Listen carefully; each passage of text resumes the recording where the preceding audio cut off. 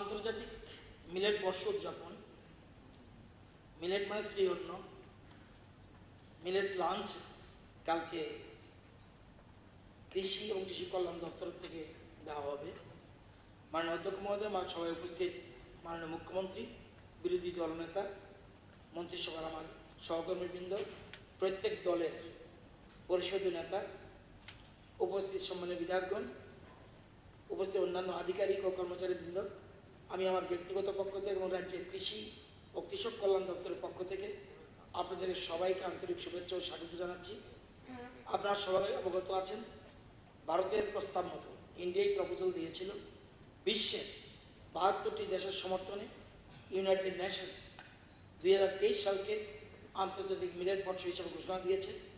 এই উপলক্ষে সারা বিশ্ব এবং দেশব্যাপী বিভিন্ন কর্মসূচির আয়োজন করা হয়েছে, যার মুখ্য উদ্দেশ্য হল শ্রী অন্ন চাষে কৃষকদের উৎসাহিত করা, মানুষের খাদ্যাভ্যাসে শ্রী অন্নের অন্তর্ভুক্তিকরণ এবং শ্রী অন্নের উপকারিতা সম্পর্কে অধিক সচেতনতা বৃদ্ধি করা। বর্তমানে আমাদের দেশে প্রায় 2.5 লক্ষ ক্ষুদ্র প্রান্তিক কৃষক শ্রী অন্ন চাষের সাথে যুক্ত হয়েছেন, কিন্তু আমাদের বাৎসরিক খাদ্য তালিকায় শ্রী অন্নের অংশীদারি মাত্র 5%। আপনারা অবগত আছেন, আমাদের খাদ্যাভ্যাসে বিভিন্ন ধরনের শ্রী অন্ন যেমন জোয়ার, বাজরা, কাউন, রাগি ইত্যাদি থাকার অর্থই হলো রক্তের শর্করার পরিমাণ কমানো, দেহে কোলেস্টেরলের মাত্রা হ্রাস করা, ওজন কমানো, ক্যান্সারের মতো মারণবিধির প্রতিরোধ ক্ষমতা শরীরে বাড়ানো ইত্যাদি। এই কারণে শ্রী অন্নের অপর নাম সুপারফুড। শ্রী অন্ন চাষ করতে খুব কম পরিমাণ জলের প্রয়োজন হয়, যা বর্তমান আবহাওয়া জলবায়ু পরিবর্তন থেকে লক্ষ্য রেখে আমাদের রাজ্যে ও চাষের প্রসার ঘটানোর জন্য বিশেষ উদ্যোগ নেওয়া হয়েছে। এক বিশ্ব, এক পরিবার, এক লক্ষ্য, এই দৃষ্টিভঙ্গির সামনে রেখেই সারা বিশ্ব তথা আমাদের দেশের শ্রী অন্ন চাষে কৃষকদের উৎসাহিত করতে এবং আমাদের খাদ্যাভ্যাসে এর অন্তর্ভুক্তিকরণে উৎসাহিত করতে মাননীয় প্রধানমন্ত্রী শ্রী নরেন্দ্র মোদীর বিশেষ উদ্যোগে গত 20 মার্চ 2023 লোকসভায় শ্রী অন্ন ভোজনের বিশেষ ব্যবস্থা করা হয়। আমাদের দেশের অন্যান্য বিধানসভাগুলিতে এই ধরনের উদ্যোগ নিতে রাজ্যগুলিকে অনুরোধ করা হয়। এরই অঙ্গ হিসেবে আগামী 28 মার্চ মানে আগামীকাল রোজ মঙ্গলবার আমাদের এই পবিত্র বিধানসভার লবিতে একটি শ্রী অন্ন ভোজনের আয়োজন করছি। এর মুখ্য উদ্দেশ্য হল আমাদের রাজ্যবাসী খাদ্যাভ্যাসে শ্রী অন্নের অন্তর্ভুক্তিকরণে ও শ্রী অন্ন চাষের প্রচার ও প্রসার ঘটানো। আমি এই পবিত্র বিধানসভায় উপস্থিত সকল সম্মানিত সদস্য, আধিকারিক ও কর্মচারীবৃন্দকে ওই দিন মানে আগামীকাল শ্রী অন্ন ভোজনে যোগদানের জন্য আন্তরিক আহ্বান জানাচ্ছি এবং এটা লবিত হবে। প্রশাসন থেকে, সরকার থেকে, কৃষি কল্যাণ দপ্তর থেকে উদ্যোগ নেওয়া হবে। এই ধরনের নতুন আইটেম আপনারা সবাই এই নিমন্ত্রণ রক্ষা করবেন। ধন্যবাদ।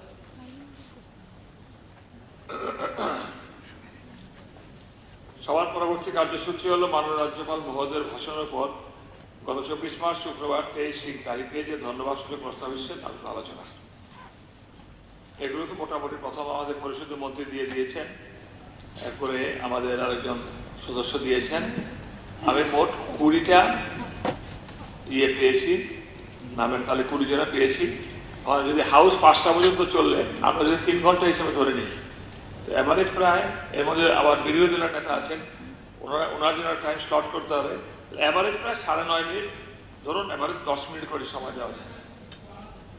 হ্যাঁ, অনেক বিষয় আমি বলছি আপনাকে।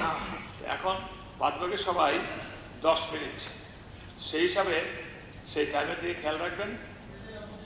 ট্রেজার আমাদের সব, এবং এই জন্য কিন্তু আমি অপোজিশনকে কিন্তু বেশি সুযোগ দিচ্ছি। ট্রেজারি কিন্তু সেই 10 নিয়মের ট্রেজারি কিন্তু একটু বেশি পায়, সুযোগ পাওয়ার কথা, কিন্তু সেখানে আমি টাইম লিমিট করেছি 10 মিনিট। আর অপোজিশন লিডার ওনার জন্য আমি টাইম স্লট দিচ্ছি 25 মিনিট। সুতরাং আমরা আলোচনা শুরু করতে পারি। কেমন? এখন শ্রী বিশ্বকেতু দেববর্মা মাননীয় সদস্য। Honorable Speaker Sir, the address of our Governor of Tripura. In this address, I want to add something in point 68. I'll speak my mother tongue, Kongkorok, in this regards. Honorable Speaker, sir, o jaga sajaka je state government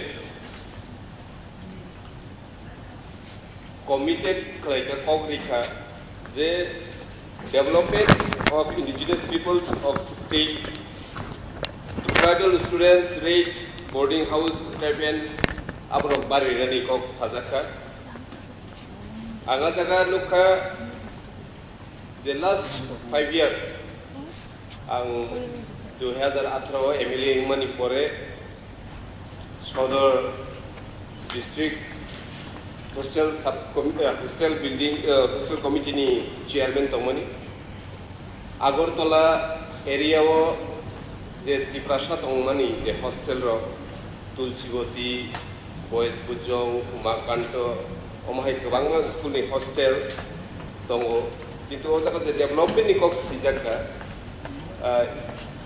a hostel ro hygienic mane kuno kure room ro condition belakino hamia dogaro kebai mubai chini serai ro tongnani belakino problem ajaga sungnugo kitchen ni je system ro mane mainu shungnan ni je system ro amo belakino sini pore nai zero ni bagai hamia condition abo sungzaka ajaga chung cookman je mainu shongnai serai ro ko charinani bagai 100 jon students only khoroksa cook tongo te bono bagai ro masari ge omo haike jodi government development ni kok sao au jaga baru student 80 ta kai sari jago itu tabukni je manai khuni ni dam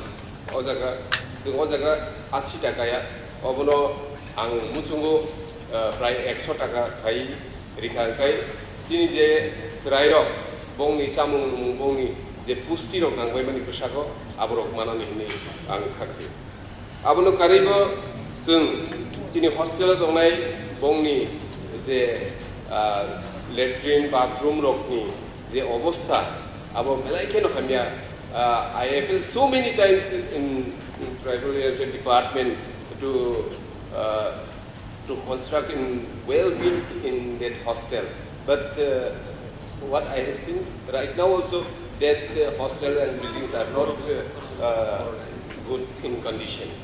Abang bagido ang jaga nukjago je tebo tongo kono karibo madhyamik drop out coaching center madhyamik drop out coaching center Tripura Rajyo gobang abo sungnu mano even sini Agartala ro tongo ajaga ni obostha bo same condition abuni bagai sung o jaga tribal welfare department tongo manani speaker ni bisingkai department ni মন্ত্রী no তে education হাইকেবা শিক্ষা দপ্তর নি মন্ত্রী no হয়নানি মুচুগো governor নি address চিনি যে hostel দংনাই রকে বাগি যে সিস্টেম সামজাকমানি সিসিটিভি ক্যামেরা থেকে চেঙ্গিয়া কই আজাগা বংনি লেজার টাইম লব লেলানা নি জরা রব টিভি রব যে দংমানি আবরক নো হামকাই নাইকলনানি তে চিনি চেরাই রব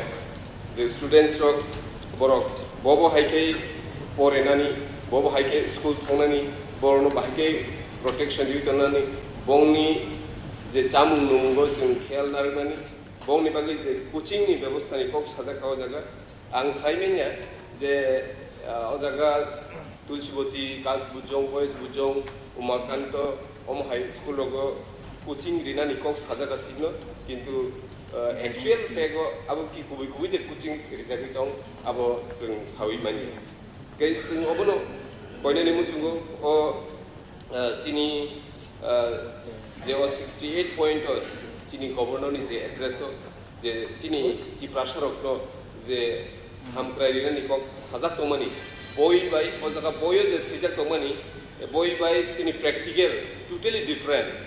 I have so many times discussed in this house about our Tiprasa, but in fact, in the real picture, it is totally different.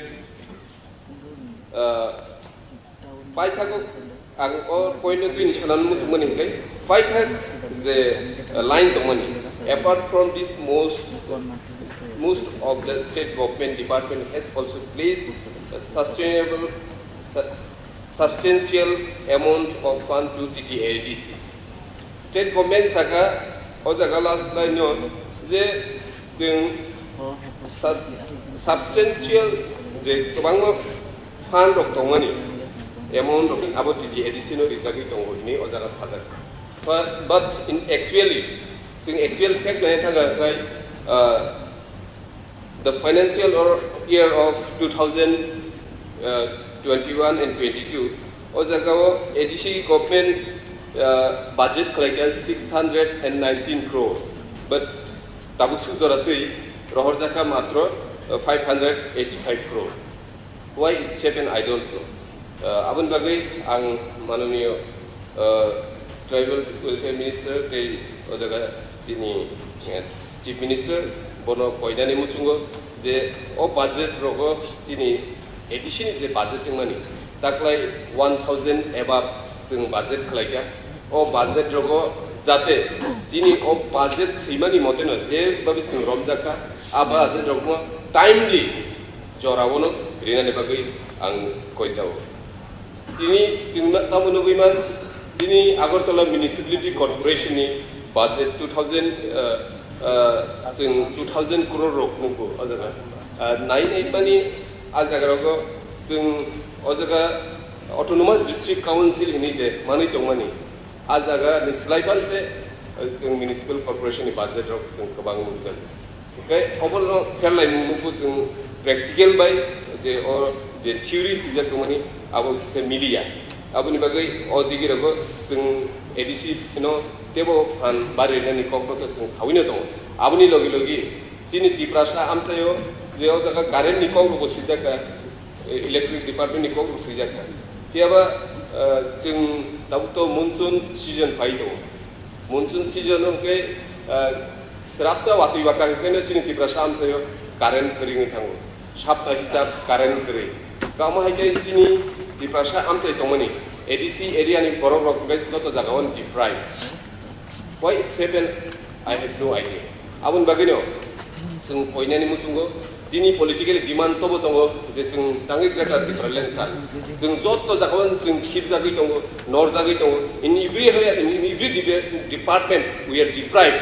So I would like to appeal through our speaker to all the cabinet ministers.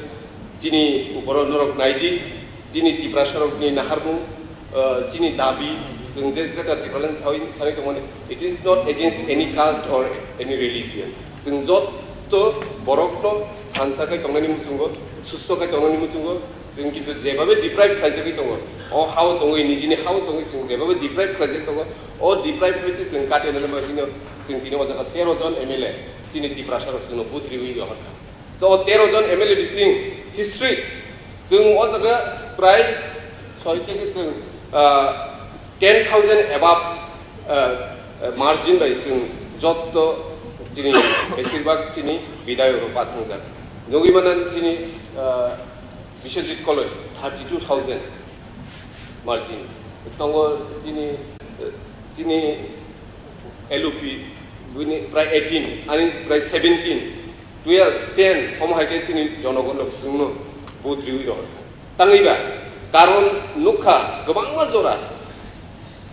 75 years from me, Tripurahani, Tiprasharo, Borogni, Odikar Mania, Borog Joto Zakan, Deprive Klazaka, Chini Hukumurokno, Beba, no Sokomano, Nibari, Saitok Zaka, Astrobol, Swami Vivekananda, Klazaka, Abrogos and Kubanga, Andulon, Kubanga, Sobas and Klake, Tabukos and Kleine. Sung jodi chini shanmung chini permanent solution Bharat ni সংবিধান no mane hui sin je rights to mani a right ro sung manani bagui sung o povitra Bidhan Sabha to sanai no sanai bono karibo sung phataro sung chini chobano sung jari narnai sung saimano chini tiprasaro tiprahawo homo hai obostao tabuk tongi tong abo sung kangbai saimano tui belai important paniyo jol belai nang kaham nang gitu दाबुकसु दराखै तिरफ्रा हास्तेव जों जे ADC आमसे दैनि जे अबस्था drinking वाटारनि जे problem आबो सारना थाखाय बेलायनो जों खामो आखौरावनो सागानखाय so many calls are coming from the villagers that they are not getting the pure water so जों जत जागानो deprive इनके तांगे डिप्राइभ खालामनानै नानो जों किन्तु अ हानि तुसांगि जों आबहाय डिप्राइभ होनो जोंते खुबतुय मनोगै दंलिया हानि बागै जों अ जागा DWS नि डिपार्टमेन्ट नि जे मिनिस्टार दङ मनोबल जों कयनाय अटल जलदारा इनि गोबां स्किम दङ but that scheme not implemented in our ADC area so please आं through speaker नि बिसिंखै कयनानै मुथुंगो दिनै जे डक्टर बारप्राप्त जे DWS नि जिनि मन्त्रि ब जिनि ड्रिंकिं वाटार न गैबो जिनि एडिसि आमसायो जाते ओ ड्रिंकिं वाटार रखनो गाहाम कायरिनानि बागै आं जतन कयनानै मुथुंगो बेखाय जों हिनांगो देबो जिनि गाहाम जे कन्स्ट्राक्टिभ दाबि कन्स्ट्राक्टिभ जे पग्र जुदि रुलिं पार्टीनि बर' खावि दंखाय जों आजागारावबो जों बर'नो लगिनाय किया जिनि बागै जिनि तिप्रासानि बागै जुदि हामिया दङ ओमफ्राय जिनि बागै जुदि गाहाम ग्रेखाय जों आजागा अपोज खालामनाय बागै जों रेडि दङ ओमफ्राय बेलेखेनो हामबाय थेंक इउ धन्यबाद स्पिकार साहेब आनो जरा रिमानि बागै बेलेखेनो हामबाय थेंक इउ ধন্যবাদ মাননীয় শ্রী শ্যামল চক্রবর্তী মহোদয় माननीय अध्यक्ष महोदय 24 तारीखे महामान्य राज्यपाल এই বছরের প্রথম অধিবেশনে যে ভাষণ দিয়েছেন আমি দুঃখিত তো এটার মধ্যে মোটামুটিভাবে 84টা পয়েন্ট দিয়ে করেছেন যে এটা সেভাবে সমর্থন করা যাচ্ছে না এখানে মূল বিষয়ে যেটা এনেছেন সেটা হলো যে আগে ওইগুলি ছিল 47-এর রূপরেখা এক ত্রিপুরা শ্রেষ্ঠ রূপরেখা এবং এইটা করতে গিয়ে যে জায়গাগুলিকে সবচেয়ে বেশি উল্লেখ করেছেন সামনের দিকে নিয়ে এসেছে সেটা হলো কৃষি মানে সংশ্লিষ্ট ক্ষেত্র উদ্যোগ আইন শৃঙ্খলা এই বিষয়গুলিকে সবার সামনের দিকে নিয়ে এসেছে এখন এটা ঘটনা যে কৃষি এবং কৃষির সাথে জড়িত যারা তারা হলো সংখ্যাগরিষ্ঠ রাজ্যের মধ্যে তাদেরকে বাদ দিয়ে আর শ্রমজীবী মানুষকে বাদ দিয়ে তাদেরকে সামনের দিকে না এনে শ্রেষ্ঠ ত্রিপুরা হতে পারে না শ্রেষ্ঠ দেশও হতে পারে এটা ঘটনা যে আমাদের দেশের মনীষীরা এক সময় বলে গেছেন যে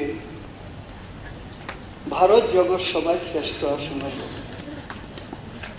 কিন্তু আজকে সেই জায়গায় নেই দেশের সম্পদই তো বিক্রি হয়ে যাচ্ছে কাজে সেই জায়গায় নেই দেশ শ্রেষ্ঠ আসনের দিকে নেই জীবনযাত্রার ইন্ডেক্সে আমরা একদম পেছনের দিকে এমনকি বাংলাদেশ থেকেও আমরা নিচে আছি এই ধরনের অবস্থায় রাজ্যের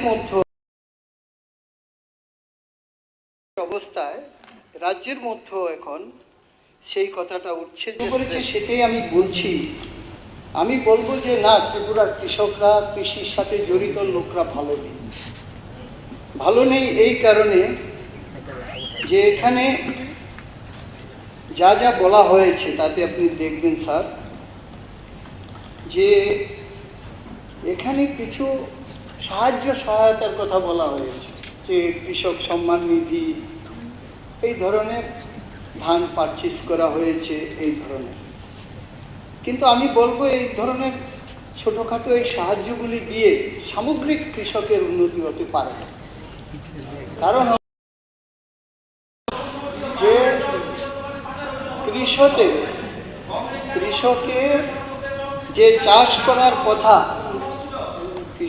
যে চাষ করার কথা সেখানে আপনি দেখবেন স্যার যে আমাদের এখানে কৃষককে এগিয়ে নিয়ে যেতে গেলে পরে তিনটা বিষয় সবচেয়ে জরুরি সারা দেশের মধ্যেই সেটা হলো যে কৃষকের উৎপাদন করতে যে জিনিসগুলি লাগে সেগুলি সস্তায় তাকে যাতে পায়, তাকে সার বীজ ঔষধ এগুলি যাতে সস্তায় পায়, 1 নম্বর। জমিতে যাতে জলের ব্যবস্থা থাকে ভালোভাবে, সেচের ব্যবস্থা, 2 নম্বর উৎপাদিত ফসলের যাতে ন্যায্য দাম পায়। এই 3টা বিষয় না পেলে পরে কৃষক সামনের দিকে যেতে পারে না। এখন আমরা যদি দেখি এখানে যে আমাদের কৃষকের যে কথা বলা হয়েছে, আপনি যদি দেখেন স্যার, তাহলে দেখবেন যে এই গত সময়টার মধ্যে 5 বছরের মধ্যে সার বীজ কীটনাশক এগুলির দাম কত গুণ বেড়েছে, এবং এগুলি আগে যেভাবে বিএলডব্লিউ স্টোরের মাধ্যমে দেওয়া হতো তার কত শতাংশ এখন দেওয়া হচ্ছে। যাও কিছু ছিটেফোঁটা দেওয়া হচ্ছে সেগুলি ওইখানে ওই যে নির্বাচন না করেই যে মেম্বাররা তৈরি হয়েছে, প্রধান মেম্বাররা, তারা তালিকা দিয়ে এগুলি সেখানে নিয়ে যাচ্ছে, তালিকা দিয়ে এগুলি সেখানে নিয়ে যাচ্ছে। তাহলে প্রকৃত কৃষক সেখানে কিন্তু এটা পাচ্ছে না, বরঞ্চ উল্টো, যে 5 টাকার ইউরিয়া সার বাজার থেকে 50 টাকা পর্যন্ত কিনতে হয়েছে গত ফসলের সময়। 5 টাকার ইউরিয়া সার 50 টাকা পর্যন্ত বাজারে বিক্রি হয়েছে, সরকারের নিয়ন্ত্রণ ছিল না, এটা হলো ঘটনা, বাজারের মধ্যে বিক্রি হয়েছে। তাহলে কৃষক কিভাবে সামনের দিকে এগোতে পারে না, তাহলে তার ফসল করতে অসুবিধা হচ্ছে। এখন এই যে কৃষক আছে আমাদের রাজ্যে, আমরা দেখেছি তার 60 থেকে 65 ভাগ, কোথাও কোথাও 70 ভাগ হলো বর্গা চাষি। বর্গা চাষি হলো বেশি, এমনকি যারা ধান চাষ করে মালিকরা, এখন আমাদের এদিকে বর্গা হয়, মালিক পাবে 1 ভাগ, কৃষক বর্গা চাষি পাবে 2 ভাগ, কারণ তার পোষায় না, বর্গা দিয়ে দেয় মানুষ। কিন্তু আপনি সম্মান নীতির যে কথা বলছেন, তাহলে 70 ভাগ হলো বর্গা চাষি। বর্গা চাষি স্কিম কোথায়? বর্গা চাষি তো স্কিম নেই, সম্মান নীতি তো বর্গা চাষি পাবে না। যার কাগজ আছে, মানে পর্চা আছে, সে পাবে। এমনকি চাষির মধ্যে বাবার নামে পর্চা আছে, এখন বাবার ছেলেরা 4 ভাগে চাষাবাদ করে, কিন্তু একটা পর্চা একজন পায়, আর বর্গা চাষি তো পায়ই না। কাজে প্রথমেই তো 70 ভাগ বাদ গেল কৃষক সম্মান নিধি থেকে, বর্গা চাষির জন্য কি হবে? কিন্তু কোনো ডাইরেকশন, এখানে কোনো ডাইরেকশন সেখানে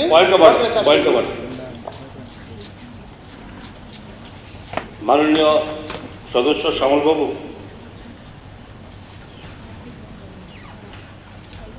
কৃষি কাজ আমাদের সময়কার শুধু 5 বছরের শুরু হয়নি, এটা অতীত থেকে শুরু হয়েছে, বহু আগের থেকে, যখন জমি তখন থেকে শুরু হয়েছে। 35 বছর সরকারে ছিলেন, যেসব কথাগুলো বলছেন কৃষকরা শুনছে তো। আপনি জানি সবসময় এমনি বলেন, কিন্তু একটু ভেবেচিন্তে বলুন, কৃষকের কাছে 500 কোটি টাকার বেশি কিষাণ সম্মান নিধি প্রকল্পের টাকা এসছে। এই টাকা আপনার কাছে কিছু লাগছে না। আপনারা যখন ছিলেন তখন আপনাদের সারা রাজ্যের বাজেট কত ছিল? 15,000 কোটি টাকা।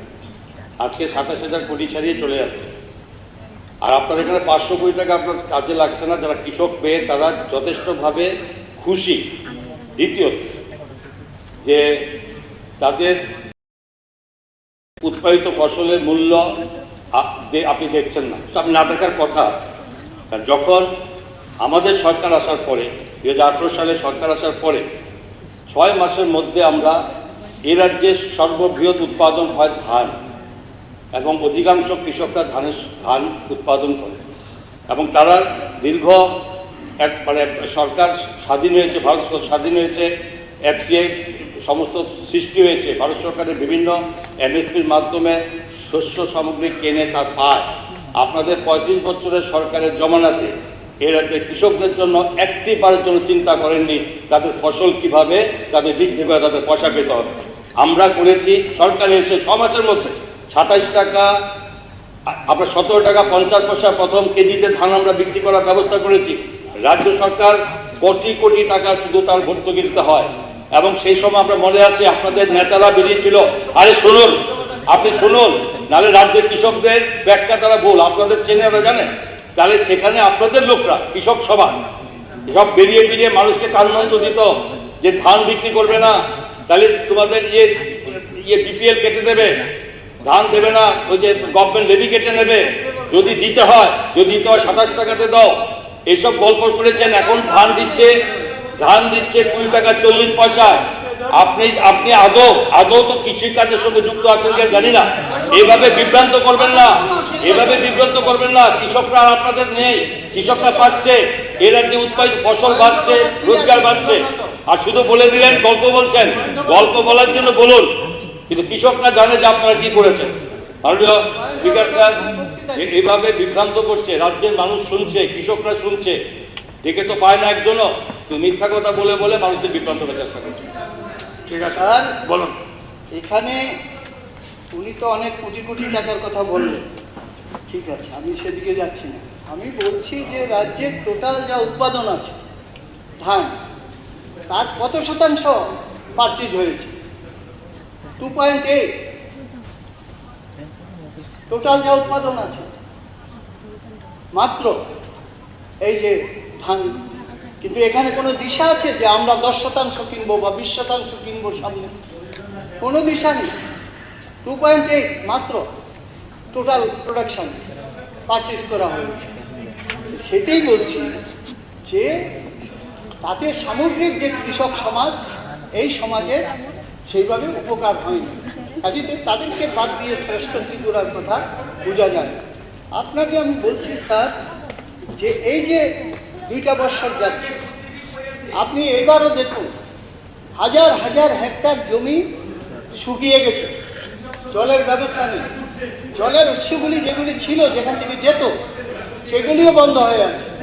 সেইভাবে আমি তো একদম লিখিত জায়গা দেখিয়ে দিতে পারি, মাইলের পর মাইল সেই ধরনের হয়ে গেছে।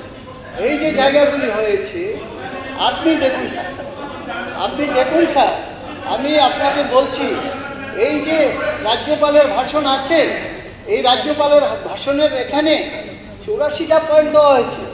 এই জলসেচের বিষয়ে এক লাইন, একটা পয়েন্ট, এক কলম সেখানে লেখা নেই।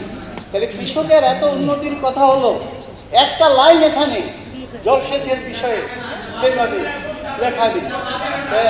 কাজেই এই যে কৃষকের উন্নতির কথা বলছে, আসলে এটা একটা ভয়, এটা কিছুই না।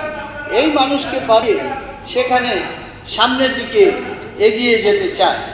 আমি আপনাকে বলছি স্যার, এখানে তো অনেক চীন, ভারত এ সমস্ত কথা বলা হয়েছে। তো এখানে একটা বিষয় বারবার আনার জন্য চেষ্টা হচ্ছে যে এখন রাজ্যের মধ্যে মানে দারুণভাবে রাজ্যের ইনকাম বাড়িয়ে রাজ্যটাকে চালানো হচ্ছে। আগে শুধু কেন্দ্র কেন্দ্র কেন্দ্র সমস্ত করা হতো। এইটা ঘটনা, এই বিষয়ে কোনো সন্দেহ নেই যে এখন এই সময়টার মধ্যে অতিরিক্ত ট্যাক্সের বোঝা চাপিয়ে দিয়ে মানুষের উপর, এটা ঘটনা যে কিছু টাকা বেশি সেখানে রাজ্যের কোষাগারে জমা হচ্ছে, এ বিষয়ে আমার কোনো ইয়ে নেই। এটা ঘটনা অতিরিক্ত ট্যাক্স বসিয়ে। কিন্তু কেন্দ্রকে ছাড়া এই রাজ্য, আমরা আগেও বলেছি, এ রাজ্য কি ধরনের রাজ্য? এখানে কেন্দ্রের টাকাই এখানে নিতে হবে, কারণ এখানে সেই ধরনের শিল্প নেই, কলকারখানা নেই, এই ধরনের একটা রাজ্য। আপনি এই যে শুধু রাজ্যের টাকার কথা বলছেন, সেখানে আমি আপনাকে বলছি স্যার, আপনি দেখুন প্রধানমন্ত্রী আবাস যোজনা কেন্দ্রের, পানীয় জলের জল জীবন মিশনের টাকা কেন্দ্রের, এই যে রাস্তার কথা এখানে বলা হয়েছে সমস্ত হলো জাতীয় সড়ক, আর রাজ্য সড়কের কোনো কথা বলা হয়নি এখানে। কেন্দ্রের টাকা সমস্ত জাতীয় সড়কে, ধান ক্রয় করে যেটা বলেছে কেন্দ্রের টাকা। তারপরে আপনার পর্যটনের মধ্যে এডিবি থেকে, এশিয়ান ডেভেলপমেন্ট ব্যাংক থেকে সমস্ত টাকা, বিদ্যুৎ উৎপাদনে এশিয়ান ডেভেলপমেন্ট ব্যাংক থেকে সমস্ত টাকা। করেননি কেন এগুলো? আপনারা করেননি কেন? তখন করেননি কেন? কেন্দ্রের কাছে প্রপোজাল পাঠাননি কেন? সবসময় তো বলতেন কেন্দ্রীয় বঞ্চনা, কেন্দ্রীয় চেষ্টা হচ্ছে মানুষকে যে আগের সরকার থাকতে মাননীয় অধ্যক্ষ, এটা চলবে না, কিন্তু কেন্দ্রকে বাদ দিয়ে চলবে। পয়েন্ট অফ অর্ডার, এগুলি হলো রাজ্যের সবচেয়ে বড় বিষয়। সব পয়েন্ট অফ অর্ডার। উনার একটা কথা বলছেন শুধু কেন্দ্রের কেন্দ্রে, সবচেয়ে বড় বিষয় সব পয়েন্ট অফ অর্ডার। উনার একটা কথা বলছেন শুধু কেন্দ্রের কেন্দ্রে। মাননীয় জিতেন বাবু এটা এখানে এনেছেন যে ত্রিপুরা শিল্প, কলকারখানা, রোজগার, যেটা উনি বলছেন যে কেন্দ্রের উপরে নির্ভরশীল ত্রিপুরা, এরকম নয়। মাননীয় অধ্যক্ষ এবং এখানে যারা সদস্যরা রয়েছেন অনেক বরিষ্ঠ সদস্য, উনি যে কথাগুলো বলছিলেন যে আমাদের রাজ্যে ত্রিপুরার ছোট রাজ্য, অথচ 2017-18 ফাইন্যান্সিয়াল ইয়ারে আমরা বাংলাদেশ থেকে শুধুমাত্র 450 কোটি টাকা ইম্পোর্ট করতাম, এক্সপোর্ট ছিল মাত্র 10 কোটি টাকা। ওনাদের সরকারের তথ্য সেটা 10 কোটি টাকা এক্সপোর্ট ছিল। আজকের দিনে দাঁড়িয়ে এবার ফাইন্যান্সিয়াল ইয়ার 250 কোটি টাকা এক্সপোর্ট হয়েছে ত্রিপুরার থেকে। এই এক্সপোর্টটা কৃষি ক্ষেত্র অর্থাৎ কৃষি উৎপাদন শিল্পে বাণিজ্যিকভাবে 250 কোটি টাকা আমরা বাংলাদেশ থেকে এসেছে এখানে। অবভিয়াসলি এখানে আমাদের রোজগার বৃদ্ধি হয়েছে। এই টাকাটা কোনো একটা সেক্টরে নয়, কৃষি সেক্টরে হোক বা ইন্ডাস্ট্রি সেক্টরে হোক বা ইম্পোর্ট এক্সপোর্ট যারা ব্যবসা করেন সেই সেক্টরে টাকাটা এসেছে। অর্থাৎ আমরা স্বনির্ভরতার দিকে এগোচ্ছি, এটা তার প্রমাণ করে। এবং শিল্প কলকারখানা নিয়ে আগে কথা হয়েছে, এটা একটু রেফারেন্স দিতে চাই। ত্রিপুরাতে প্রথমবার বিজনেস সামিট হয়েছে যেখানে 2700 কোটি টাকার এমওএ হয়েছে, যার মধ্যে 2 বছরে 250 কোটি টাকা ইমপ্লিমেন্ট হয়েছে আমাদের রাজ্যে। সেটা আমাদের তথ্য, সরকারি তথ্য, যে 250 কোটি টাকার নিবেশ অলরেডি এই 2 বছরে হয়ে গিয়েছে আমাদের রাজ্যে। যতগুলো কলকারখানা বন্ধ ছিল, আমাদের সদস্য বলেছেন জিতেন বাবু, ডিএস গ্রুপ হোক, ইউনিভার্সাল রাবার হোক, রামকৃষ্ণ রাবার হোক, বড় ইন্ডাস্ট্রিজ গুলো কমিউনিস্টের সময় বন্ধ হয়েছে। প্রত্যেকটা ইন্ডাস্ট্রিজ, আগরতলা ডায়েরি, প্রত্যেকটা ইন্ডাস্ট্রিজ আমরা রিওপেন করেছি। এবং নতুন করে উত্তর জেলাতে, আমাদের বিধায়ক আছেন উত্তর জেলাতে, ওনাকে জিজ্ঞাসা করতে পারেন, নর্থ ইস্টের সবচেয়ে বড় রাইস মিল কেন্দ্র সরকারের সহযোগিতায় দেওয়ানপাশিতে স্থাপন হয়েছে।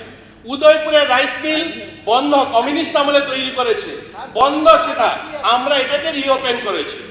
ধন্যবাদ। মাননীয় অধ্যক্ষ মহোদয়, আমার মনে হচ্ছে বিরোধীরা যখন কথা বলবেন লেট দেম স্পিক, কারণ ট্রেজারি বেঞ্চ তো টাইম পাবে, তখন আপনার নোট করে রাখুন and reply this. I think that will be better, কারণ এইভাবে বারবার যদি পয়েন্ট অফ অর্ডার হয়, ভাত খেতে খেতে যখন ফোনটা ধরতে যাবো আবার এসে খেতে ভালো লাগে। তো please allow this, otherwise the culture will be, ওনার তো সুযোগ পাবেন, 20টা পেয়েছেন আপনি, প্লিজ বলুন সমালোচক, আর 1 মিনিটের মধ্যে শেষ করুন। ঠিক আছে, 1 মিনিট টাইম তো নষ্ট করেছে। আমার তো তাহলে অ্যামেন্ডমেন্টের একটু ছিল, যা ছিল তার অপোজিশন লিডার যেটা বলেছে যে ভালো, তাহলে তথ্যটা দেওয়ার সময় সঠিক, কারণ ওই সময় তো ওই বক্তা, উনি তো যেমন আজকে টিকবাবু আজকে ওনার বক্তব্য নেই, উনি এই তথ্যটা জানেন না। তথ্য তো আপনি যেটা বলছেন ভালো, তাহলে বক্তব্য রাখতে, এই যে বলছে 35 বছর ছিল এবং একটা লোক পুরানো নয়, 3টা ছাড়া, আশ্চর্য লোক এগুলি। মিনিমাম সেন্স রাখুন, একটা নতুন নবাগত সদস্য শিখিয়ে দিচ্ছে নীল রাউন্ডের মতো। কি কাণ্ড, আপনি কি ঠিক আছে বলুন সমালোচক, শেষ করুন। আমি তো আমার অ্যামেন্ডমেন্টের মধ্যেই রেখেছি, উনি যদিও আমার একটা পড়েননি। তো যাই হোক, এখন বলছিলাম যে এই নির্বাচনের ফল ঘোষণার পরে যে শ্রমজীবী মানুষের জীবন জীবিকার উপর যে আক্রমণ, সেখানে উনি তো অনেকগুলি কাগজ দেখিয়েছেন। আমি বলছি যে শুধুমাত্র এবার 85টা বাড়ি একেবারে জ্বালিয়ে দেওয়া হয়েছে, 85, আমরা নাম ঠিকানা সব দিয়ে দিতে পারি, কোনো অসুবিধা নেই, জ্বালিয়ে দেওয়া হয়েছে এই নির্বাচনের ফল ঘোষণার পরে। আপনার দোকান নষ্ট হয়েছে 97, আগুনে জ্বালিয়ে দেওয়া হয়েছে। আমি শুধু এই 2টা বিষয় তুললাম। আর এখানে ভেহিকেলস আছে, অটো, টমটম, এগুলি আছে প্রচুর পরিমাণে, যেগুলি ভাঙচুর হয়েছে, জ্বালিয়ে দেওয়া হয়েছে। বেরোতে দেয় না, শত এখন বেরোতে দেয় না, শত আছে। আমরা সব নাম দিয়ে দিতে পারি, কোনো অসুবিধা নেই। এভাবে একটার পর একটা ঘটনা সেখানে সংগঠিত হচ্ছে। আমি আর 2-1টা কথায় শেষ করব স্যার, যে এখানে যে বলা হয়েছে, এখানে কি জরুরি অবস্থা চলছে অঘোষিত? আমি বলছি স্যার, এই যে 21 সালের সেপ্টেম্বর মাসে 7 তারিখে 21 সালের সেপ্টেম্বর মাসের 7 তারিখে একদিনে রাত্রিবেলা 35টা বাড়ি ভাঙচুর লুটপাট হয়েছে কাটালিয়া ব্লক এলাকাতে। একটা এফআইআর গ্রহণ করেনি থানা, বরঞ্চ যে 35টা বাড়িতে ভাঙচুর লুটপাট অগ্নিসংযোগ হয়েছে সেই 35 জনের নামে সোমোটো বিভিন্ন মামলা দিয়ে তাদেরকে ঢুকিয়ে দেওয়া হয়েছে। আইন শৃঙ্খলা এই জায়গার মধ্যে আছে। গণতন্ত্রের কথা বলছেন, আমি এক কথা বলছি, এত যদি গণতন্ত্র, ভিলেজ কাউন্সিলের নির্বাচন হলো না কেন? কাজেই এই যে বক্তব্য এখানে আছে এটাকে সমর্থন করা যায় না। এখানে অনেক কথা আছে, কত কথা। 33% মহিলাদের জন্য চাকরিতে সংরক্ষণ, চাকরি যেখানে নেই সেখানে 33 আর 100 কি 100% দিলে অসুবিধা কি? কোনো অসুবিধা নেই। কাজে সেদিক থেকে এই যে এটা একটা বানানো তৈরি করে একটা জায়গা থেকে সেখানে ওনাকে দিয়ে পাঠ করানো হয়েছে। এটা মধ্যে জনস্বার্থের খুব বেশি কোনো কিছু নেই। এই কারণে আমি দুঃখিত যে এটাকে সমর্থন করতে পারছি। মাননীয় সদস্যা অন্তরা সরকার দেব মহোদয়।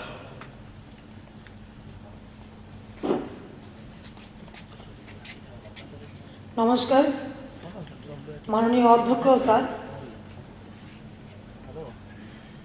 এই মহতী সভা সদস্য রূপে নির্বাচিত করার জন্য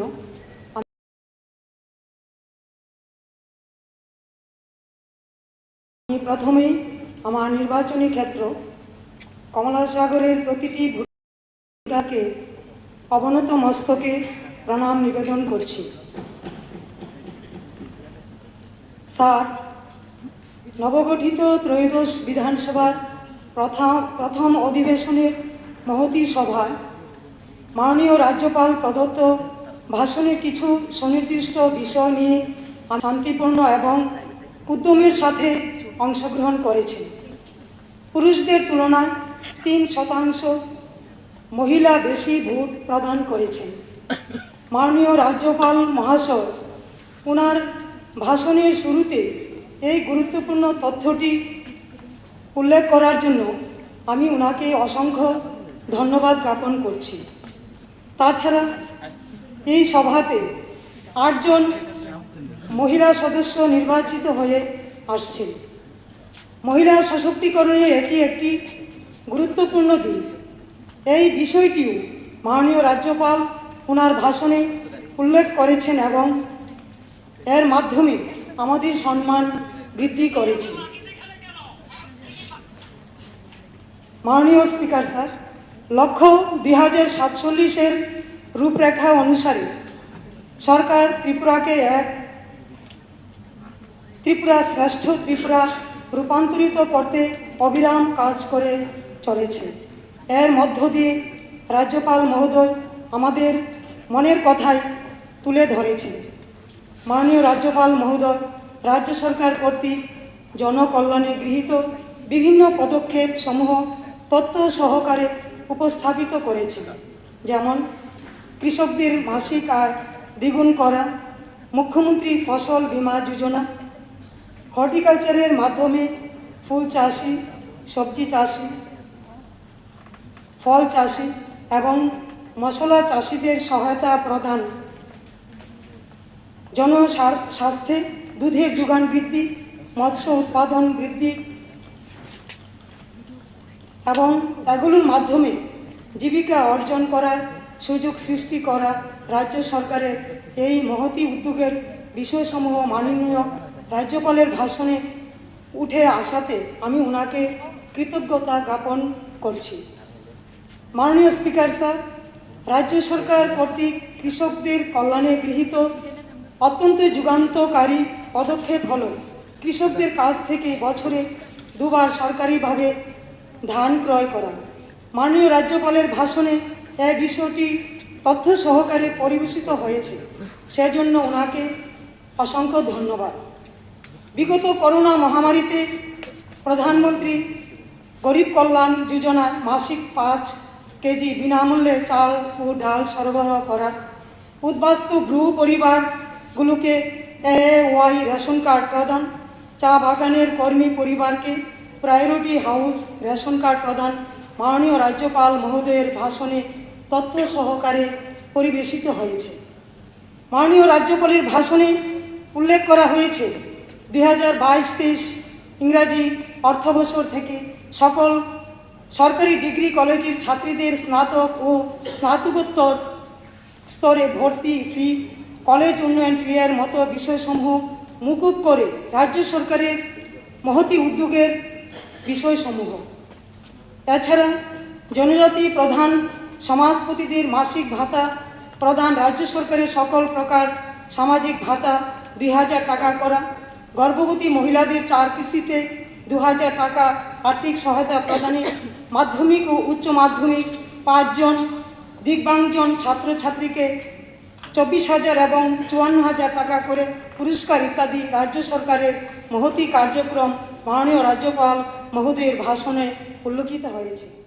স্বাস্থ্য পরিষেবার মান উন্নয়নের লক্ষ্যে আমাদের আদরণীয় মুখ্যমন্ত্রীজির প্রচেষ্টা আগরতলা গভর্নমেন্ট ডেন্টাল কলেজ চালু করা, জিবিপিবি হাসপাতালের নতুন নতুন বিভাগ চালুর মাধ্যমে যুগান্তকারী পদক্ষেপসমূহ মাননীয় রাজ্যপালের ভাষণে তথ্য সহকারে পরিবেশনার জন্য আমি কৃতজ্ঞতা জ্ঞাপন করছি।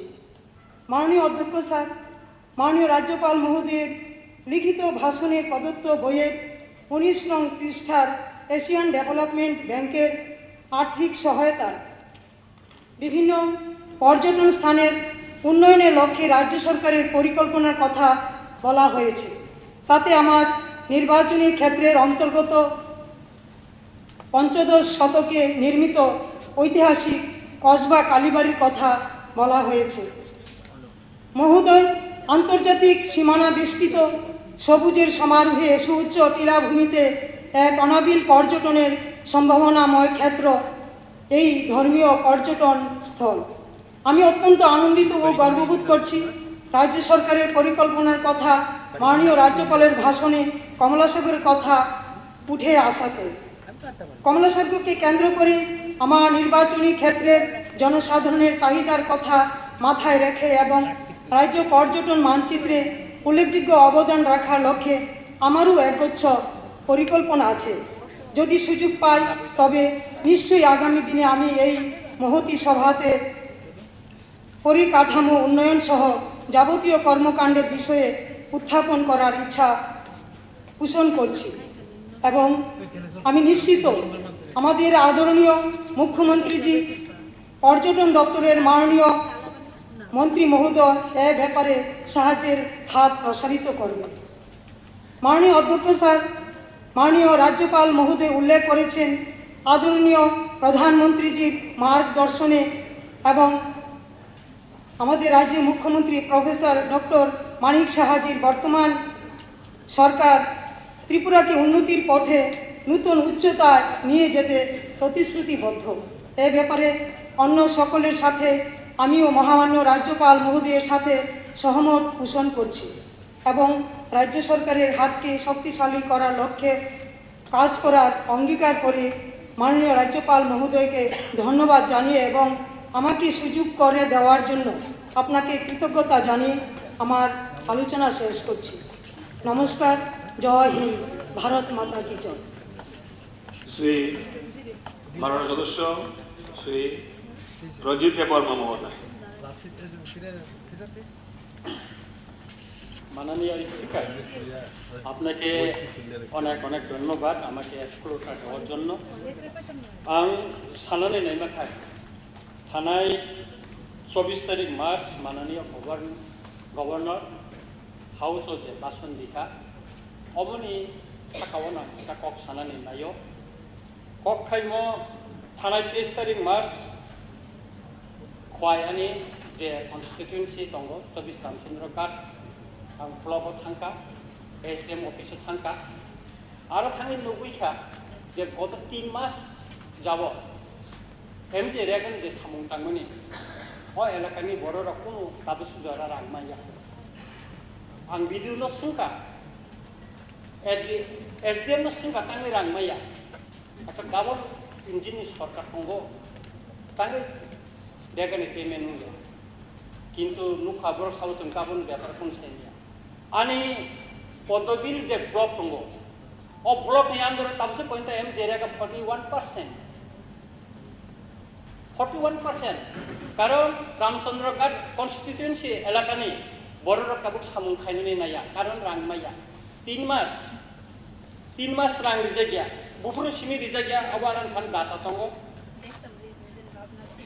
2022 नि 15 ডিসেম্বর नि হইতে 23 তারিখ মাস পর্যন্ত বড় সামুং কামনি আর কোনো পেমেন্ট জায়গা মাননীয় স্পিকার आं दुख नांगौ जे पारा आमसायो आंनि कन्स्टिट्युएन्सि आमसायो आं बेरायनाय थांखाय जों सामुं मायानि कखनाव गोबां बाथ्रानि आमसायो गरिब दङ बियानो खालायजोब दङ आंनि कन्स्टिट्युएन्सि न आरो हिन्दुस्तानी दङ त्रिपुरासा दङ 10 दङ गरिब बंशनि बर जुदि सामुं थांनि रां मायाखाय बंनि अबस्था ब जागा थांनाय माननीय speaker Kamu wan sujang ni kok.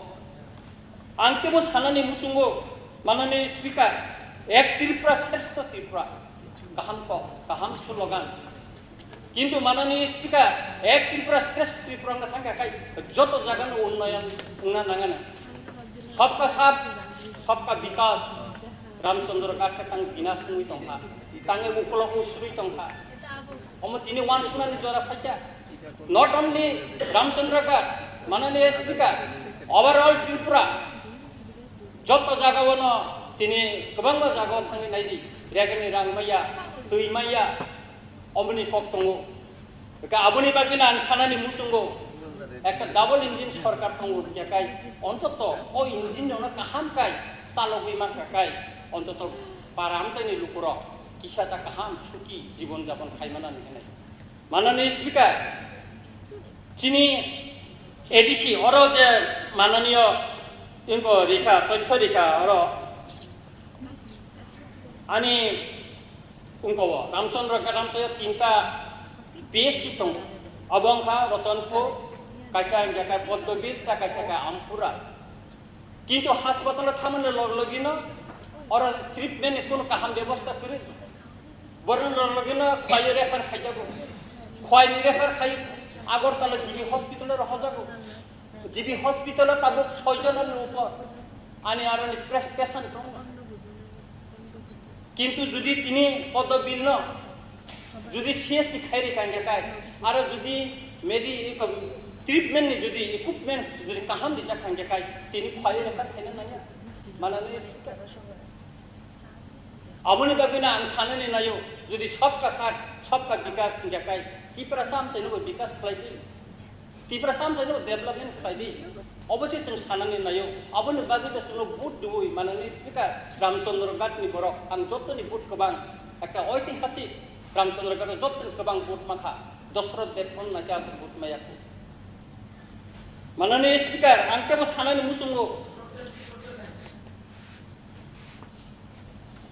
आं केके साननानै मुसुंगो Tripura land revenue and reform act अनेक बार संशोधन खाओ विधानसभा किंतु त्रिपुरा सरकार गोबां खास जागा दङ बरक रेजिस्ट्रेशन माया रेजिस्ट्रेशन थाखाय 2 गन्दारि जागो तांगै एलटमेन्ट माया तांगै माया माननीय स्पीकर गोबां आबनि बागै चिनि बररनि कोनो रेजिस्टार जागा करे ओ हानि बुसा सन अफ द सयल तांगै जों रेजिस्टार माया माननीय स्पीकर अबसों सायमानानै मुसुंगो अब आंनि राइट्स दङ सायमानानै अम जेन जोंनो स्राय स्राय साननानै मुखो अम सिमिया चिनि पात्ता रिजाखा एडिसि एलाकाव गोबांना से गन्दासरा से निनि रामचंद्र घाट থেকে শুরু খালাই চিনি সিমনা কনস্টিটিউয়েন্সि गोबां जागाव किंतु सीमाना ब जागाते सीमाना रिजाखा छैमिया और गन्दासरानि एमएलए दङ नन्दिता देवबर्मा रियां एनजिओ सिंको खाइब्रां बिनार थांका बो सीमाना तै बबनो रिजाखा बो कोनो निर्धारण खाइजाया सुदो पात्तने कैसा कागज या पर रिजाखा अमो दंगै माया बाहाय देंखा माननीय स्पीकर तारपरे आंके बो सानानि मुसुंगो माननीय स्पीकर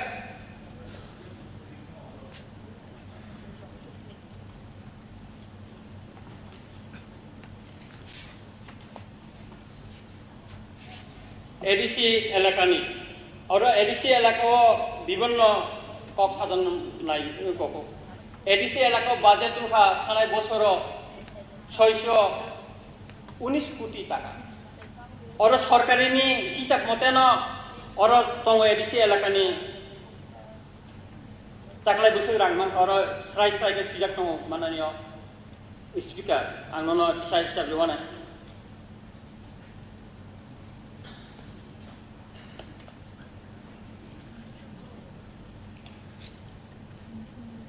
और सुजाक दङ ताकलाय 535 कोटी 22 लक्ष टाका 445 जाका 683 कोटी टाका रिजेको बसर पाइनानि मात्र ताइ साइकिंसि दंस तामुनाय अबनि बागिनो माननीय स्पिकार जे बाजेट उमनि अबनो बसर पायासन सिकांनो एडिसनो रिदिदि एडिसि एलाकानि बरर जतनि साइ बंचित एडिसि एलाकानि बरर जतनि साइ मानते सेबले जा बिनि संविधाननि जे अधिकार दंमनि बसकेटले जा माननीय स्पिकार तिनी और गोबांमा तीनटा जेलाव ट्रमा सेन्टर खुलक जाखा एडिसि एलाका हेडक्वार्टर कासे ट्रमा सेन्टर खुलक दि अबनि रां दिदि किन्तु और तिनी माननीय राज्यपालनि बासन अब साजागलिया माननीय स्पिकार अबनि बागै जों ब्लाइखैनो खा खामो दुख नांगौ तिनी अमसिमिया माननीय स्पिकार और तेबो कक साजाक दङ तिनी चाकरिनि क्षेत्रे और गोबांमा चाकरिनि कक साजाका 900 पुरानो साख्रि साख्रि मेला खाइजाका चाकरिनि मेला खाइजाका अथच एसटी बेकलग जों साइना माने मते 36,000 एसटी बेकलग दङ एससी रङे 17,000 बेकलग दङ ताङै पुरन खाइजाया माननीय स्पिकार अ जुदि बेकलगनो किसा किसा का जुदि फिलअप खाइतांगा काय अन्तत त्रिपुरा गोबां सिकला सिगलिर तिनी चाकरि मान माननीय स्पिकार किन्तु म खाइजाया अम कासे बञ्चना मबे बिनि संविधान जे अधिकार अम बञ्चना खालायथनो जागौ अबनि बागिनो जों त्रिपुरा सारक तिनी ग्रेटर त्रिपुरा लेन्ड सानो अ बञ्चना अ अधिकार हारा खालायथनो जामने बागिनो तिनी ग्रेटर त्रिपुरा लेन्ड नांगौ भारतनि आर्टिकलनि 2-3 तै जों ग्रेटर त्रिपुरा लेन्ड नांगौ माननीय स्पिकार एडिसि एलाकायाव थांनाय दि कारेन्ट करै आनि निजिनि नग एसराय सिराय मोहनपुर और तिनी मन्त्री दङ काका रतनलाल नाथ बिनि नग बानि नग 7 किलोमिटार रंगान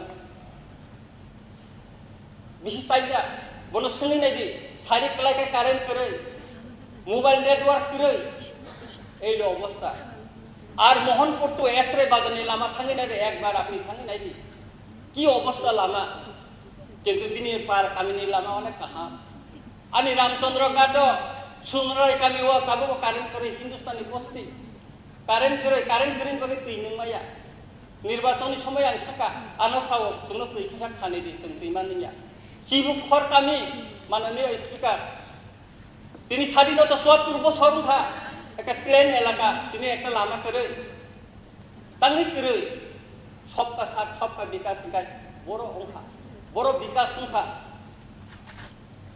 अबनि बागिनो माननीय स्पिकार आं ताइ कक बेसि लग्रिलिया आं सानानि मुसुंमानि फाय अमनो जे एडिसि हेडक्वार्टर अब कायसा अहम व्यवस्था एबो खायदि जे समस्त सारा त्रिपुराव एडिसि आमसाय विशेष करे एडिसि जे आमसाय लामार ग्लाइके हामिया आनि रामचंद्र घाट कन्स्टिट्युएन्सि एलाकाव आं किसुदिननि आगे खवायो एजुकेटिव इन्जिनियर मालायै 25 ता लामानो इमिडिएटली संस्कार खायनानि बागैबो आं गनो कायसा कककुमारिखा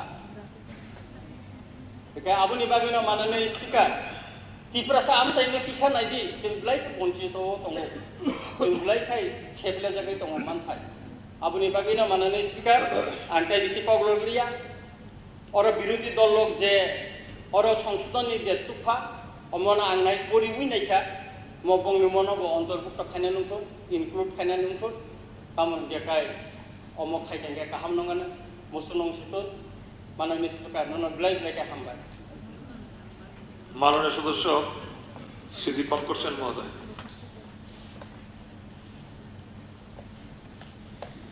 Honorable Speaker sir, on 24th March, our Honorable Governor delivered his valuable speech in the House.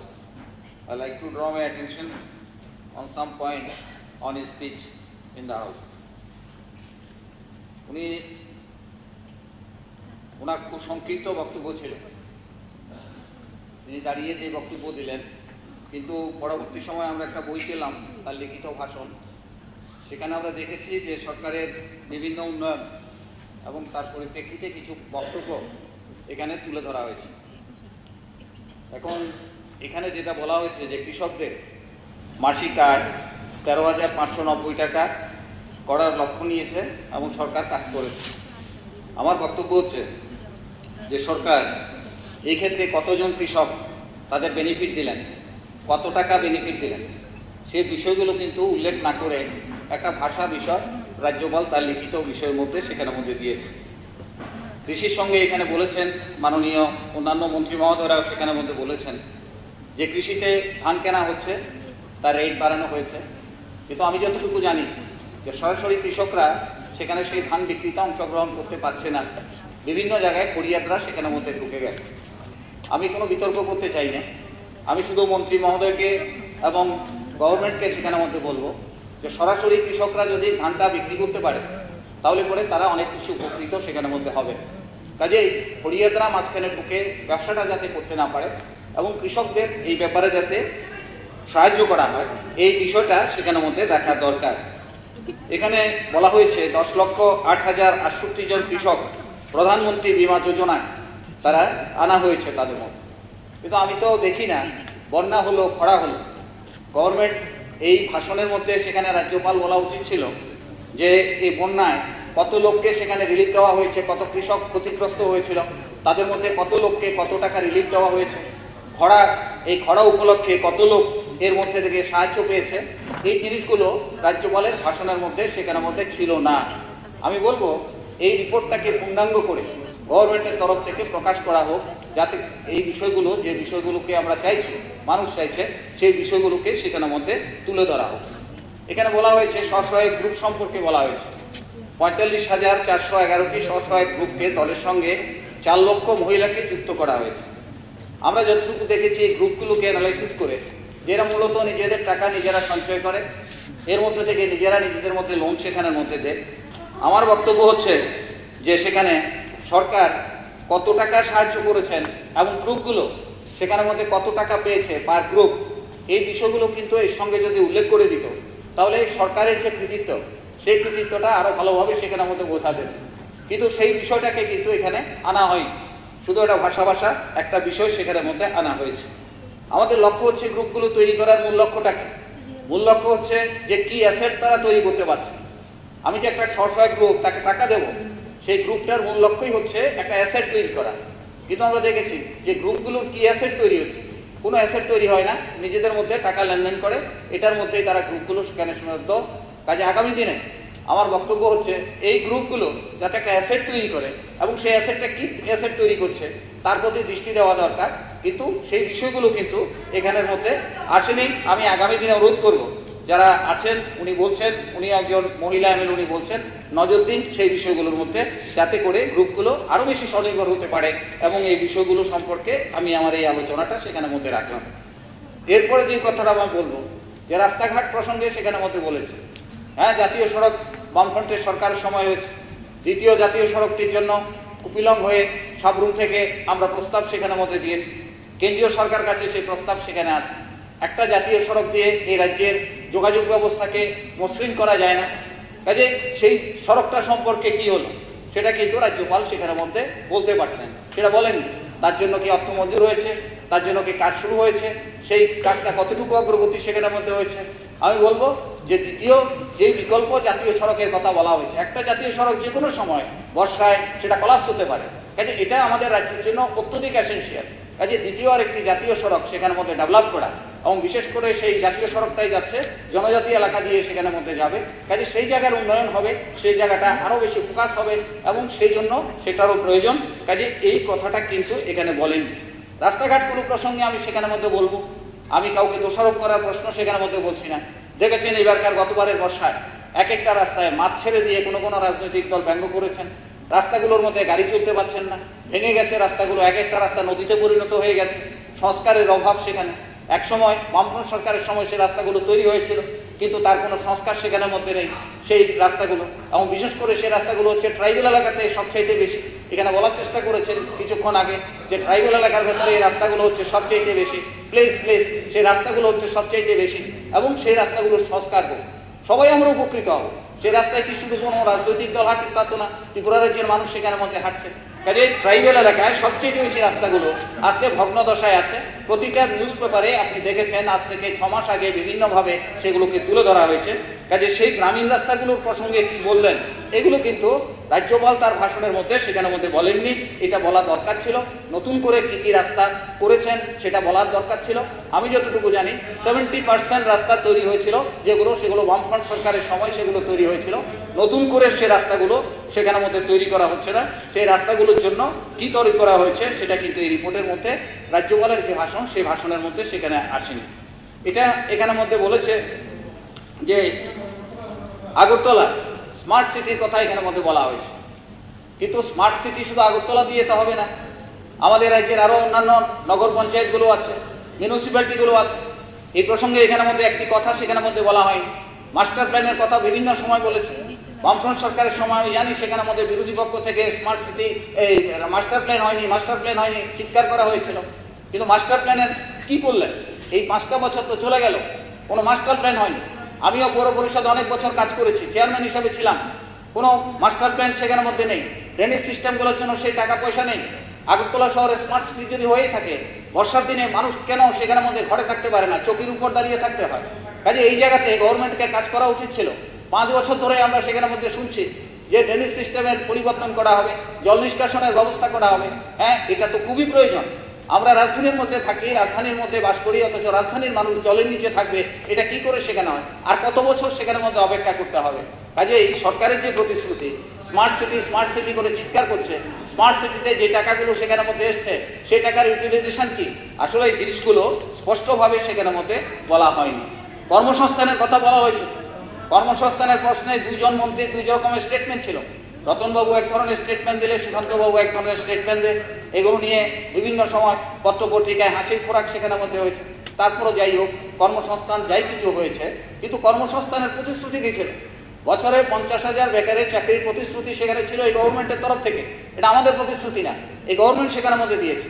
কাজে কোন দপ্তরে কি পরিমাণে চাকরি হয়েছে এটা কিন্তু রাজ্যপাল সেখানে বলে গেছেন, 1-2 লাইনে সেখানের মধ্যে ভাষা সেখানে বলেছেন।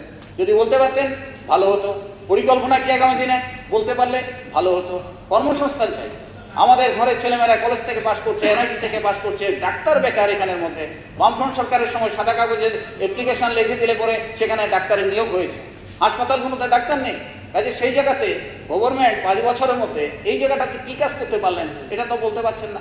নতুন করে হাসপাতাল, যে হাসপাতালগুলো হয়েছে সেই হাসপাতালগুলো এখন অথর্ব হয়ে আছে। চিকিৎসার ভালো ব্যবস্থা নেই, ভালো স্পেশালিস্ট নেই। জেলা হাসপাতালগুলোতে সেখানের মধ্যে ডাক্তার নেই, গ্রামীণ হাসপাতালগুলোর মধ্যে সেখানে ডাক্তার নেই। বেশ কিছু হাসপাতাল সেখানের মধ্যে স্যাংশন হয়েছিল, সেই হাসপাতালগুলো সেখানে নির্মাণ করা হচ্ছে না। আমি গভর্নমেন্টকে অনুরোধ করব এই স্বাস্থ্যের যে বিষয়টা, এই বিষয়টাকে নজর দেওয়ার জন্য, কারণ এটার সঙ্গে মানুষের লাইফের সম্পর্ক সেখানে আছে, মানুষের লাইফের সম্পর্ক সেখানে আছে। কাজে সেই জায়গাতে পয়েন্ট অফ অর্ডার। মাননীয় অধ্যক্ষ মহোদয়, উনি যে কথাটা বললেন রাস্তাঘাটের অবস্থা, উনি যেটা বলেছেন সেটা ঠিক। সেটা কোন রাস্তাগুলো? যে রাস্তাগুলো বামফ্রন্ট সরকারের সময় এনবিসিসির মাধ্যমে করানো হয়েছে সেগুলো।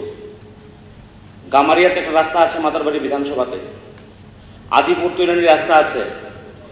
রাস্তাগুলোর করাপশন এত পরিমাণে ছিল, রাস্তা না করে কন্ট্রাক্টরদের টাকা দিয়ে দেওয়া হয়েছে, যার ফলে পিডব্লিউডি সেই রাস্তাগুলোকে হ্যান্ডওভার করতে পারছে না। কিল্লাতে সেম অবস্থা। সাগির আহমেদ আমাদের উদয়পুরে যিনি এনবিসিসি দেখতেন, উনি এখন জেলে আছেন। 13 তলা বাড়ি করেছেন মুম্বাইয়ে। বামফ্রন্ট সরকারের সমস্ত নেতৃত্বরা এর সাথে যুক্ত ছিল। রাস্তাগুলোর অবস্থা যেটা বলছেন ওরা ঠিকই বলছেন, কিন্তু এগুলো তো পিডব্লিউডি তো হ্যান্ডওভার করতে গেলে এনবিসিসির রাস্তাগুলো তো কমপ্লিশন দেখাতে হবে, দেখায়নি, সেগুলো দেখাতে পারছে না। আজও রাস্তাগুলো হচ্ছে না। কাকরাবনের শালগোড়া থেকে যে রাস্তাটা আছে কিশোরগঞ্জ পর্যন্ত, সেই রাস্তা বহুবার বলে বলে এক্সট্রা ফান্ড নিয়ে সেই রাস্তাকে করানোর কিছুটা চেষ্টা করা হয়েছে। সমস্ত কাজ করেছে 30%, বিল দিয়ে দিয়েছে 90%। টাকা কোত্থেকে আসবে? করাপশনে নিমজ্জিত ছিল। হাসপাতালের অবস্থা খারাপ বলছেন, আমরা কোনোদিনও স্বপ্নেও ভাবিনি 5 বছর আগে এ রাজ্যে কার্ডিওভাস্কুলার সার্জারি, এখানে আমাদের ওপেন হার্ট সার্জারি এখানে হবে। বাল্ব রিপ্লেসমেন্ট এখানে হবে, এরা আয়ুষ্মান কার্ডের মাধ্যমে এটাই রাজ্যে হচ্ছে, স্পেশালিস্ট ডাক্তাররা রিক্রুট হচ্ছে। তো তারা যে বলছে উন্নয়ন হচ্ছে না, আর এই 25 বছর এ রাজ্যে স্বাস্থ্য ব্যবস্থা কারা তৈরি করেছে, জঞ্জাল কারা বানিয়েছে। আজকে যদি হাসপাতালের অবস্থা 2 বছর করোনা ছিল, সরকারের 3 বছর সময়সীমার মধ্যে যতটুকু করতে পেরেছে এটা অনেক করেছে। আজকে করাপশনে নিমজ্জিত ছিল বিগত সরকারের সময়, বললে শেষ হবে না। মাতার বাড়িতে বিল করে মাকে পর্যন্ত ছাড়েনি, 24 লক্ষ টাকা ফুল বেলপাতার বিল করতো। কালকে বলবো সেগুলো। ওকে, ঠিক আছে, অনারেবল স্পিকার স্যার, কন্টিনিউ করুন, শেষ করুন। একটু কয়েকটি পয়েন্ট শুধু বলবো স্যার। আমি স্যার স্কুলের প্রশ্নে সেখানে মধ্যে না উনি মহিলাকে কেন বললেন যে মহিলা কি জানে, এসএসসি সম্বন্ধে উনি কি জানেন? উনি মহিলা নিয়ে বললেন কেন?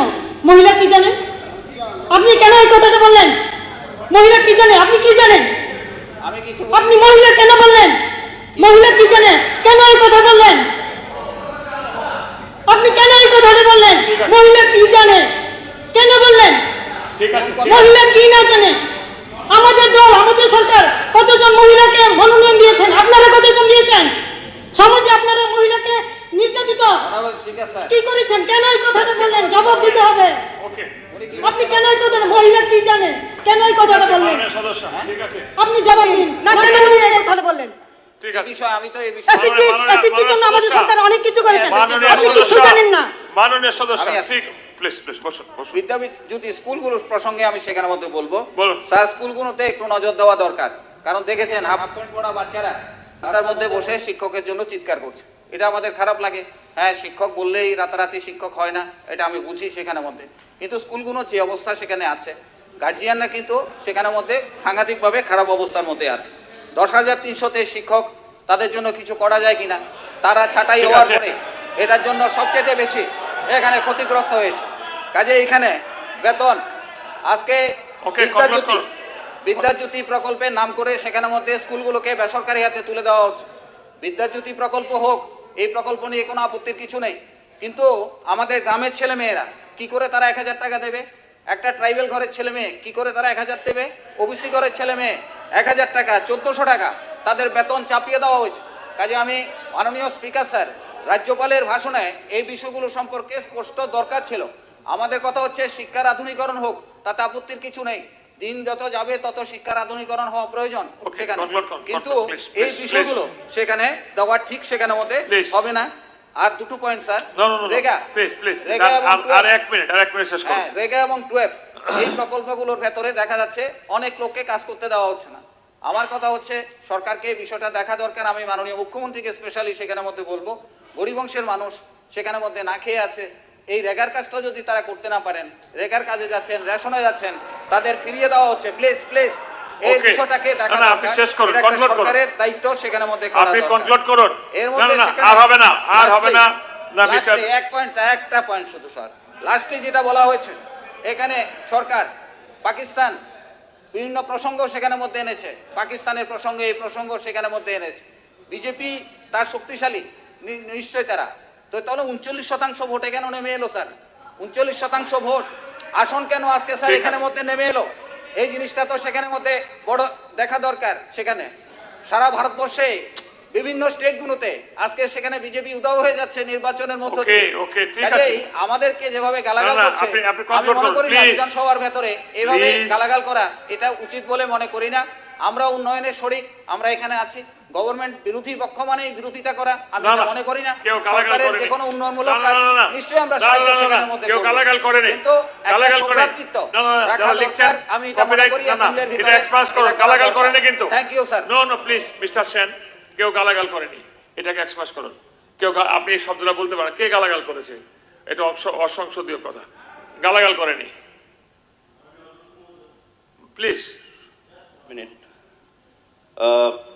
আমি বক্তব্য শুনছিলাম সম্মানিত সদস্য শ্রী রঞ্জিত দেব বর্মার, রামচন্দ্রঘাট থেকে যিনি নির্বাচিত হয়েছেন।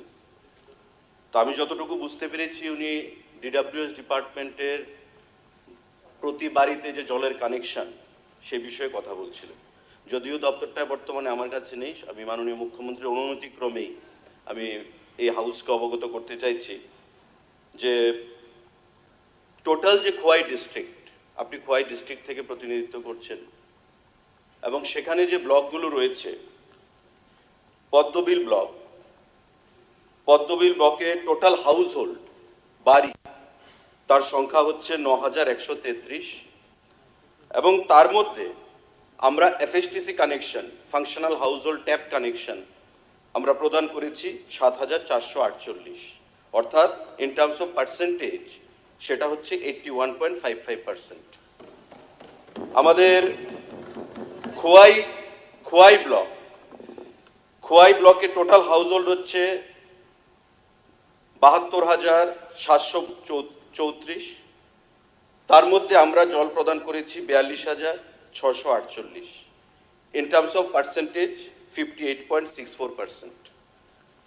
Kalyanpur block total household হচ্ছে ১০,৫০৪, তার মধ্যে আমরা জল প্রদান করেছি ৬,৭৩৭, ইন টার্মস অফ পার্সেন্টেজ 64.14%।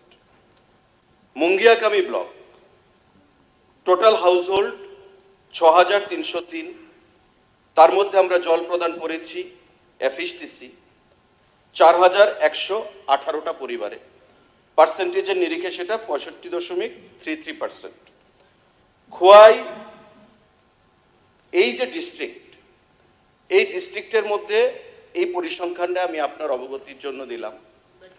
আমি আপনাকে আহ্বান জানাবো বা প্রত্যেক যে কোনো সদস্যকে যে স্পেসিফিক, কারণ একটা ব্লকের মধ্যে 15টা 20টা 25টা ভিসি বা পঞ্চায়েত থাকে, কোন পাড়াতে কোন পঞ্চায়েতে কোথায় জল দিতে হবে সেটা আপনারা সবসময় বলতে পারবেন, কারণ আমরা কিন্তু এই কথা কোনোদিন বলিনি যে আমরা প্রতি বাড়িতে জল দিয়ে দিয়েছি।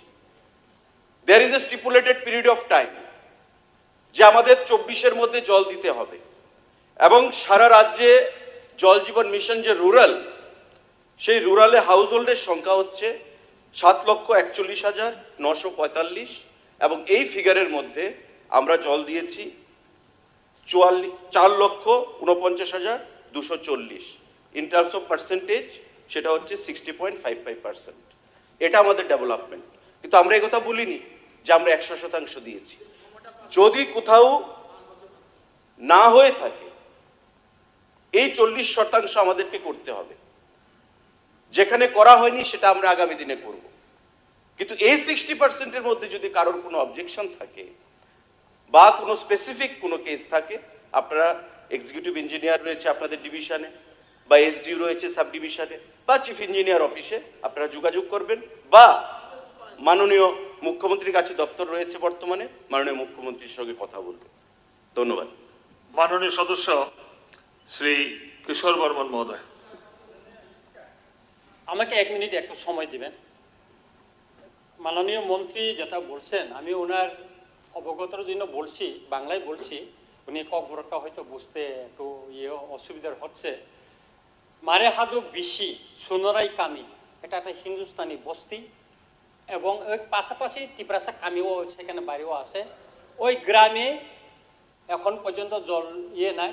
আমার রামচন্দ্র ঘাটের ম্যাক্সিমাম এলাকাতে ঠিক আছে, এখানে কল বসানো হয়েছে, কিন্তু পাইপলাইনটা এখনো করা হয়নি। ঠিক আছে, অনেক গ্রামে এখনো আছে। এটা হতেই পারে। মাননীয় ব্লকের মারে হাদু বিশি সোনারাই কামি। মাননীয় সদস্য, না না মাননীয় সদস্য, না মাননীয় সদস্য রঞ্জিত বাবু, মাননীয় সদস্য রঞ্জিত বাবু, আমাদের মন্ত্রী মহোদয় বলেছেন যেখানে যেখানে আপনার অসুবিধা, যেখানে যেখানে সমস্যা, বাই রিটেন আপনি মিনিস্টারের কাছে পাঠিয়ে দিন, বাই রিটেন পাঠিয়ে দিন। কেমন?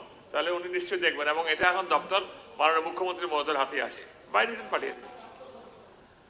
মাননীয় কিশোর বর্মন মহোদয়। ধন্যবাদ মাননীয় অধ্যক্ষ মহোদয় আমাকে সময় দেওয়ার জন্য। প্রথমেই আমি আমার নলছড়ের জনতা জনার্দনকে আমি ধন্যবাদ জানাই আমাকে নির্বাচিত করে এই গণতন্ত্রের পবিত্র পীঠস্থান বিধানসভায় প্রেরণ করার জন্য, এবং নলছড়বাসীর পক্ষ থেকে উপস্থিত সমস্ত সদস্যগণকে আমি ধন্যবাদ জানাচ্ছি, নমস্কার জানাচ্ছি।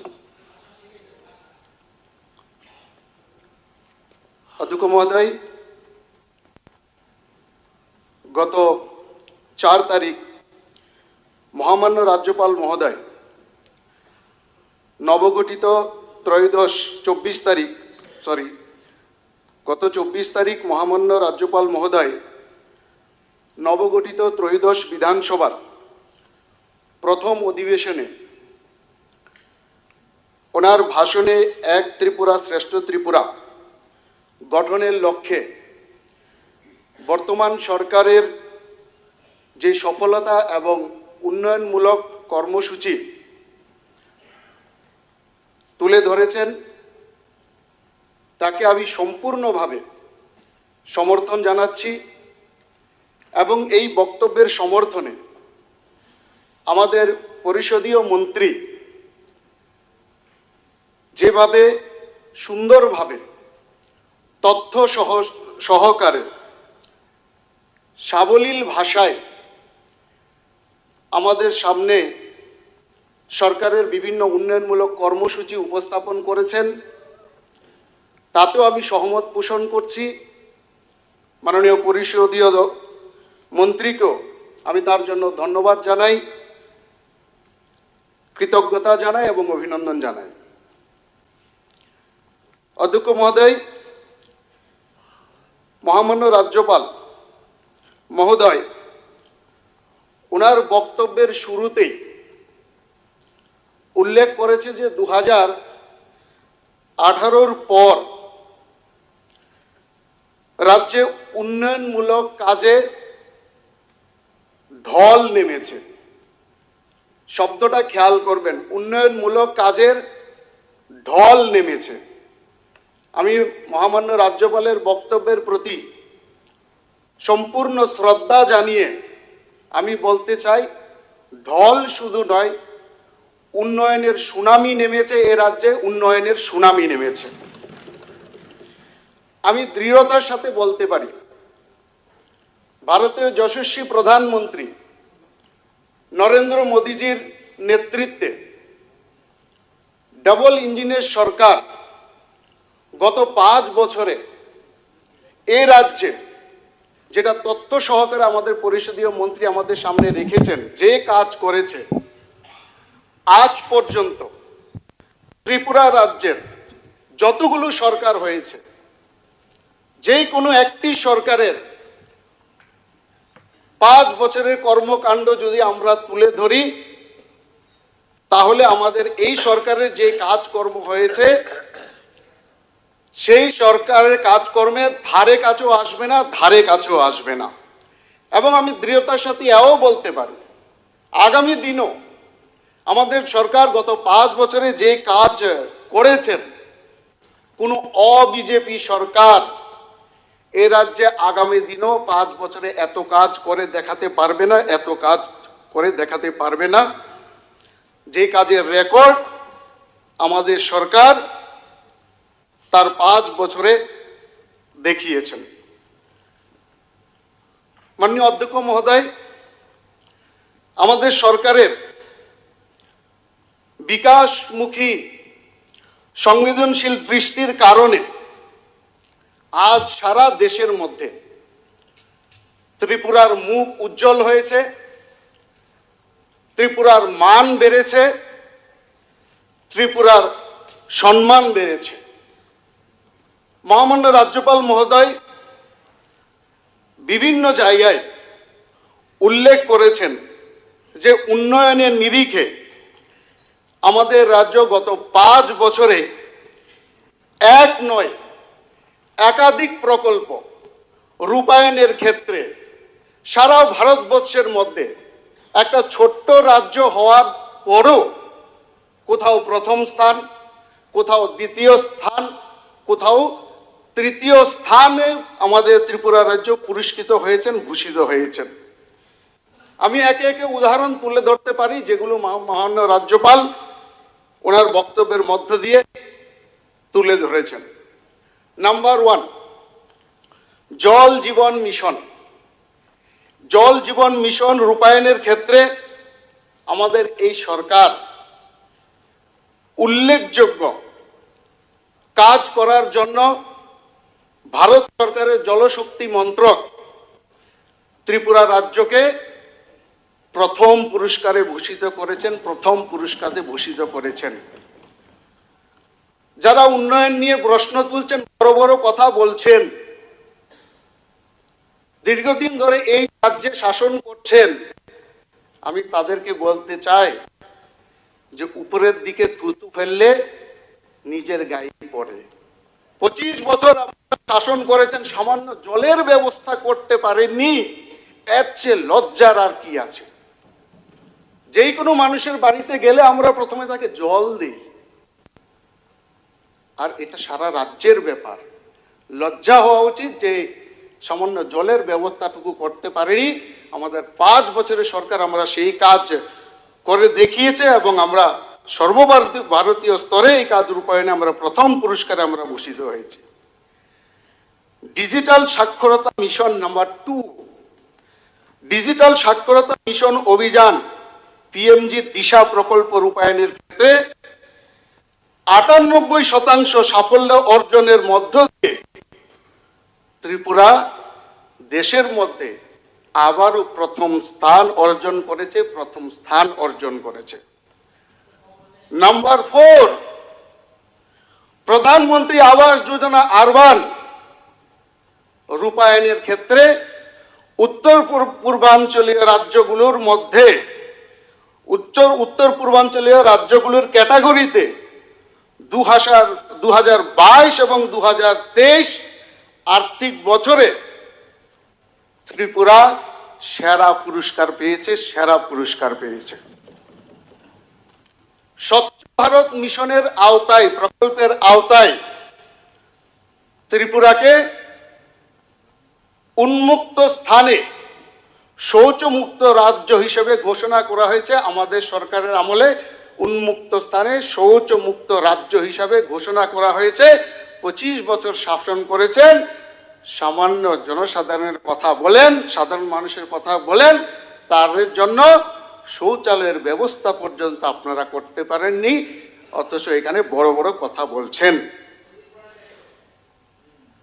এই সরকার বিদ্যুৎ উৎপাদন, বন্টন এবং নিগমের পরিচালন ব্যবস্থা উন্নতির লক্ষ্যে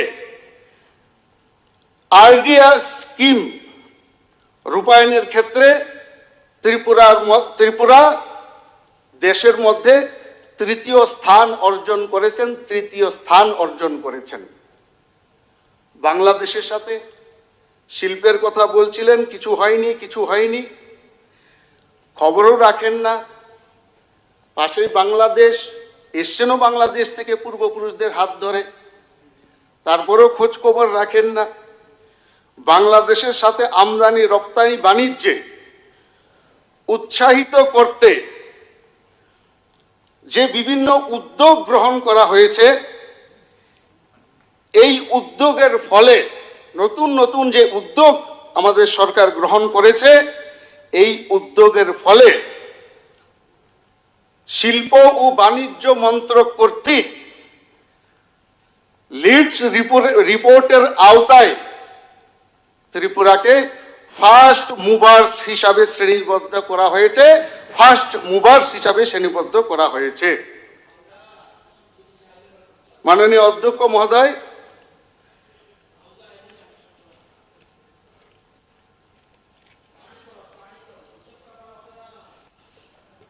শিল্প স্থাপনের ক্ষেত্রে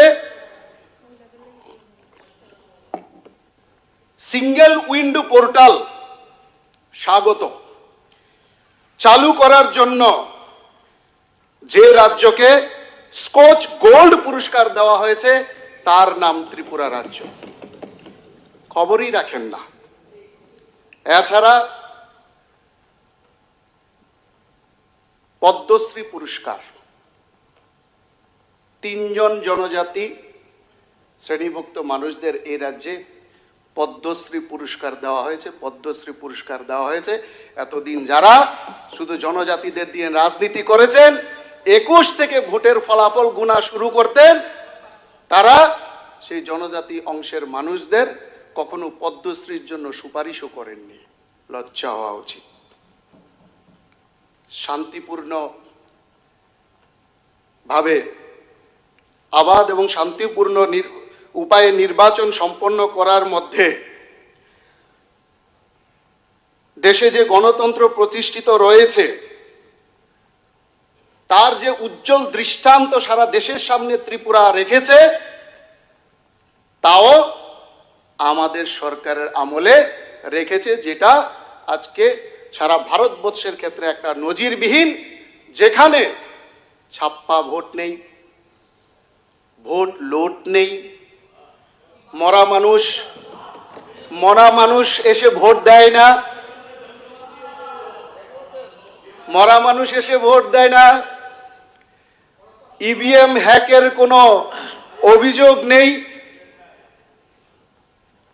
সুতরাং প্লিজ এইসব বিচার বিবেচনা করলে অধ্যক্ষ মহোদয়, ত্রিপুরা রাজ্য আজকে উন্নয়নের নিরিখে একটা মডেল রাজ্য হিসাবে সারা ভারতবর্ষের ক্ষেত্রে পরিগণিত হচ্ছে। সুতরাং শুধুমাত্র বিরোধিতার জন্য বিরোধিতা না করে আমি বিরোধীদেরও বলবো, আসুন আমরা সবাই মিলে এই উন্নয়নের কর্মযজ্ঞে আমরা সামিল হই।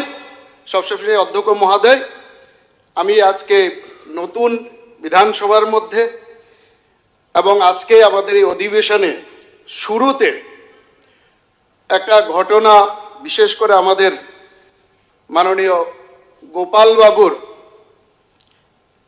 একটা আপত্তিজনক বিষয় আমাকে ব্যথিত করেছে, সেটা আমি আপনার সামনে উল্লেখ করতে চাই।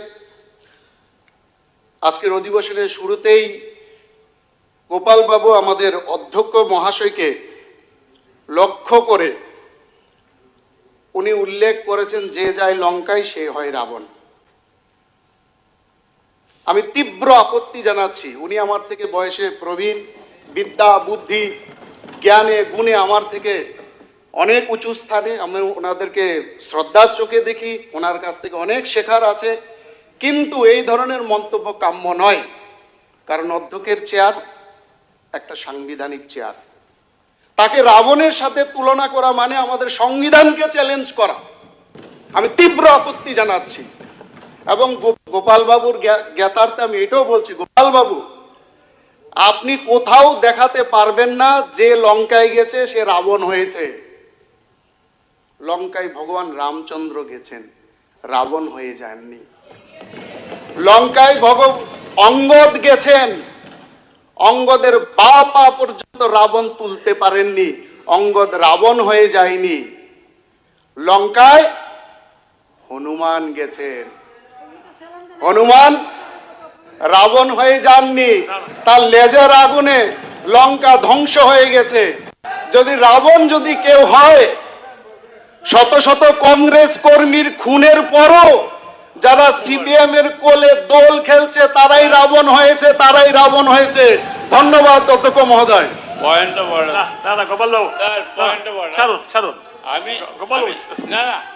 আমি মানে নতুন নির্বাচিত হয়ে এসছে, আমরা নতুনদের উৎসাহিত করবো, সেটা কথা না।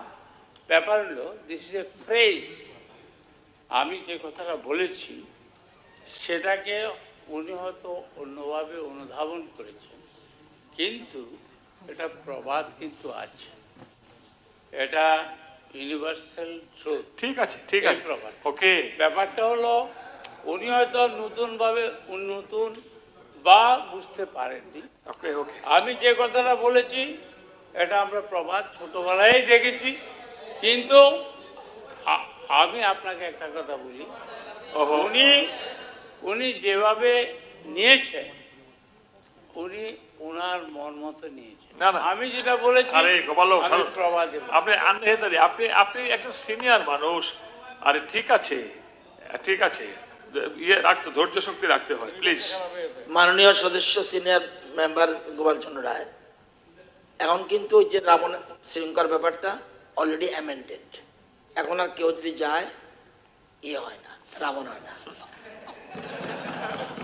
আরে গোপাল, সব কথা জবাব দিতেই হবে আপনাকে।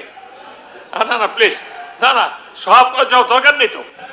প্লিজ প্লিজ ফিনিশ করুন। না না না না না, মাননীয় সদস্য শ্রী বিশ্বজিৎ করলে মহোদয়। না না গোপাল বাবু, না না না, 8 সেকেন্ড না। মাননীয় সদস্য শ্রী বিশ্বজিৎ করলে মহোদয়।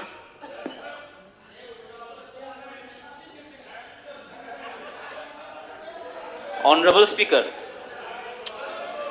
Gopal, let him say, please. আপনি সিনিয়র মেম্বার, আপনি এক্সপিরিয়েন্স, আপনি না একজন নতুন মেম্বার দাঁড়িয়েছেন, প্লিজ।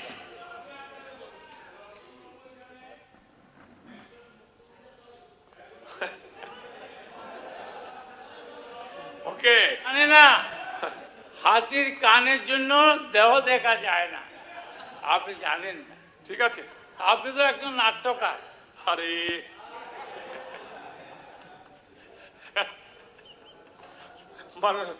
মাননীয় সদস্য শ্রী বিশ্বজিৎ বাবু। Honorable Speaker, sir. Actually, I am newly elected from Takarjola constituency. On 24, to addressing in Honorable Governor, I have written down 2-3 times.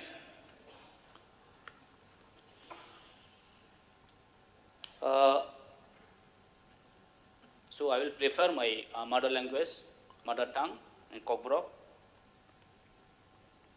So, Chingoro Nukha, Chini Honorable Governor ni je address.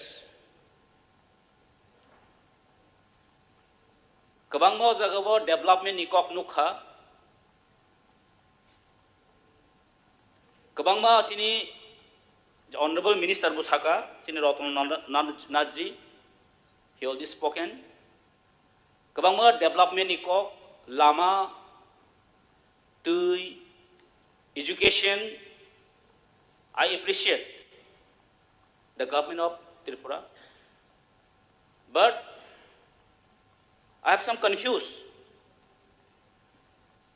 Adu actually ataki যেটা আমাদের চোখে যেটা আছে ADC এরিয়াতে এখনো আমি যে মাননীয় গভর্নরের অ্যাড্রেসের এডিসি এরিয়ার যে ডেভেলপমেন্ট এখানে পানীয় জলের কথা বলা হচ্ছে, এডুকেশনের কথা বলা হচ্ছে, যে সড়ক ব্যবস্থার কথা বলা হয়েছে। ইন টার্মস অফ ক্রোর আমরা দেখেছি যেটা উন্নয়নের যে মান কিভাবে বেড়ে গেছে, বাট আই থিঙ্ক এটা বাস্তব, কিন্তু বাস্তব প্র্যাকটিক্যাল অ্যান্ড থিওরির মধ্যে কিন্তু দেখা যাচ্ছে না। আমি কেন বলছি, আমি যে কনস্টিটিউয়েন্সি থেকে আমি যে নির্বাচিত হয়ে এসেছি 95% Tripura people and ST voter. আমি একটা জাস্ট মেনশন করব, আমি আমার constituency Takarjala Jampujala sub division হয়েছে 2012-তে, অলমোস্ট 11 ইয়ার কমপ্লিট, কিন্তু এখনো একটা ডিগ্রি কলেজ নেই,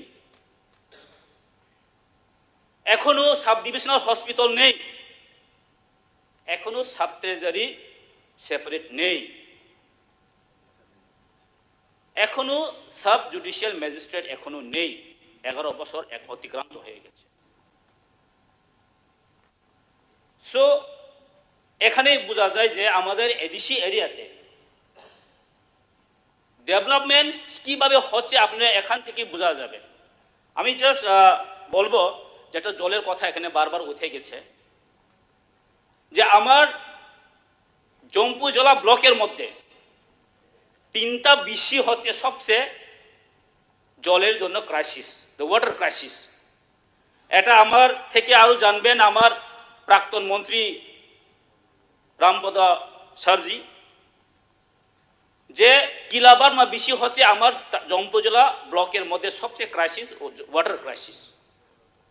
আর সগরিয়া ঠেলাকুম, সেই যে 3টা বিসিতে সবচেয়ে জলের জন্য এখনো অভাবে আছে।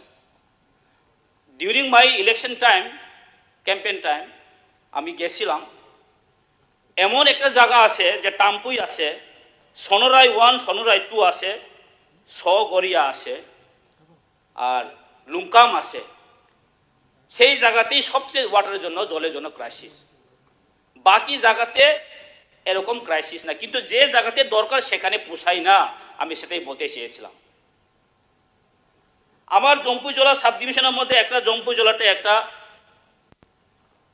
কি বলবেন, এখন তো মৌসুম সিজন, রেনি সিজন হচ্ছে, আর বেশি দিন নেই।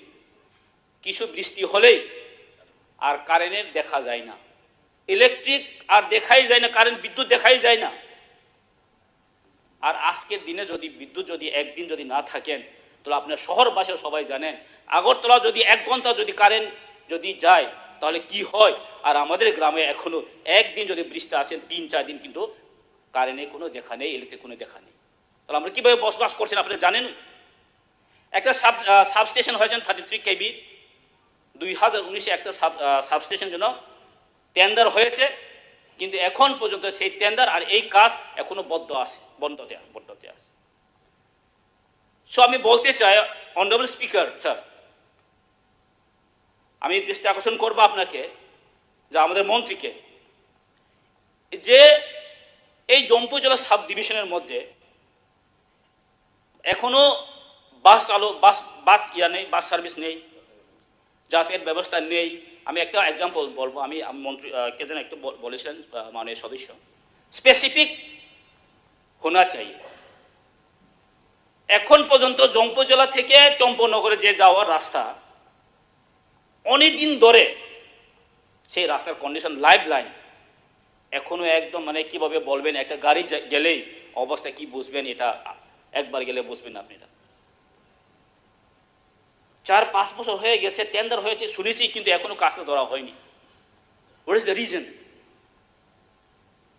আমি ডেভেলপমেন্ট যখন কথা বলছেন, আমি একটা কথা বলবো, যে আমাদের গভর্নরের যে অ্যাড্রেসের মধ্যে এটা আমি দেখলাম না, যে ভিলেজ কমিটি ইলেকশন। আমি কেন বলছি, ডেভেলপমেন্ট যদি করতে হয় তাহলে ভিলেজ কমিটি ইলেকশন করতেই হবে। আমরা দেখেছি গত 2 বছর হয়ে গেছে যে ভিলেজ কমিটির মেয়াদ শেষ হয়ে গেছে। 7 তারিখ মার্চ 2021-এ ভিলেজ কমিটির মেয়াদ শেষ হয়ে গেছে, এখন পর্যন্ত ভিলেজ কমিটি ইলেকশন কেন হয়নি আপনারা জানেন? যদি ভিলেজ কমিটিতে যদি পাবলিক রিপ্রেজেন্টেটিভ না থাকেন, তাহলে তাদের অর্থ কোথা থেকে আসবেন? আপনারা বাজেট করছেন না। আর সব জায়গাতে হয়ে গেছে, বাই ইলেকশন হয়েছে, করোনার মধ্যে অনেক কিছু এমসি ইলেকশন হয়েছে, পুরো পরিষদ ইলেকশন হয়েছেন, কিন্তু কেন ভিলেজ কমিটি ইলেকশন করলেন না? আমি খুব কনফিউজ। তো যদি গ্রামের দিকে এডিসি এরিয়ার যদি উন্নয়ন করতে হলে সেইগুলো আমি জাস্ট দৃষ্টি আকর্ষণ করবো, আপনারা একটু নজরে দিবেন, তাহলে সেই উপজাতি অংশের মানুষ, ত্রিপুরার মানুষ কিভাবে যে ডেভেলপমেন্টের দিকে আমরা যে বলবো সবকা সাথ, সবকা বিকাশ, সবকা বিশ্বাস, আমরা কিভাবে বলবো না আপনি বলুন। কাজেই আর উপজাতির অংশের যে কথাটা আর বলে আর লাভ নেই। আপনারা সবাই জানেন যে এডিসি এরিয়াতে আনডেভেলপমেন্ট কথা, শুধু সরকার আয়ে যায়। গত সেই বামফ্রন্ট সরকারেও আমি বলবো, ত্রিপুরার সাথে যত কালচার ডেভেলপমেন্ট হওয়ার কথা কিন্তু হলো না। তারপরে মানুষ এই বিজেপি আইপিএফটিকে মানুষ স্বতঃস্ফূর্তভাবে 2018-তে ভোট দিয়ে জয়যুক্ত করেছে, কিন্তু আজকে কি উপজাতি অংশের মানুষজনের কাজ ঠিকভাবে হচ্ছে না, আপনাদের দায়িত্ব আছে। আমি বলবো, রিকোয়েস্ট করব অনারেবল স্পিকার স্যার আর আমাদের কনসার্ন দ্য মিনিস্টার, আপনাদেরকে আমার অনুরোধ এটাই থাকবো, এসটি যে জায়গার ত্রিপুরাদের গ্রাম আছে, যে জায়গাতে এডিসি এরিয়া, সেখানে আপনি একটু নজর দিবেন। আর এটাই আমার সাবমিশন থাকবো আগামী দিনে। সবাইকে অনুরোধ জানিয়ে এটাই আমার শেষ করছি। Thank you. মাননীয় সদস্য শ্রী নির্মল বিশ্বাস মহোদয়।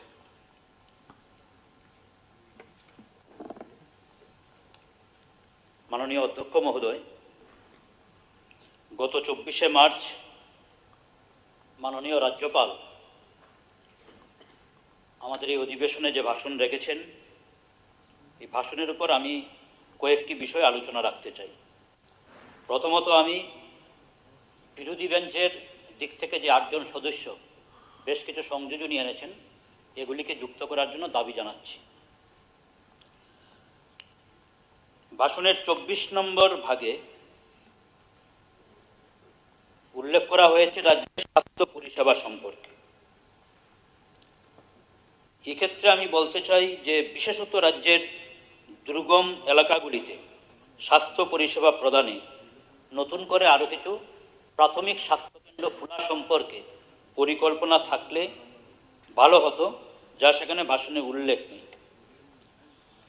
আমি আশা করব আগামী দিনে আমাদের রাজ্যের মানুষের স্বাস্থ্য পরিষেবার মানোন্নয়নের লক্ষ্যে শুধু দুর্গম এলাকায় নয়, গোটা রাজ্যের মধ্যেই সেখানে আরও পরিকল্পনা গ্রহণ করা, এবং সেই সঙ্গে এই ভাষণের মধ্যে যেটা দেখলাম যে নতুন করে প্রাথমিক স্বাস্থ্যকেন্দ্র খোলার জন্য সরকারের দিক থেকে কোনো পরিকল্পনার উল্লেখ করা হয়নি। আমি বিশেষত দাবি জানাবো ভিতর এলাকার জন্য, দুর্গম এলাকার জন্য সেখানে প্রাথমিক স্বাস্থ্যকেন্দ্র আরও কিছু খোলা যায় কিনা সেই ক্ষেত্রে পরিকল্পনা গ্রহণ করার জন্য। মাননীয় রাজ্যপালের ভাষণের 47 নম্বর ভাগে উল্লেখ করা হয়েছে প্রধানমন্ত্রী আবাস যোজনা গ্রামীণ প্রকল্প সম্পর্কে। এটা ঘটনা যে 2022-23 অর্থ বছরে আমাদের রাজ্যের একটা বিরাট অংশের মানুষ এই প্রকল্পের সুবিধা পেয়েছে। কিন্তু মাননীয় স্পিকার স্যার, আমি যে বিষয়টা বলতে চাই এই প্রসঙ্গে, যে এই যে গৃহ নির্মাণ প্রকল্প যারা সুবিধা পেলেন, তাদের গৃহ নির্মাণের জন্য যে টাকা মঞ্জুর করা হয়, আমরা মনে করি যে সেক্ষেত্রে আজকের সময়ে যে মূল্য বৃদ্ধি, জিনিসপত্রের নির্মাণ সামগ্রীর যে দাম, এই টাকা দিয়ে সেই গৃহ নির্মাণটা করা যায় না। এই ক্ষেত্রে আগামী দিনে এই প্রকল্পে আরও টাকার পরিমাণ বৃদ্ধি করা, যাতে সাধারণ মানুষ যারা এই প্রকল্পের সুবিধা পাচ্ছেন তারা যেন ভালোভাবে তাদের গৃহ নির্মাণটা করতে পারেন। এই ক্ষেত্রে এই বিষয়টিও সেখানে ভাষণে সংযোজন করা প্রয়োজন বলে আমি মনে করি। মাননীয় রাজ্যপাল মহোদয়ের ভাষণের 43 নম্বর ভাগে উল্লেখ করা হয়েছে রাজ্যের যুবক যুবতীদের কর্মসংস্থানের প্রশ্নে। কিন্তু এটা ঘটনা যে বিষয়গুলি সেখানে লেখা হয়েছে, কর্মসংস্থানের জন্য সরকারের বিভিন্ন দপ্তরের নিয়োগ সম্পর্কে সেখানে সুনির্দিষ্টভাবে তেমন কিছু উল্লেখ করা হয়নি।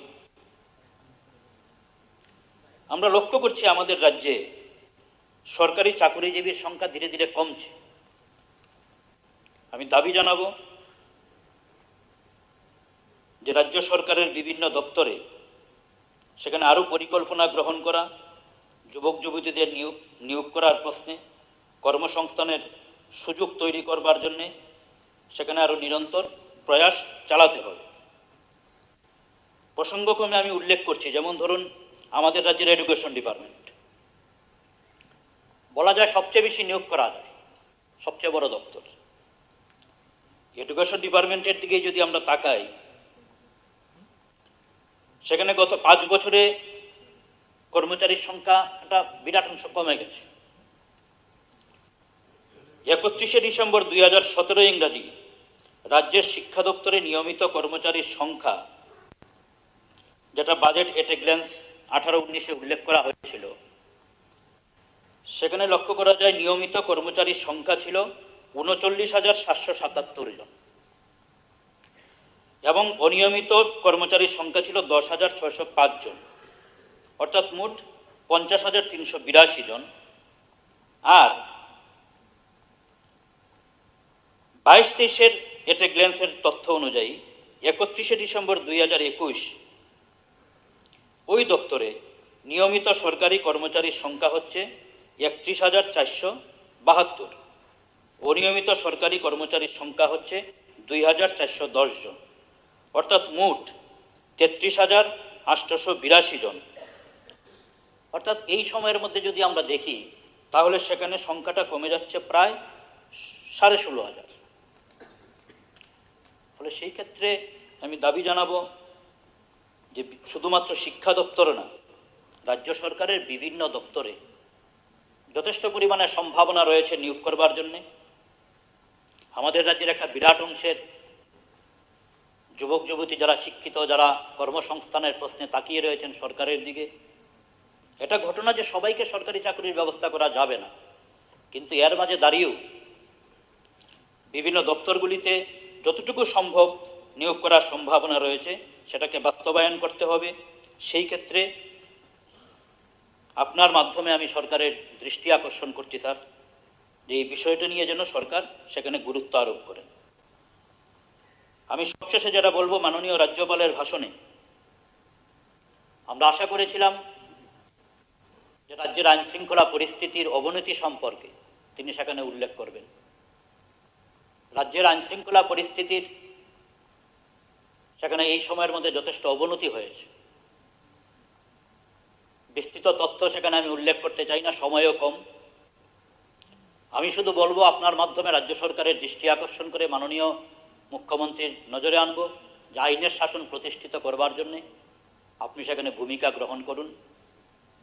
সবশেষে আমি বিরোধী বেঞ্চের সদস্যগণ মাননীয় রাজ্যপালের ভাষণের উপর যে সংযোজনীগুলি এনেছেন এগুলিকে যুক্ত করবার দাবি জানি আমি আমার আলোচনা শেষ করছি। ধন্যবাদ। মাননীয় সদস্য শ্রী শৈলেন্দ্র চন্দ্রনাথ মহোদয়।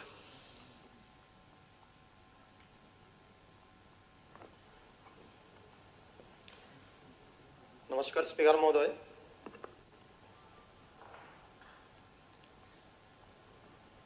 এছাড়া আজকে এই বিধানসভার সমস্ত সদস্যদের আমার নমস্কার।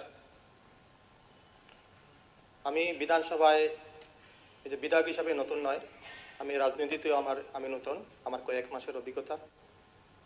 যদি আমার বলাতে কিছু মিস্টেক হয় আপনারা আমার মাফ করবেন। গত 24 মার্চে যে রাজ্যপাল বিধানসভার উদ্দেশ্যে যে ভাষণ প্রদত্ত করেছে সেটার পরিপ্রেক্ষিতে আমি আমার বিধানসভার এরিয়ার কয়েকটা তথ্য বিধানসভায় তুলে ধরব। 2 মার্চে যখন রেজাল্ট আউট হয়, রাত্রি 9টার সময় আমার এই গ্রামে আমাদের একজন কমরেডের বাড়িতে প্রায় 50 থেকে 60 জনের বাড়ি আক্রান্ত করে। পুলিশকে জানানোর পর দুদিক থেকে পুলিশ আছে, অন দ্য স্পট 3 জনকে ওরা ধরতে পেরেছে, থানাতে এদেরকে নিয়ে যাওয়া হয়েছে। 2 ঘন্টা পরে পার্সোনাল বেইলে এদেরকে ছেড়ে দেওয়া হয়েছে। সেদিনই রাত্রিবেলা 3টার সময় আমার রাবার বাগানে মোর দেন 500 রাবার ট্রিজ আগুন দিয়ে জ্বালিয়ে ধ্বংস করা হয়েছে। 3 তারিখে রাত্রি 9টার দিকে রাধাপুর এরিয়াতে, এখানে উপস্থিত আছেন রাধাপুর নিবাসী এবং বাগবাসার বিধায়ক যাদবলাল নাথ, ওনার নলেজে রয়েছে ঘটনা।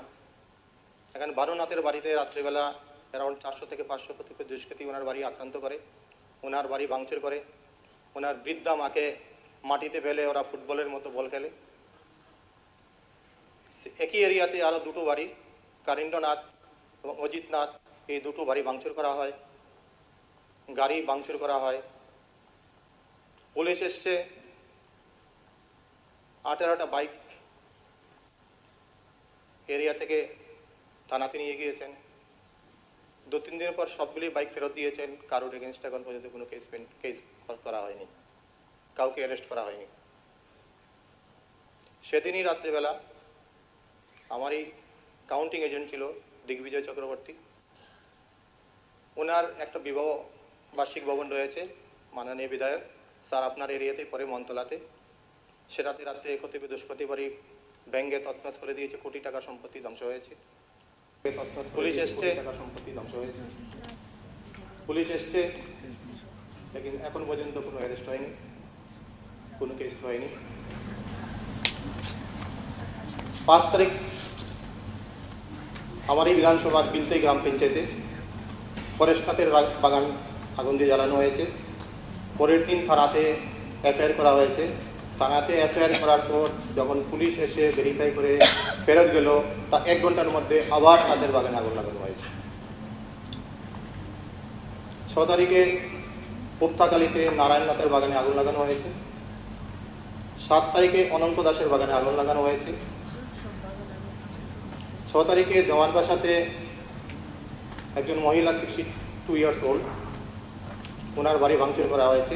ছেলে বাড়িতে ছিল না। ওনার বাঁ হাত 4 জায়গাতে ফ্র্যাকচার হয়েছে, মাথাতে 11টা স্টিচ লেগেছে। অ্যাম্বুলেন্স সরি ফায়ার ব্রিগেড এসে ওনাকে বাড়ি থেকে নিয়ে গেছে, হসপিটালে অ্যাডমিট করেছে। মহিলা এফআইআর করেছেন, এখনো পর্যন্ত কেউ অ্যারেস্ট হয়নি। তো এইভাবে যে 3 তারিখ থেকে শুরু হয়েছিল বাগান জ্বালানোর কাজ কন্টিনিউয়াসলি হচ্ছে। তো আমার আবেদন থাকবে আপনার তরফে স্পিকার স্যার, এর সুষ্ঠু তদন্ত করে যারা ক্ষতিগ্রস্ত হচ্ছে তাদের ক্ষতিপূরণের একটা ব্যবস্থা করা হোক।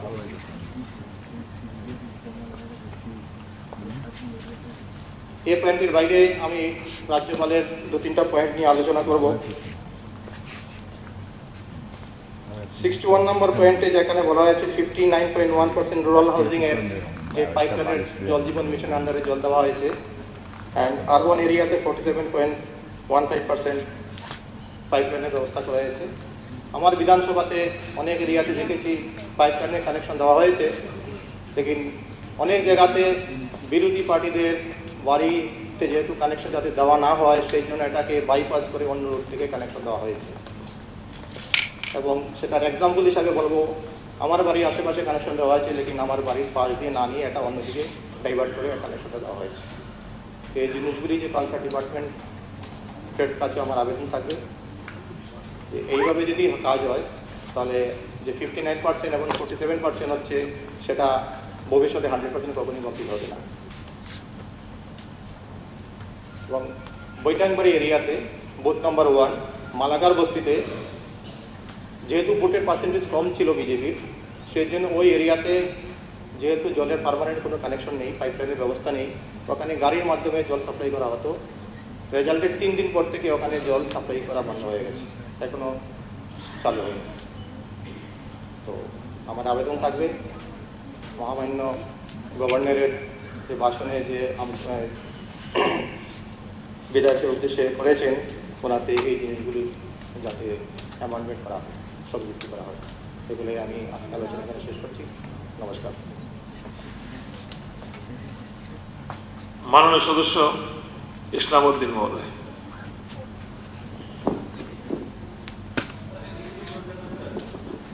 আপনাদের বেশি তো, আপনিও ট্রেনারি বেঞ্চের আর মাত্র আছেন 2 জন, আর ওনাদের আছেন মাত্র মানে এলওপি ছাড়া আর আছেন 2 জন। মাননীয় স্পিকার মহোদয়, গত 24 মার্চ বিধানসভার প্রথম অধিবেশনে মাননীয় রাজ্যপাল যে বক্তব্য রেখেছেন, সেই বক্তব্যের মধ্যে রাজ্য সরকারের বিভিন্ন দপ্তরের প্রশংসা করেছেন এবং পাশাপাশি বলেছেন রাজ্যের বিভিন্ন দপ্তরের কাজের প্রশংসা করেছেন এবং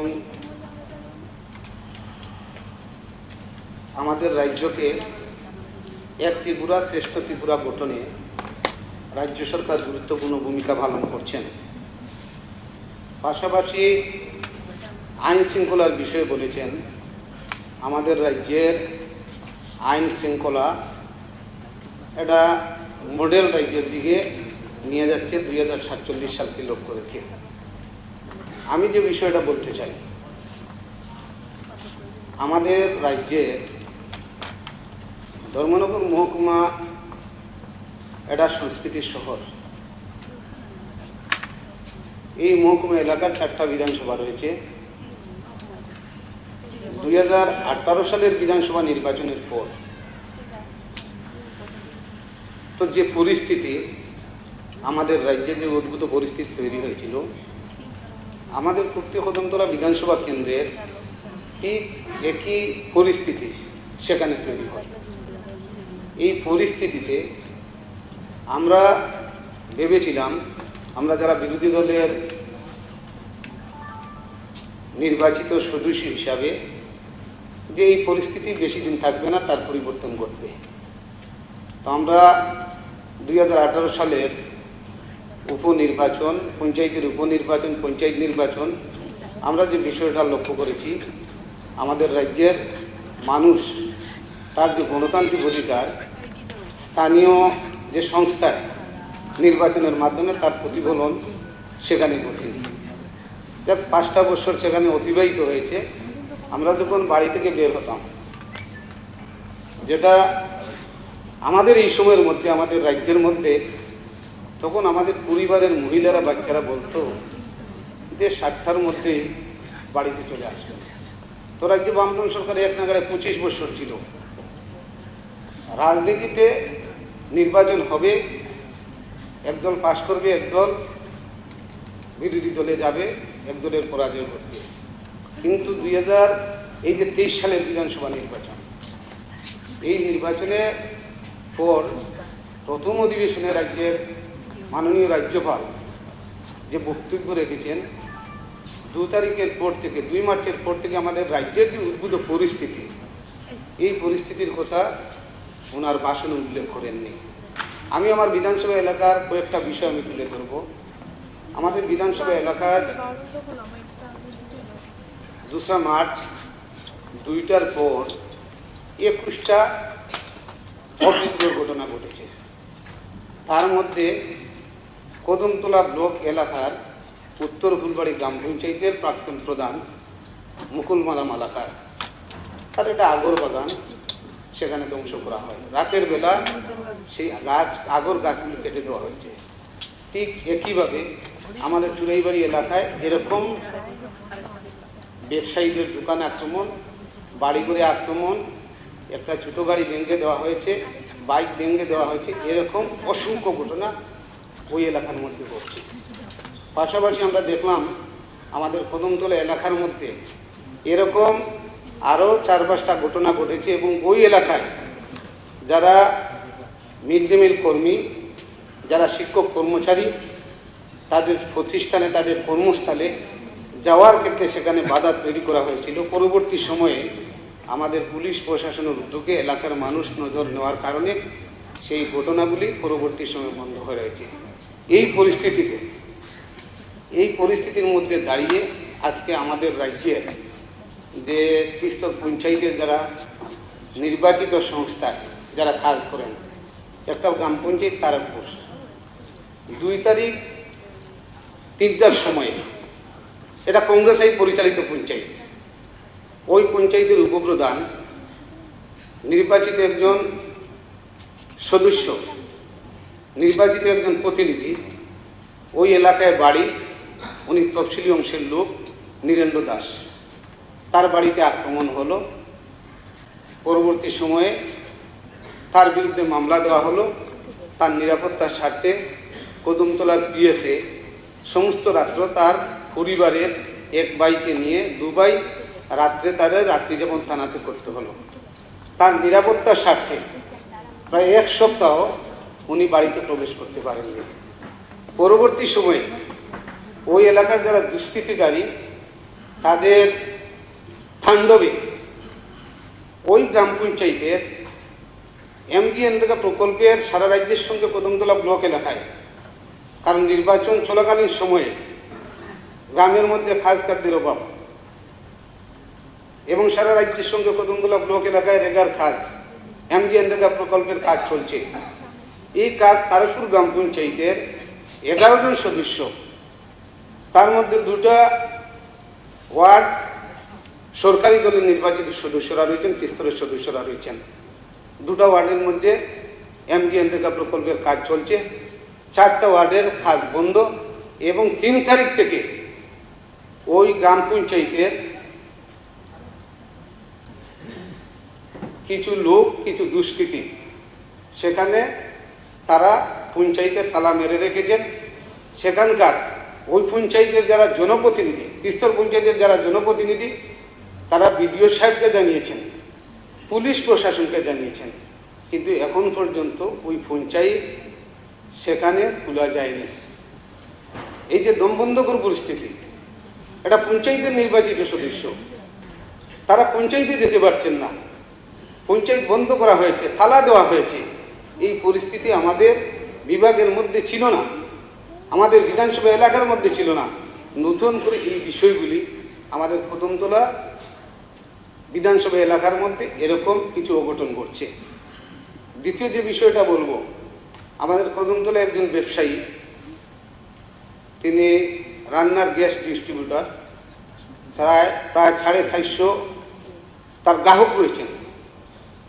তিনি কোনো রাজনীতির সঙ্গে যুক্ত না। 2 মার্চের পর তাকে বলা হলো দোকান খোলা যাবে না, রান্নার গ্যাস সাপ্লাই করতে পারবে না। ধর্মনগরের 2টা এজেন্সিকে বলা হলো গ্যাস দিলে পরে, তাকে সাপ্লাই দিলে পরে তার দোকান জ্বালিয়ে দেওয়া হবে। এই সময়ের মধ্যে আপনারা সবাই জানেন আমাদের ওই এলাকা মিশ্র বসতি, ওই এলাকার মধ্যে প্রায় 450 গ্রাহক রয়েছেন। সেই গ্রাহকরা তাদের রান্নার গ্যাসের সিলিন্ডার পাচ্ছেন না। তাহলে রাজ্যের পরিস্থিতি কোথায় গিয়ে বুঝছে আপনারা বুঝতে পারছেন। এই পরিস্থিতিতে আমাদের রাজ্যের অসংখ্য ঘটনা সেখানে সংগঠিত করা হচ্ছে। আমাদের রাজ্যের, আমাদের এলাকায় যে 2টা পুলিশ স্টেশন রয়েছে, এফআইআর করা হয়েছে,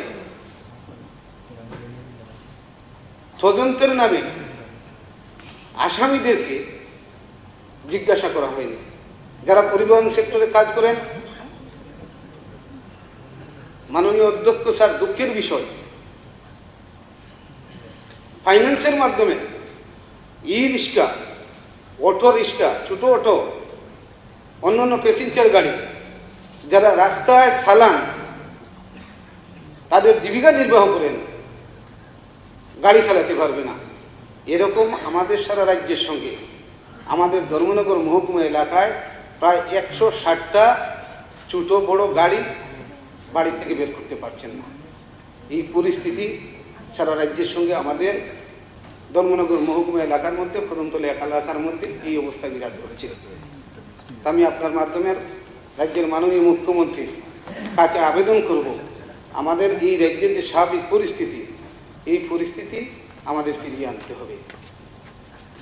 লাস্ট যে বিষয়টা আমি বলতে চাই, এখন পর্যন্ত আমাদের রাজ্যে যে 30টা মহকুমায় আমার কাছে যে তথ্য রয়েছে, 705টি অটো রিক্সা তারা লাইনে বেরোতে পারছেন না, 162টি ই রিক্সা, 316টি ছোটো গাড়ি গত 20 থেকে 22 দিন এগুলি বন্ধ। এছাড়া আমাদের রাজ্যের 82টি গাড়ি ভাঙচুর করা হয়েছে, 18টি গাড়ি পুড়িয়ে দেওয়া হয়েছে, 560টি বাড়িঘর ভাঙচুর করা হয়েছে, 432টি বাড়ি লুটপাট করা হয়েছে। এই পরিস্থিতির মধ্যে আমাদের রাজ্যের সরকার প্রতিষ্ঠিত হয়েছে। রাজ্যের মাননীয় মুখ্যমন্ত্রী বলেছেন যারা এই সমস্ত ঘটনার সঙ্গে যারা যুক্ত থাকবেন তাদের বিরুদ্ধে ব্যবস্থা নেওয়া হবে, পুলিশকে নির্দেশ দেওয়া হয়েছে। এরপরেও সেই ঘটনাগুলি সেখানে বন্ধ হচ্ছে না। এই পরিস্থিতিতে আপনার মাধ্যমে আমি বলতে চাই, নির্বাচন আসবে, নির্বাচন চলে যাবে, নতুন সরকার আসবে। এই রাজ্যের যে পরিস্থিতি তৈরি হয়েছে, এই পরিস্থিতি, উদ্ভূত পরিস্থিতিকে সামাল দেওয়ার জন্য, পরিস্থিতিকে নিয়ন্ত্রণে আনার জন্য আপনার মাধ্যমে রাজ্যের মাননীয় মুখ্যমন্ত্রীর কাছে আবেদন করব, পরিস্থিতিটাকে নিয়ন্ত্রণ করা হোক। আমাদের পক্ষ থেকে অন্য অন্য বিধায়করা যে মাননীয় রাজ্যপালের এই বক্তব্যে যে সংশোধনী বা অ্যামেন্ডমেন্ট এনেছেন, এগুলিকে যুক্ত করার জন্য আবেদন রেখে আপনাকে আবারও ধন্যবাদ জানিয়ে আমার আলোচনা শেষ করছি। ধন্যবাদ। মাননীয় সদস্য শ্রী গোপাল চন্দ্র রায় মহোদয়।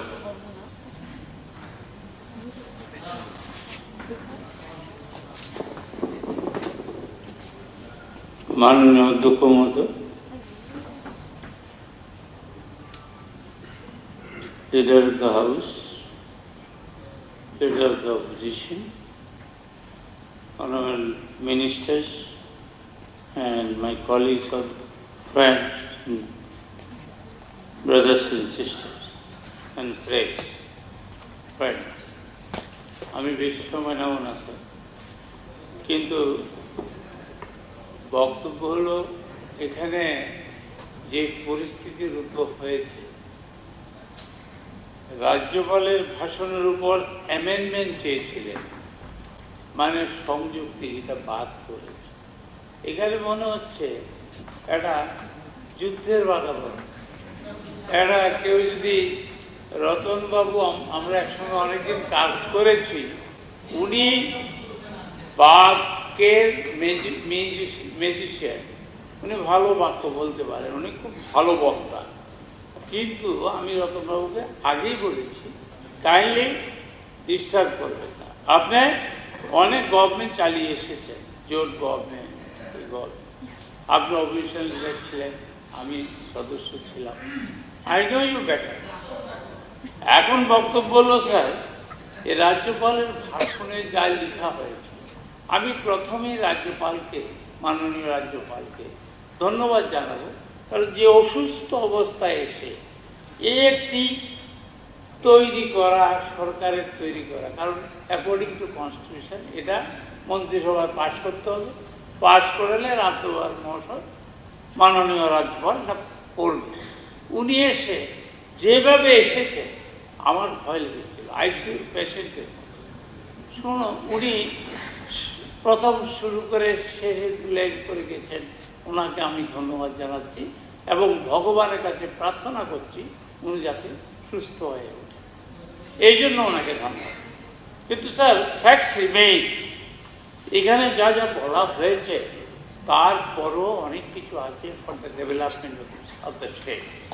যেমন আমি আপনাকে স্যার পরিষ্কারভাবে বলছি, এই রাজ্যে আমি একটা প্রশ্ন দিয়েছিলাম, আপনি দেখেছেন কিনা না দেখেছেন কিনা আমি জানি না, কিন্তু ফ্যাক্টস রিমেইন 2018-19 সালে এই রাজ্যে আমাদের 3828 জন আমাদের কর্মচারী রিটায়ার করেছে।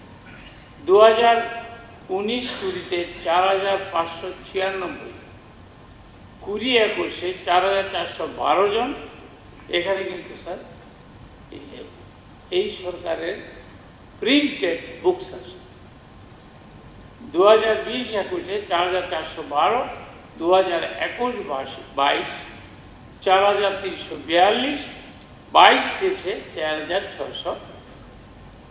4678, টোটাল 21856 জন রিটায়ার করেছে। তো যারা রিটায়ার করেছে তাদের শূন্য পদ হয়েছে, ভ্যাকেন্সি হয়েছে। রতনবাবুকে আমি ধন্যবাদ জানাই, উনি মনে হয় 8000-7000 শিক্ষক নিয়েছেন। এখনো মনে হয় উনি বলেননি কতজন শিক্ষকের এখনো পোস্ট ভ্যাকেন্ট আছে, কারণ এখন স্কুলে নিতে গেলে বিএড দরকার অ্যান্ড টেট পরীক্ষা দিতে হবে। যার জন্য আমি আপনাকে একটু কথা বলবো স্যার, যে সরকার পক্ষের কথা বলছে ভালো, এটা তো অনেক পরিশ্রম করে, মন্ত্রীরা করে না, এগুলি সেক্রেটারিরা করে, মন্ত্রীরা অনুমোদন করে। স্যার, আপনি আমার থেকেও কম জানেন না, অনেকদিন এখানে থেকে আপনিও দুঃখ প্রকাশ করেছেন, আমিও করেছি। কেন? সুযোগ হয় না, লাস্টে আপনার কবিতা পড়তেই দেয়। তাইলে আপনাকে যে কথাটা বলছি, এখানে যেমন আমি I am sorry to say, জনতা জাতিদের জন্য আপনারা মায়া কান্না সবাই আমরা করি, কিন্তু দেখুন 2018-19-এ আমাদের বাজেট ছিল 16,387 কোটি 21 লক্ষ টাকা। এডিসিতে আমরা দিয়েছি মাত্র, দেওয়া হয়েছিল 461 কোটি 57 লক্ষ টাকা। এটা হলো 2018। কিন্তু মনে রাখতে হবে 1/3 পপুলেশন ইজ দেয়ার, এবং 2/3 এরিয়া ভৌগোলিক ওখানে। এই বর্তমান যে সরকার, নিশ্চয়ই সব সরকারই চায় তাদের মন অনুযায়ী, তাদের প্ল্যান অনুযায়ী রাজ্যকে সাজাতে। কেউ হয়তো পারে, কেউ হয়তো পারে, কিন্তু ফ্যাক্টস রিমেইন, আমরা রাজ্যপালের যে ভাষণ তার সঙ্গে সংযোজন করতে চাই, আমরা এটা বরখাস্ত করতে চাই। এখানে যেমন 2019-20 বাজেট যেটা হয়েছে, এই যে বলেছে, আমি জুমলা সরকার বলবো না, কেন্দ্রীয় সরকারকে, কিন্তু আমাদের স্বরাষ্ট্রমন্ত্রী নিজেই বোম্বেতে 17 সালে বলেছে যে কুছ কুছ জুমলা বলনা হতা হ্যায় চুনাও কা ফাইল। আমি আপনাকে যেটা বলছি, 2019-20 আপনার 17,530 কোটি টাকা এবং 30,000। আমি বললাম না ওনাকে, উনি তো এসব কথা লিডার অফ দি অপোজিশনকে স্মরণ করে দিচ্ছি। পয়েন্ট অফ অর্ডার বলার বইতে পরিষ্কার আছে, যখন জুমলা বলেছে একটা লোকের জেল হয়েছে। এই যে জুমলা বলেছে স্বরাষ্ট্রমন্ত্রী, একটু জেল হবে তো অমিত শাহ, না না জেলটা হবে অমিত শাহ। স্যার এই শব্দ উদ্যোগ অমিত শাহ একদম শুনে এটা থাকতে পারবেন। আমি আপনাকে দেখেন, আপনি স্যার দেখেন স্বরাষ্ট্রমন্ত্রী এখানে নেই, আপনি বলছেন আমি বলছি, লেট মি ফিনিশ। কথা বলুন, রতনবাবু বলি, রেফারেন্স দিন। কথা বলে রেফারেন্স, আমি আমার কাছে কথা বলে reference, I will give you reference, পরিষ্কার I will give you record, reference দিন। না না, তাহলে এই শব্দটা কিন্তু থাকবে না, আমাদের এটা থাকতে পারবে না। আমার কথা শুনেন স্যার, এক সেকেন্ড, let me clarify. আপনি ক্লিয়ারিফাই করুন। আমি আপনাকে আমি আমাদের মাননীয় স্বরাষ্ট্রমন্ত্রী, আমাদের সম্মানিত সেটা উনি প্রেসের সামনে বলেছে। কবে কোন পত্রিকা, কবে কোন পত্রিকা জেল হয়েছে, মেম্বারশিপ চলে গেছে, হাউস এসে বলছেন কোনো কথা জানে, এখানে কোনো কথা রাখবেন চা চলবে, কোনো কথা রাখবেন চা চলবে। গেলে হোম মিনিস্টারের চাকরি যাবে, আমার হোম মিনিস্টার বলেছে। আমি বলছি হোম মিনিস্টার নিজে বলেছেন, বোম্বেতে আমি আপনাকে বলছি স্যার, গৃহমন্ত্রী সম্বন্ধে এমন ধরনের মন্তব্য একটা লোক এত বছর ধরে বিধানসভায় আসছে কি বলতে পারে না? বলছি কথা জানে না, কিছু না, কথা বলতে আসেন, কথা বলছে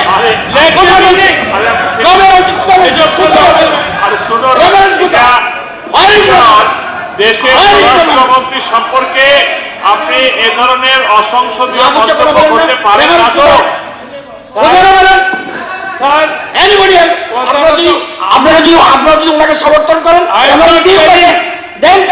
কথা বলতে দিন। এটা আমি বলছি, আপনার কথা বলতে দেওয়া উচিত।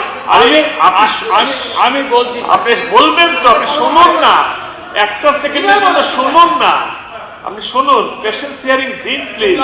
আপনি দেশের একজন মাননীয় স্বরাষ্ট্রমন্ত্রী সম্পর্কে এই কথা বলতে পারেন না, বিং ইলেকটেড মেম্বার। স্যার পারেন না, এটা রাস্তার বক্তৃতা নয় তো। এক সেকেন্ড স্যার, 1 সেকেন্ড স্যার, আপনি যদি আপনি যদি পারমিট করেন, দেশের মাননীয় স্বরাষ্ট্রমন্ত্রী অমিত শাহ এ জুমলা হে, আমি এই ভিডিও আমি এখন শোনাবো।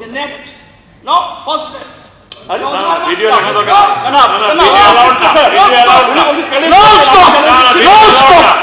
আমি শোনাচ্ছি না, প্লিজ ভিডিও অ্যালাউড না, না আপনি না, ভিডিও অ্যালাউড না, শোনাবো স্যার প্লিজ।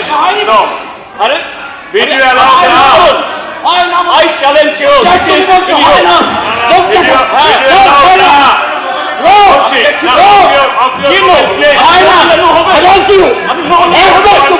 একদম চুপ, সংসদের রীতিনীতি জানেন না? সংসদের রীতি জানেন না? পার্লামেন্ট গেছেন, বলেন অ্যাসেম্বলি এসছেন, বলছেন আপনি অসত্য কথা বলছেন। আমি ঠিক বলছি, বলতে হবে। আপনি জিতেন বাবু please please don't show your mobile. এটা এটা এটা হাউসে চলে না, আপনি জানেন, আপনি আইন জানেন, আইন জানেন। প্লিজ আমি আমি আমি আশা করি প্লিজ প্লিজ রতন বাবুকে আমি কনভিন্স করতে পারবো, আপনাকেও পারবো। আমি বলছি কথাটা আমি বলি, কথাটা বলেছেন। আবার আবার গোপাল বাবু, এবার কিন্তু আমি আপনাকে মাইক বন্ধ করতে বাধ্য হবো। আপনি এতে আসুন, আপনি রাজ্যপালের ভাষণে আসুন। ভাষণে স্যার, ভাষণে ফরেন পলিসিও কথা বলা হয়েছে, যেখানে আজকে লজ্জার কথা, আজকে এক ডলারে প্রায় 69 টাকা হয়ে গেছে। It is matter of shame for the as an Indian. আমি আপনাকে বলছি, এখন আজকে বাজার থেকে আজকের যে দ্রব্যমূল্যের ঊর্ধ্বগতি কেউ অস্বীকার করতে পারেন না। আমি যে কথাটা বলছি যে এখানে স্যার ডিস্টার্ব করলে তো হবে না। এখানে রাজ্যপালের ভাষণে বলছে যে নেশা মুক্ত ত্রিপুরা, কিন্তু ওনার ভাষণেই লেখা নেশা কারবারিদের ধরা হয়েছে, নাইজেরিয়ানও আছে তার মধ্যে। তাইলে আমরা কি বলতে পারি না স্যার যে নাইজেরিয়ানরা কি করে ত্রিপুরাতে ঢুকলো, বাংলাদেশিরা কিভাবে ঢুকলো? স্যার আমাকে বলতে দিন স্যার। এই ত্রিপুরার স্যার, ত্রিপুরা যুব সমাজকে একবারে ধ্বংস করে দেওয়া হচ্ছে। এখন আমি মাননীয় লিডার অফ দ্য হাউসকে আমি এখান থেকে অনুরোধ করব যে ওনার কাছে স্বরাষ্ট্র দপ্তর, he is the honourable chief minister professor doctor Manik Shah, to make a committee how this drug entered or drug seller or purchaser entered in Tripura, এটা কিন্তু দেখা উচিত স্যার। আমি যে কথাটা বলতে চাই, এখানে রাজ্যপাল মহোদয়ের ভাষণে decrease of in MGNREGA allocation সম্পর্কে কিছু নেই। এটার একটা আমরা সংযোজন চাই। Second, decrease in fund of food subsidy NFSA to FCA, এই যে সাবসিডিটা কমিয়ে দেওয়া হয়েছে, এগুলি সংযোজন আমরা চাই। আমরা যে কথা বলছি দেখেন স্যার, ভাবা অ্যাটমিক রিসার্চ সেন্টার, এটা বিশ্বের মধ্যে একটা খ্যাতনামা। এটা জওহরলাল নেহরুর সময় থেকে, ইন্দিরাজির সময় থেকে এটা করা হয়েছে। এখানে অ্যালোকেশন কমিয়ে দেওয়া হয়েছে, ইউরিয়া এবং নিউট্রিয়েন্ট সাবসিডি কমিয়ে দেওয়া হয়েছে। আপনার 2000, এখানে আমার কাছে স্যার, এখানে কিন্তু স্যার বই আছে এট এ গ্ল্যান্স, 2022 এবং 23 সালের বাজেটে যে টাকা ধরা হয়েছিল ক্যাপিটাল এক্সপেন্ডিচার, সেটা পুরোটা ব্যয় করতে পারেনি। এটা কিন্তু বিরোধীদের ব্যর্থতা নয়। আমরা এগুলি কেন স্মরণ করা, যাতে আমাদের অ্যালোকেটেড বাজেটে অ্যালোকেশন গতবার প্রায় 26,000 কোটি টাকা ছিল, 22-23, এগুলি যাতে স্যার প্রপার ইউটিলাইজেশন হয়, বলে আমাদের লোকেরা চাকরি পাবে। একটা জাস্ট এক্সাম্পল আপনাদের বলছি, 5 টাকা মিল খাওয়া, ডাল ভাত এবং কিছু, আমাদের একজন মাননীয় মন্ত্রী, কেন্দ্রীয় মন্ত্রী, খুশি হয়েছিলাম টিভিতে চালু করা হয়েছে। এটা একদিন চলার পর এরপর এটা বন্ধ হয়। এগুলির দিকে আমরা দৃষ্টি আকর্ষণ করি। কারণ আমার ভালো লেগেছে, আমি পত্রিকায় থেকে দৈনিক সংবাদ থেকে সব জায়গায় যে কনস্ট্রাকটিভ criticism বা discussion is welcome told by the leader of the house. এই জন্য otherwise I have nothing to say.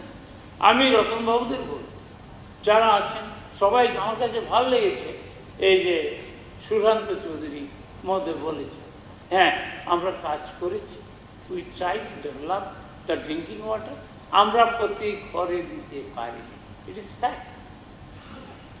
রতনবাবু তো বাক্যের মিউজিশিয়ান, বাক্য বলতে পারে, এদিকে যেমন মিউজিশিয়ান ছিলেন ওদিকেও মিউজিশিয়ান, থ্যাংকস টু হিম। অনেকে পত্রিকা ওনাকে চাণক্য বলে, কিন্তু আমি রতনবাবুকে বলবো প্লিজ যে কোনো জায়গায় অ্যাটাক করার দরকার নেই। আমি যে কথাটা বলছি স্যার, এই যে রাজ্যপাল মহোদয়ের যে ভাষণ তো বলা যায় না, সরকারি পুস্তিকা প্রতিবার প্লিজ, আমি যে কথাটা বলতে চাই স্যার, এখানে রাজ্যপাল মহোদয়ের ভাষণ যেটা তৈরি করা হয়েছে, যদি ওনার নয়, এখানে আমাদের দিদেন ডক্টর প্রফেসর মানিক স্যার আগে যিনি মুখ্যমন্ত্রী ছিলেন, উনি বলেছিলেন 2000 সালে যারা করোনায় আক্রান্ত হবে এবং মারা যাবে প্রত্যেকটা ফ্যামিলিকে 10 লাখ টাকা করে দেওয়া হবে। আজ পর্যন্ত কি সেটা দেওয়া হয়েছে? whether any sentence or word was written here? Another thing, sir, মাননীয়া আমাদের madam Nirmala Sitharaman at the time of corona হয়েছে, তারপর ডেল্টা, এটা এই হয়ে সায়েন্সটা বুঝি না, আমাদের অনিমেষবাবু বলেন ডেল্টা প্লাস, এখন অমিক্রম এসছে। আর আমাদের মাননীয় প্রধানমন্ত্রী বলেছেন, আরে আমি শুরুর আগে আপনি অনেক স্যার, আপনার মনে থাকা উচিত এখানে বসেছিলেন, আমরা চোখের জল পড়েছে আপনার জন্য স্যার। আচ্ছা শোনেন, ডিস্টার্ব আপনি যেমন ওদিক থেকে ডিস্টার্ব আর করছি না তো, প্লিজ ওদিকে না বলে আপনি বক্তব্য বলুন। About you I am very sympathize and I am very worried, কারণ আপনি এদিকে তাকাচ্ছেন স্পন্ডালাইটিস হয়ে যাবে, এদিকে না। আমি আপনার মাননীয় স্যার আপনি আমাদের দিকে তাকান, আমি তাকিয়ে আছি, প্লিজ স্যার। আমি ত্রিপুরার জন্য যখন করোনা হয়েছে তখন আমার যতদূর মনে আছে, অ্যাকর্ডিং টু মি 20,000 কোটি টাকা ভারতবর্ষে একটা প্যাকেজ দেওয়া হয়েছে। এই প্যাকেজে আমাদের দিদেন অনারেবল চিফ মিনিস্টার উনি অ্যানাউন্স করেছেন যে 4,208.77 4,208 কোটি 77 লক্ষ টাকা ত্রিপুরা প্যাকেজ পেয়েছে। এই টাকাটা কোথায় গেছে?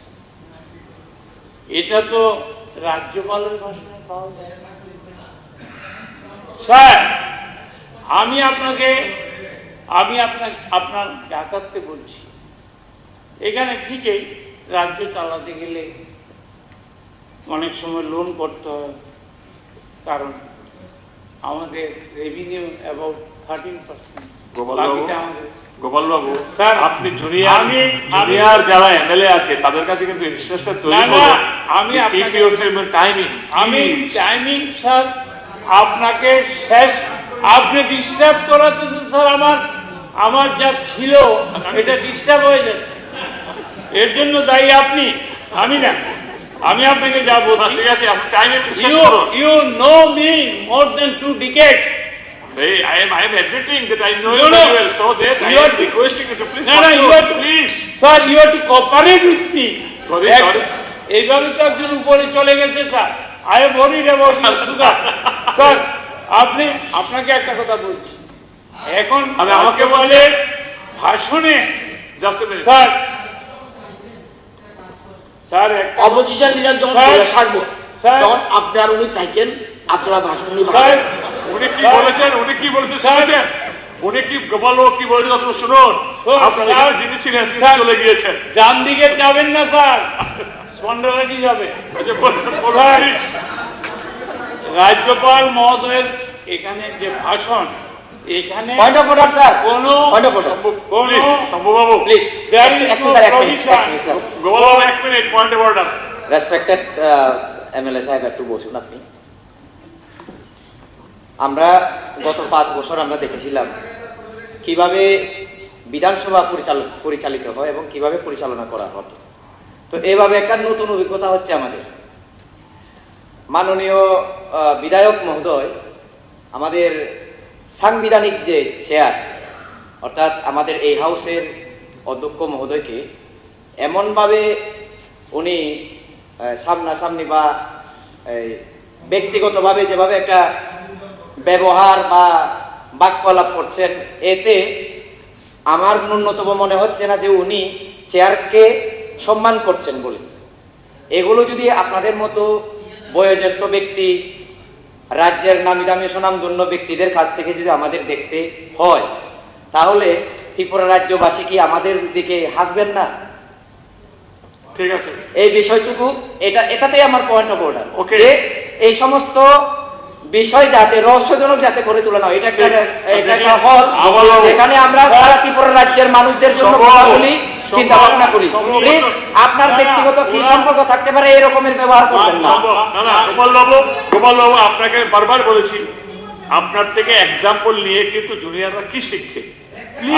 আমি আপনাকে perform as a senior member, perform as a senior please. Sir আমি আপনাকে বলছি, please cooperate with us, will cooperate with you. মানে এরপর কিন্তু আমি মাইক বন্ধ করতে বাধ্য হবো। হ্যাঁ, এরপরে আপনাকে আমি আর 2 মিনিট সময় দিলাম, অনলি 2 মিনিট প্লিজ। আচ্ছা 2 মিনিটে আমাকে সুস্থভাবে বলতে দিন, অসুস্থ করে।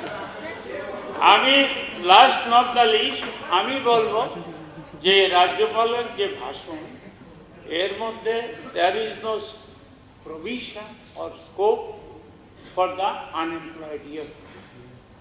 এটার মধ্যে কোনো দিশাই নেই।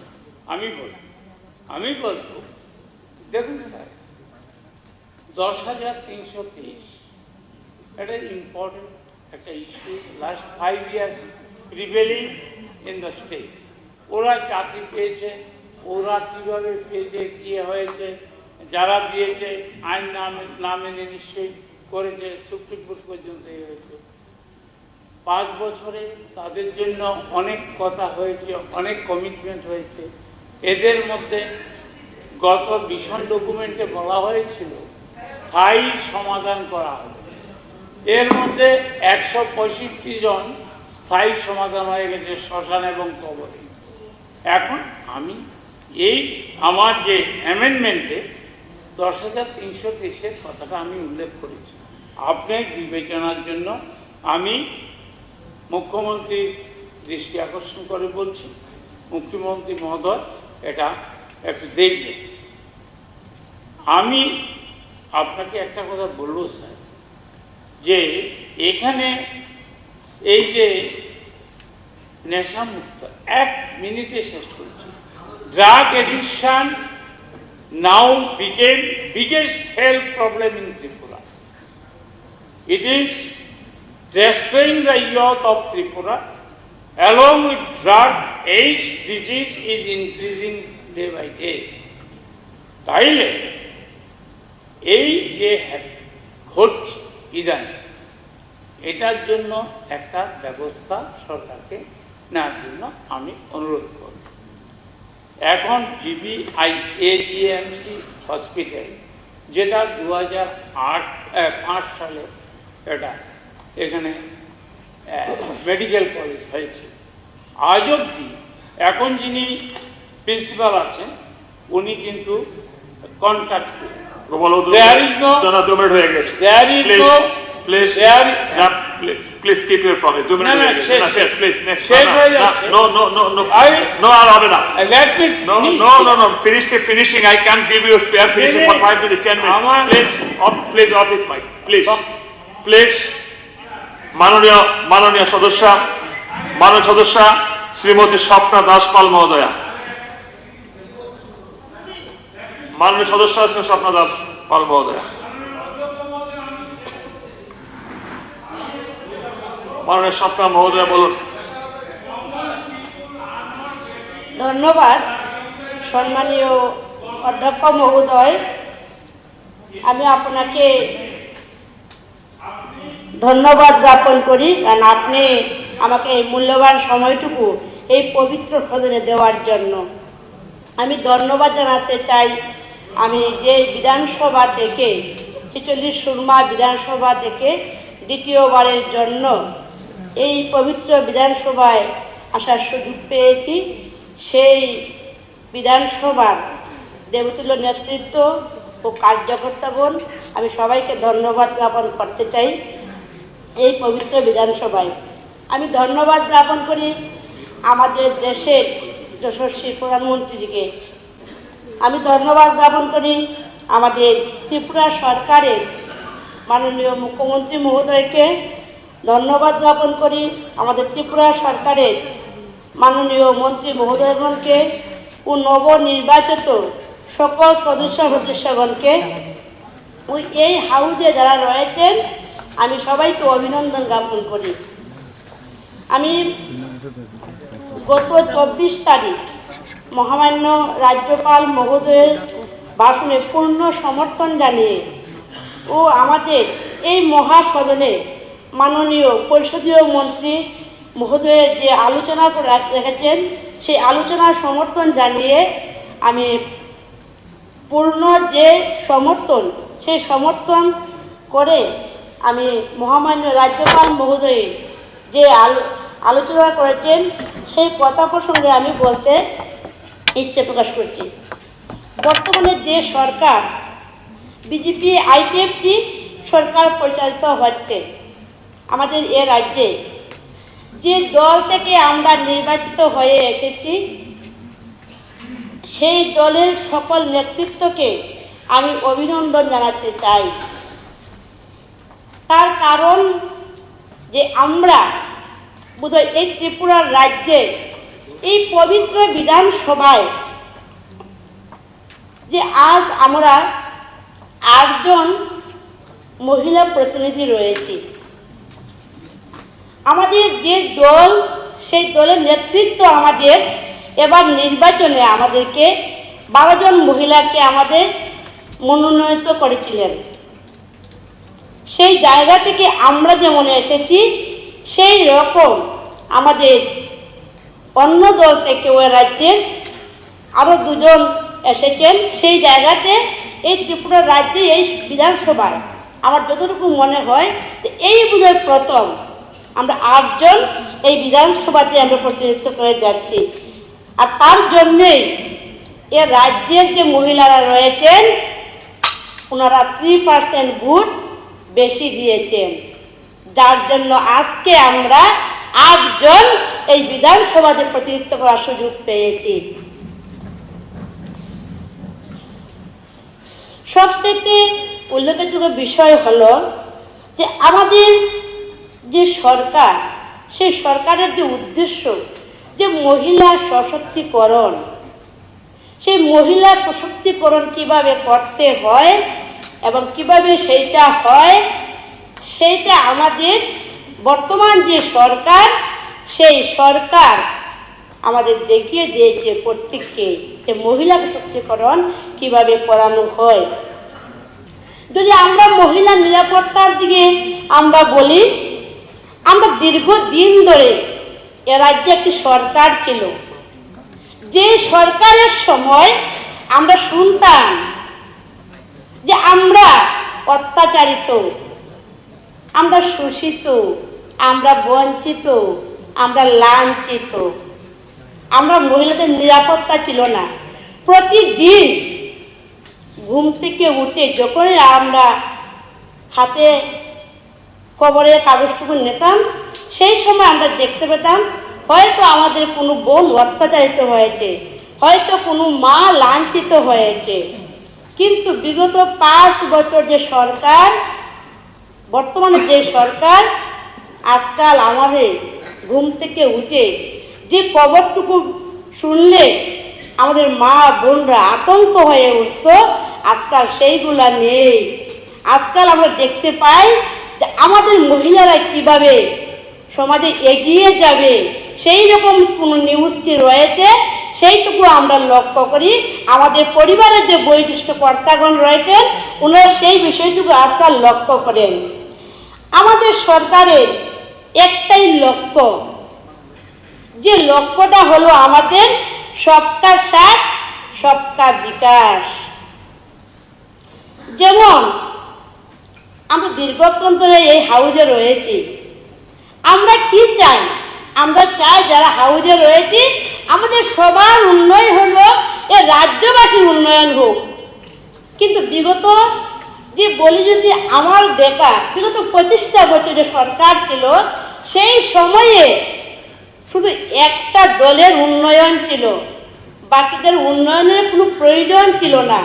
কিন্তু আমরা এই হাউজে বসে আমরা চাই যে আমাদের যেমন উন্নয়ন হবে, আমাদের সাথে যে রয়েছেন আমাদের বাম দেশের ভাইয়েরা বোনেরা, ওদের যেন উন্নয়ন হয়, যেন আমাদের শ্যামল বাবুর উন্নয়ন হয়, সম্মানীয় জিতেন বাবুর যেন উন্নয়ন হয়, সেই উন্নয়ন আমরা চাই। আমরা চাই এক ত্রিপুরা শ্রেষ্ঠ ত্রিপুরা। এক ত্রিপুরা শ্রেষ্ঠ ত্রিপুরার লক্ষ্যে আমাদের রাজ্যের সম্মানীয় মুখ্যমন্ত্রী মহোদয় উনি খুব নিষ্ঠার সহিত কাজ করে যাচ্ছেন। আমরা লক্ষ্য রেখেছি আমাদের রাজ্যের মাননীয় সম্মানীয় মন্ত্রী মহোদয়গণের কাজ। আমরা লক্ষ্য রেখেছি এ রাজ্যের যারা বিভিন্ন প্রশাসনিক আধিকারিক রয়েছে ওনাদের কাজ, যে কিভাবে এক ত্রিপুরা শ্রেষ্ঠ ত্রিপুরা করা যায়, সেই নিয়ে ওরা নিরন্তর কাজ করে যাচ্ছেন। আমরা একা পারবো না, যদি রাজ্যের উন্নয়ন করতে হয় তবে আমরা একার পক্ষে সম্ভব হবে না। আমরা চাই যে উন্নয়নের পক্ষে আপনারাও আমাদেরকে সহযোগিতা করুন, তাহলে যে এক ত্রিপুরা শ্রেষ্ঠ ত্রিপুরা সম্ভব হবে। আমার কিছুক্ষণ আগে আমরা লক্ষ্য করেছি যে আমাদের বাম গাছের এই দুজন আমাদের সম্মানীয় বিধায়ক বলেছিলেন, ওনারা যে বলেছিলেন ওনাদের কথাগুলো আমরা শুনছিলাম। ওনাদের কথা বলার সময় আমাদের এদিক থেকে একটিও বিরোধিতা আসেনি। যা আলোচনা করবেন যুক্তিসঙ্গত আলোচনা করুন, আপনার যুক্তিবিহীন আলোচনা করে এই সময়টুকু আপনারা নষ্ট করবেন না। আর এই যুক্তি ছাড়া আলোচনা করলে যে সময়টুকু নষ্ট হয়ে যায় সেইটা আমাদের সময় থেকে চলে যায়। তাই আমরা চাই যে সবার উন্নয়ন, আত্মনির্ভর ত্রিপুরা। আমরা সবাই চাই যে আত্মনির্ভর ত্রিপুরা আমরা গড়ে তুলি। সেই আত্মনির্ভর ত্রিপুরা যদি আমরা গড়ে তুলতে পারি তবে আমরা প্রত্যেকে স্বাবলম্বী হতে পারি। যখন প্রত্যেক এলাকার জনগণ স্বাবলম্বী হবে তখনই সেই আত্মনির্ভর ত্রিপুরা গড়ে উঠবে। আমরা আপনারা সবাই লক্ষ্য করেছেন যে কথাটুকু বলতে হয় আমাদের, যে আজকে যখন আমরা দেখতে পেলাম যে আজকে বিভিন্ন বিষয় নিয়ে কথা হয়েছিল, যে জল জীবন মিশন নিয়ে হয়তো কথাটা পুনরায় হয়ে উঠল, কিন্তু সেই কথাটা বলতে হলো কেন? দীর্ঘদিন সরকার ছিল, কিন্তু আজকে যারা আমরা যাদের জন্য বলি যে আমাদের জনজাতি ভাইয়েরা, আমাদের বিভিন্ন পিছিয়ে পড়া সম্প্রদায়ের লোকেরা আজকে জল নিয়ে কথা হচ্ছে, কিন্তু দীর্ঘদিন তো আমরা দেখেছি যে চড়ার জল, দুভার জল চারা কিছুই ছিল না।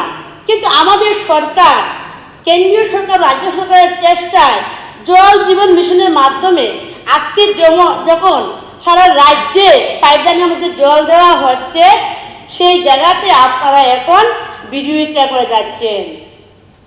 আপনারা একবার নজর দেন তো যে দীর্ঘদিন তো আপনারা এই রাজ্য সরকারে ছিলেন, কিন্তু কেন আপনারা পারেননি? এই বিগত 25টা বছর আপনারা কি করেছেন? কেন পারেননি মানুষকে সেই পরিশুদ্ধ পানীয় জল দেওয়ার জন্য? আজকে আমাদের সরকার চেষ্টা করে যাচ্ছে, হয়তো কিছু কাজের অসুবিধা রয়েছে, সেইগুলি খুব কম সময়ের মধ্যে আমাদের সরকার চেষ্টা করবে সেইগুলি কীভাবে করা যায়। আমরা লক্ষ্য করেছি যে আমরা আগে যখন আমরা দেখতাম যে চীন, লেনিন, স্টালিন কি জানি এইসব নিয়েই ছিল আলোচনা আলোচনা আলোচনা। যদি উঠান সভা সেই জায়গাতে সেই সব আলোচনা, পথসভাতে সেই সবই, জনসভাতে সেই সবই। কিন্তু বর্তমান সময়ে একটা জিনিস আমরা শুধু লক্ষ্য করি না, আপনারা লক্ষ্য করে দেখবেন যে সারা ভারতবর্ষে আমাদের ত্রিপুরা রাজ্যে প্রত্যন্ত গ্রামের যে বাচ্চারা, সেই বাচ্চারাও এখন এক কথায় বলে উঠে যে মুদি মুদি মুদি মুদি।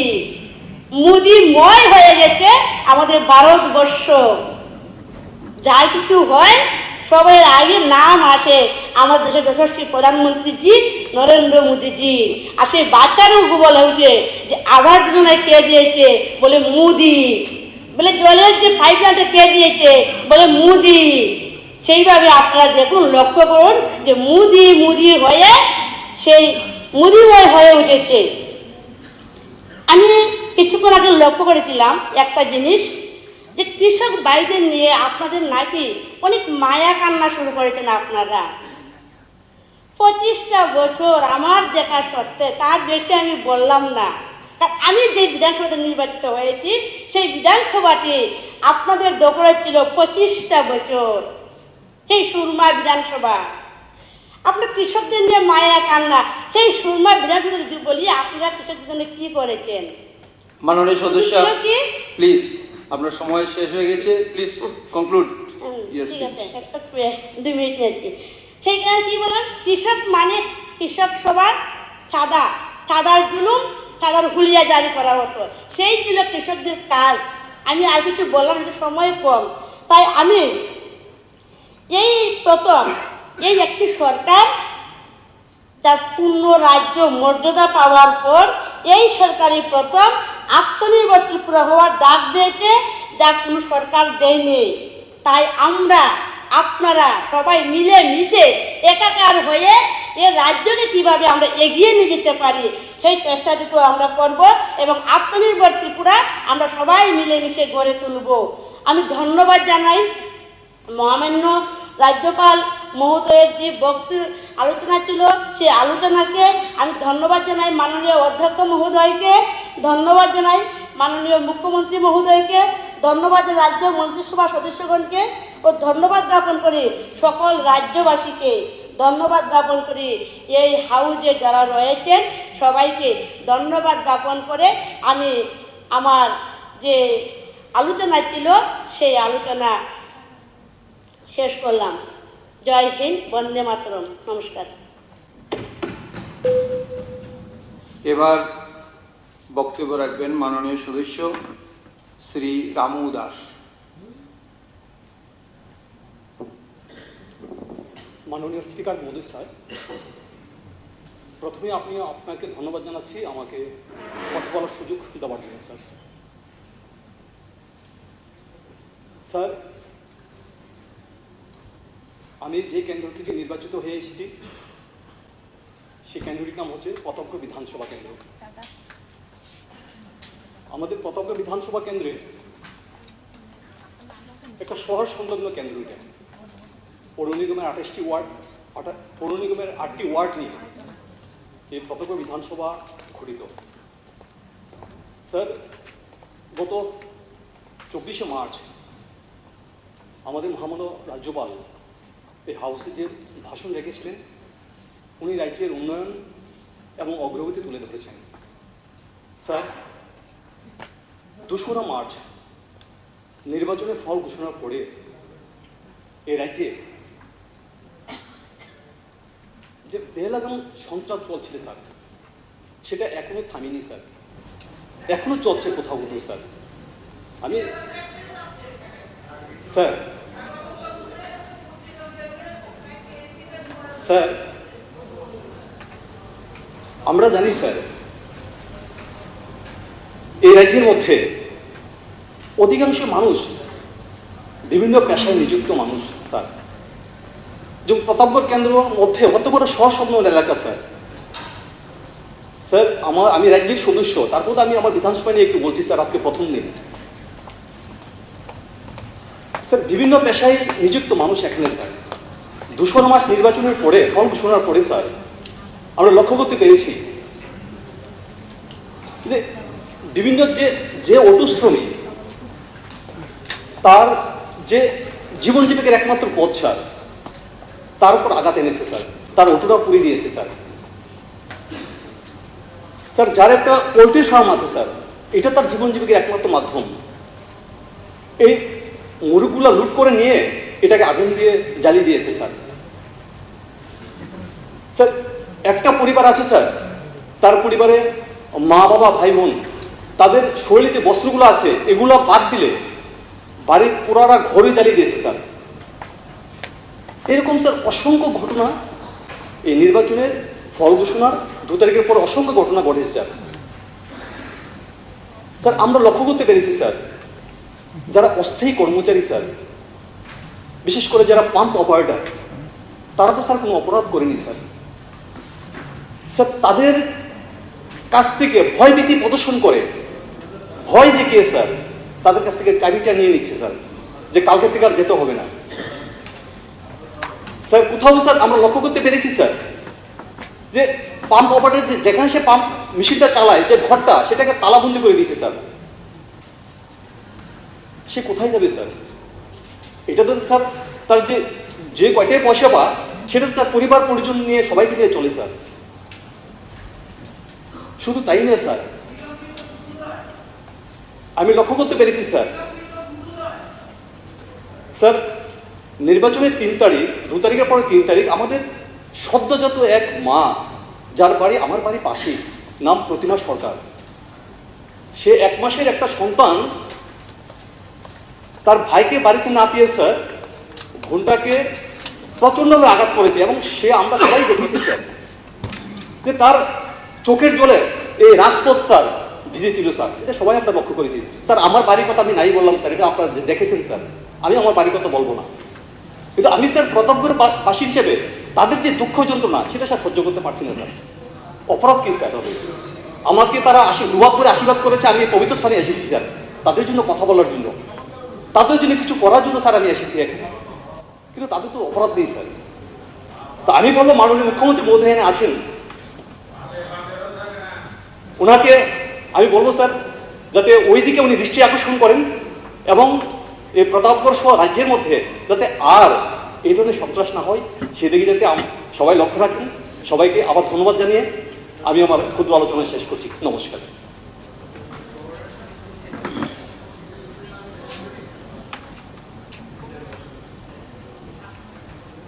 এবার বলবেন মাননীয় সদস্য শ্রী সুদীপ সরকার।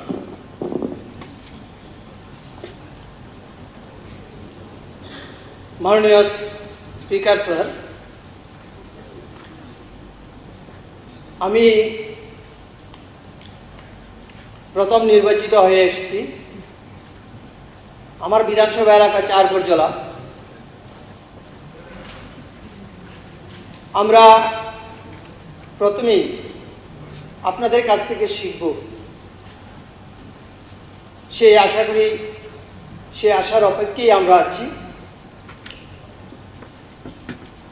গত 24 তারিখ আমাদের রাজ্যের মহামান্য রাজ্যপাল যে বক্তব্য রেখেছেন, তার মধ্যে আমি 2-1টা সংযোজন করার জন্য অনুরোধ করছি।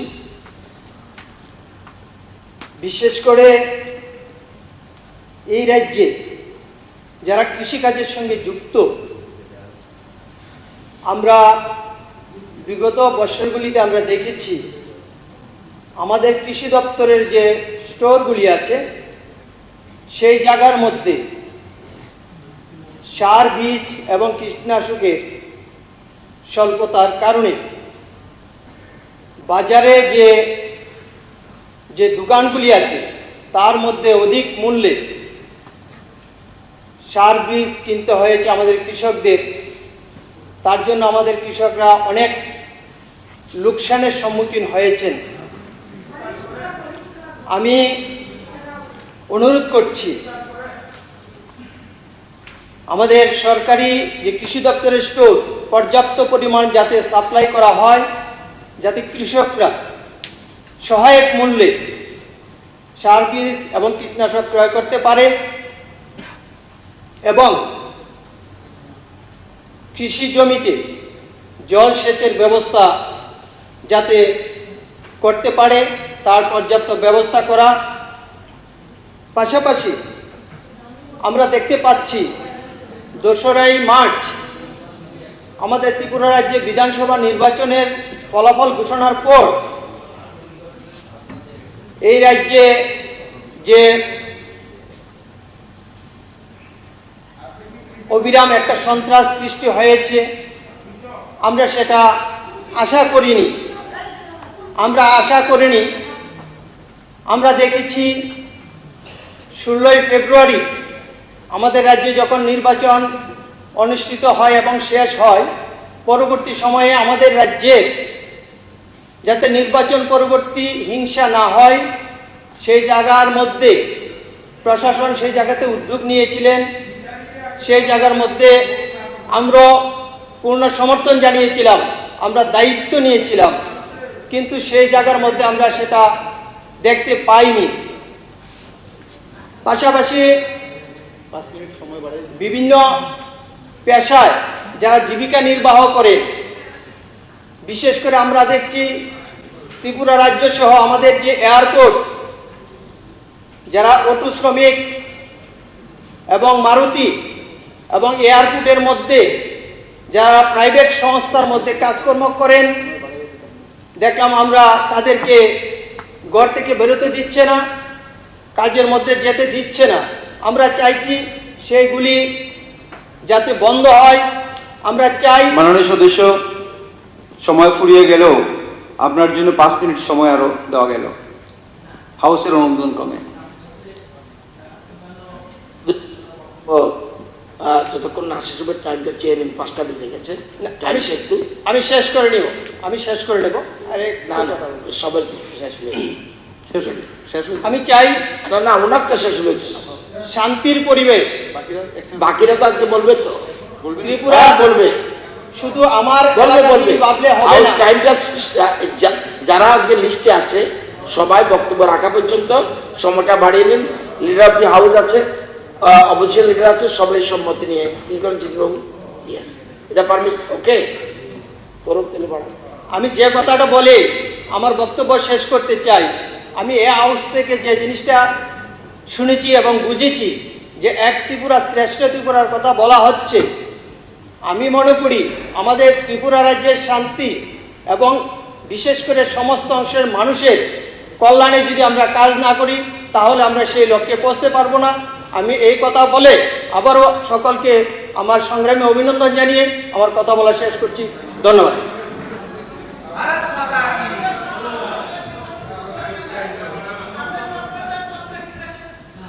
ঠিক আছে, সবার অনুমতি ক্রমে আরো 4 জন বাকি রয়েছেন, সবার জন্য সময় দেওয়া গেল।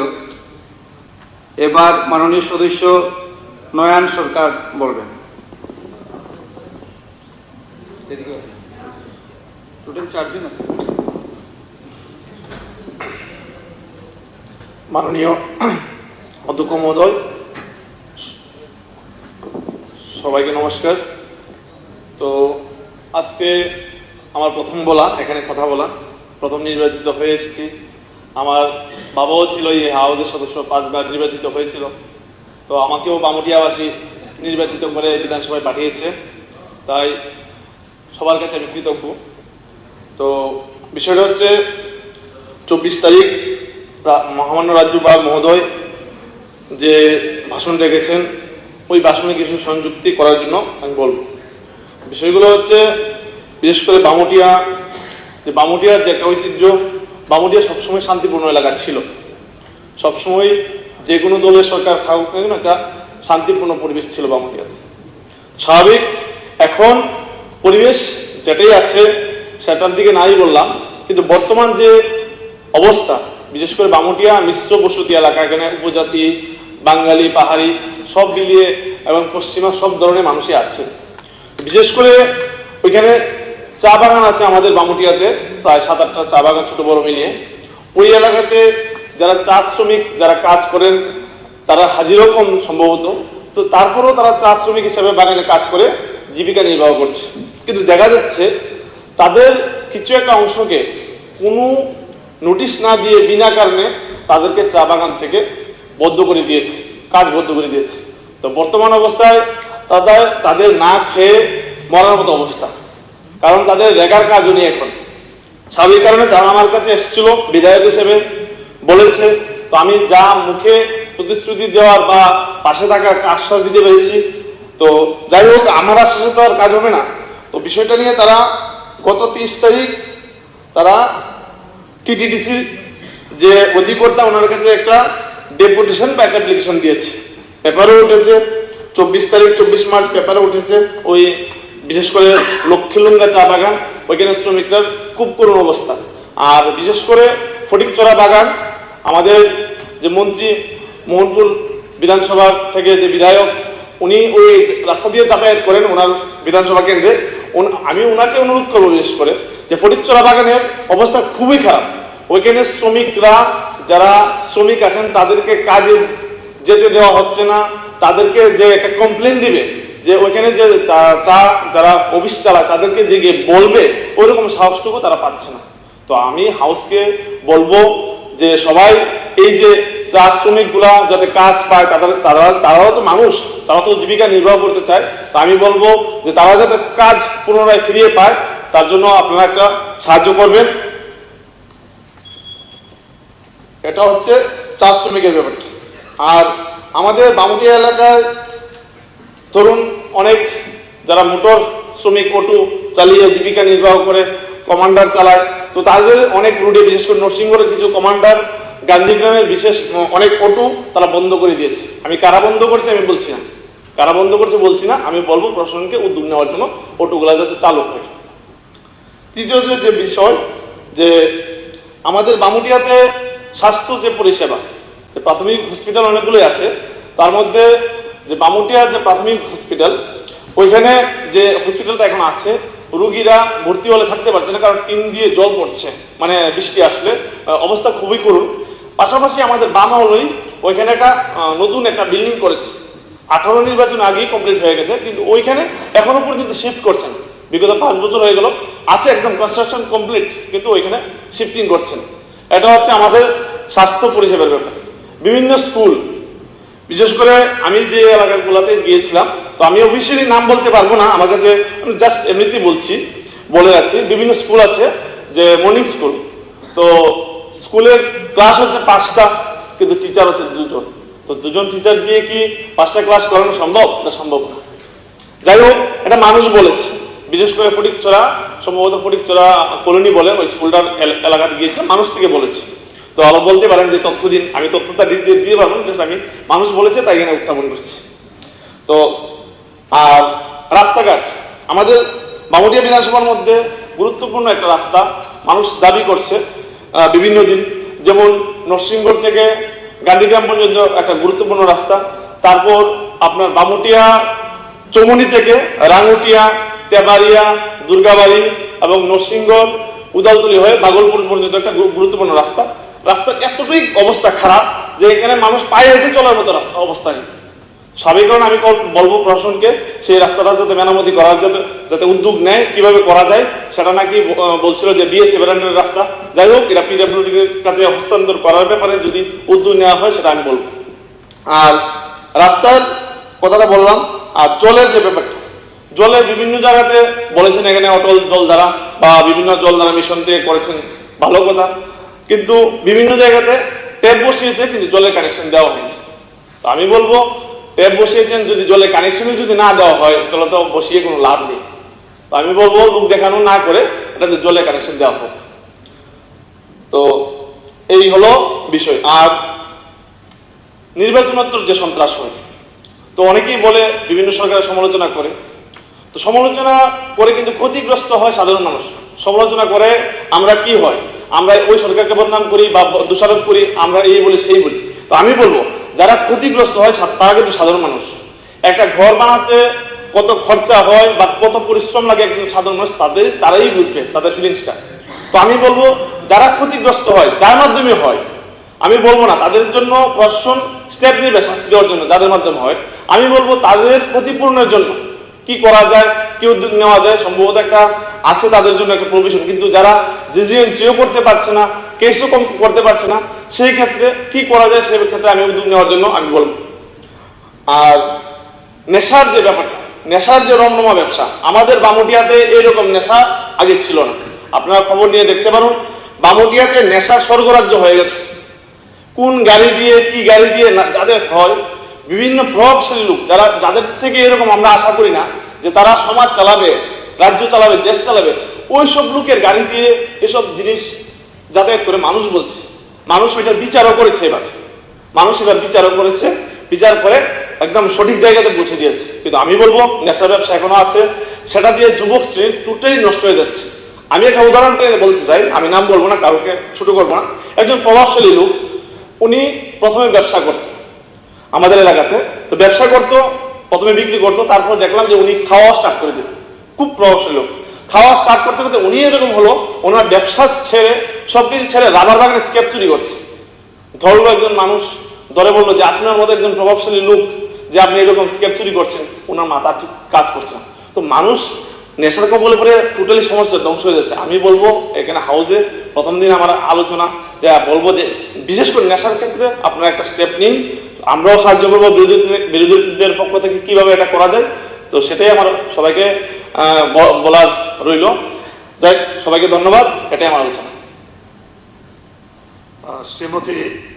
শ্রীমতী স্বপ্না দেব বর্মা মহোদয়।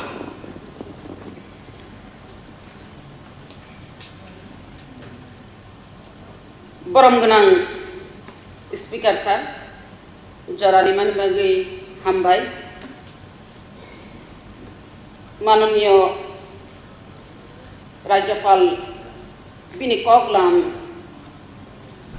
सामानि सैजाकनि बिसिंखै नुखा 32 नाम्बार और साका 2018-2022 जराव हास्टे नायमुथां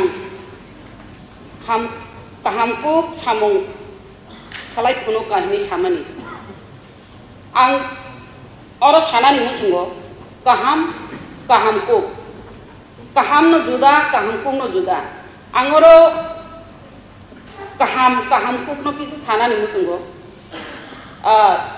अब सानानि थांखाय सुंदर अति सुंदर अब आरो किछा पार्थक्य दङ ओंका अर साजाखा मानै सेक्रे मुं बरक बुथार मुं उरपाति मुं बोरै रकनि साकाव जाया सामुं सिद्रा खोलाइमा हाय जाया पाति मुं इसा दै तानसागारो इसा काहिनी सामानि आं और सानानि मुसुंगो जे और मानि सेक्रे मुं गांगाय त्रिपुरा राज्य नुजाखा ब्रैरक मर्निं वाक खालायमालिया तत्रानि चेन रक सेक्रेतलांजाक मारक शपिंग थांफ्रु बेग रक सेक्रेतलांजाक मारक आबो दंगो त्रिपुरा ओ सिकक रक इचा बांगै दंगो तेमरवो बरक बुथार मुंनि कक सानानि थांखांखाय बरक बुथार मुं बाहायखाय किसाखा बरक बुथार मुं दिने दिने जों तेब गोबांखाय नुजादि दं ताबुग्रमदि बरक बुथार मुं जों अबनो एग्जाम्पल लिमानो बिश्वजित देबबर्मा बखरचा फायर सार्भिस चाकरि खालायो बिनि ऑफिसनि ड्रेस बाय tongmani shorteo bono mission ko thumtui butharmani tebo chungnu gorwo Mantri Lal Kaipengni butharjak maro tebo sanani thangka hangkai chungnu gorwo rabat bagan logo buthari berajago rabat bagan logo koto sorori butharjago tebo nu gorwo buthari tui bisingo khichon jago nga bahai ki kisaka butharjakmu butharjakmu bari sitongo tabo or sanani thangkai nai buthang bahani ro kaham kok samung khlaika ini samani or tebo jodi nai muthang bahini kaham kok samung khlainani hingkai o butharjakmani no kominani nangnai hingkai so kaham kok ngani nangnai আর ওর মানে শেখরক জাংমানি কমি খাংগাইছে কাহাম কুক উংনাই আপ্রসে কাহাম কুক হিনি সাইমানাই কাহাম আঙাবো খলাইয়া হিয়া খলাইও কাহাম ফেবা কাহাম বাই কাহাম কুক ফেরো তেবো সামানি মুসুঙারো বুড়িরকনি সাকাও চায়া সামু খলাইমানি আবরকনো সানানি থাঙ্কা হংকাই ত্রিপুরা রাজ্য কাছে চিকনছা রাজ্য ত্রিপুরা রাজ্য এমন নিবচাখা বুড়িরক নি যে ইজ্জত নি ব্যাপারও দর্শন গণদর্শন বধুহতা শ্লীলতাহানি আব দিনের পর দিন বাড়ি দङ আনি পূর্ব বক্তা সামাবাই আং কিচাফানো আব গথক জাগলিয়া আনি পূর্ব বক্তা বুড়ি ইংনি বকক সাইথাঙ্কা কমি দङ হিনি নাই সম্মান মানো হিনি নাই ফিয়াবা আং যে বাস্তব চিত্র ন সাউতি সানানি মুসুঙ্গ অরও বুড়ি রকনে ইজ্জত রক্ষা করিনি দङ ত্রিপুরা রাজ্য ফিল্মের কায়দায় বিহিক বুসাই বাই কাই ফাইমানি পর্যন্ত বুসাই দংমানি শর্তেও বিহিক ন রম ফেউই তলাঙ্গই অরও রেপ দর্শন গণদর্শন খাইমান হংকাই আবো বুড়িরকনি ইজ্জত বড় থাং সাউগি খেবা আবনি বাগৈ আং মাননীয় স্পিকার নি থানি সানানি মুসুঙ্গ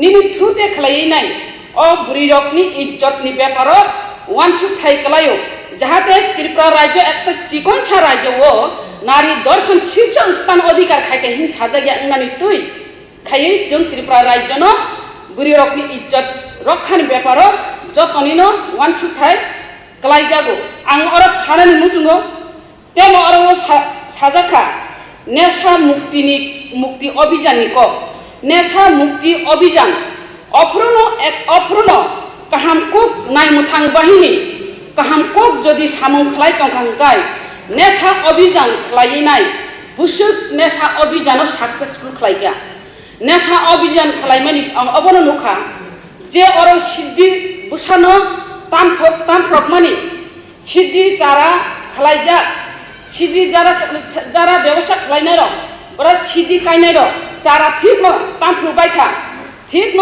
সিদ্ধি ন ক্ষতি খলাই নষ্ট খলাই দিবেখা ফিয়াবা ও সিদ্ধি চারা সিদ্ধি ব্যবসা সিদ্ধি কাইনাই রকনি চারানো নষ্ট খাইমানি শর্তেও বাহাইকে সিদ্ধি তেইসা ব্যবসা খাইনাই রক গাড়ি তলাঙ্গৈ মানজাকনানি নাং বাহাইকে মানজাকনানি নাং আর ত্রিপুরা রাজ্য যদি সিদ্ধি ব্যবসা সিদ্ধি যদি অর্ব উৎপাদন হংকাই ত্রিপুরা রাজ্যনি সিদ্ধি যদি ফাতার থাংফ্রু হাঙ্গা রমজা হংকাই আর ফাতারনি যারা ড্রাগস কারবারি খাইনার ড্রাগস তুই দङ টেবলেট তুই দङ হংকাই আবকা বাহাইকে রমজাগিয়া আবকা তাং রমজাগিয়া जों ত্রিপুরা রাজ্য বাবুক নুগো যারা অর নেশানি কক সানানি থাকায় ড্রাগসনি কক সানানি থাকায় চিনি চেরাই রক বাবুক যারা যুবক উংখা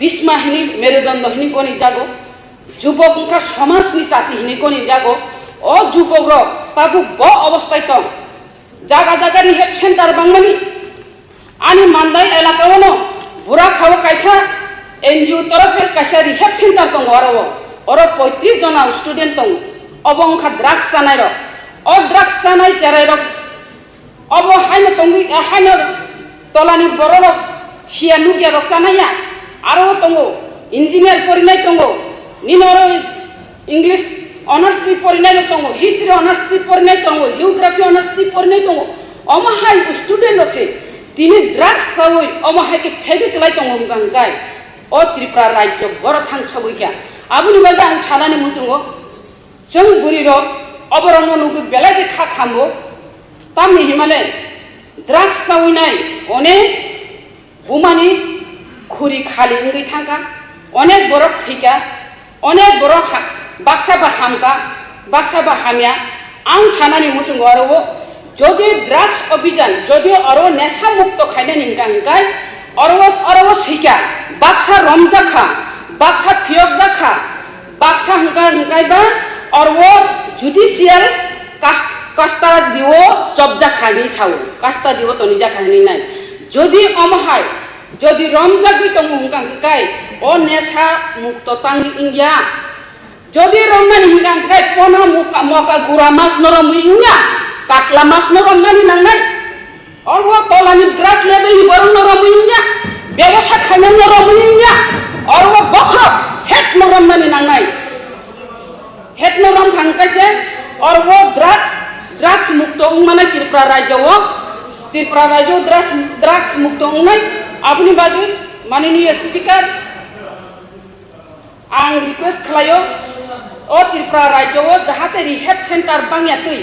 আর যাহাত যে রিহেব সেন্টারত যে স্টুডেন্ট দংমানি অব কাহাম কাহামকাই যাই নাইজাগে হামনানি তুই খ্লাই সরকারনি তরফ থেকে পদক্ষেপ না হাতে ইনি নাই আং মাননীয় স্পিকারনি তুই থ্রুতে আং কবক মুংনারগ তাই বুড়ি রকনি ইজ্জত রক্ষা খ্লাইনাই মাগি নাই বাহাইকে ত্রিপুরা রাজ্যও শীর্ষ স্থান নারী রংনি ইজ্জত থাংসগিকে হিংজাক সাজাগিয়া তুই খ্লাই সকনানি বাগি নাই অমহাই স্টেপ না হাতে ইনি নাই মাননীয় স্পিকারনি থানিতি কবক মুংনারগিনো আনি কক সামান্য রং থাকা তাই অব লাস্ট আং অবন কবক মুংনারगनाय जों जे बिरोधी बेंच आचुनाय जों जे एक खायदि हिमानि न खायजाक थुं नेनाय आनि कक अरन मुथाका हामबाय माननीय सदस्य श्री বিরোধী সেনা মহোদয়। মাননীয় স্পিকার সাহেব, মহামান্য রাজ্যপাল মহোদয় যে ভাষণ প্রদান করেছেন এবং ওইটার উপরে বিরোধী বেঞ্চ থেকে যে সংশোধনী এনেছে তাকে সাপোর্ট করে সংক্ষিপ্তভাবে কয়েকটি কথা উত্থাপন করতে চাই যে আমাদের রাজ্যে স্বাস্থ্য পরিষেবা গ্রামাঞ্চলে প্রায় নেই বলে চলে। সেই জন্য রাজ্যপালের ভাষণের মধ্যে আরও মেডিকেল কলেজ করার কথা উল্লেখ নেই। ত্রিপুরার 8টা জেলাতে, আগরতলা বাদে আরও 7টি জেলাতেও একটা করে মেডিকেল কলেজ করা দরকার, হয় সরকারিভাবে হোক নতুবা বেসরকারিভাবে। অনেকে শুনলে ভাববেন যে ছোট্ট রাজ্যে কিভাবে হয়। আমি দেখেছি পন্ডিচেরি ছোট্ট একটা রাজ্য, জনসংখ্যা 9 লক্ষ, 8টা মেডিকেল কলেজ আছে।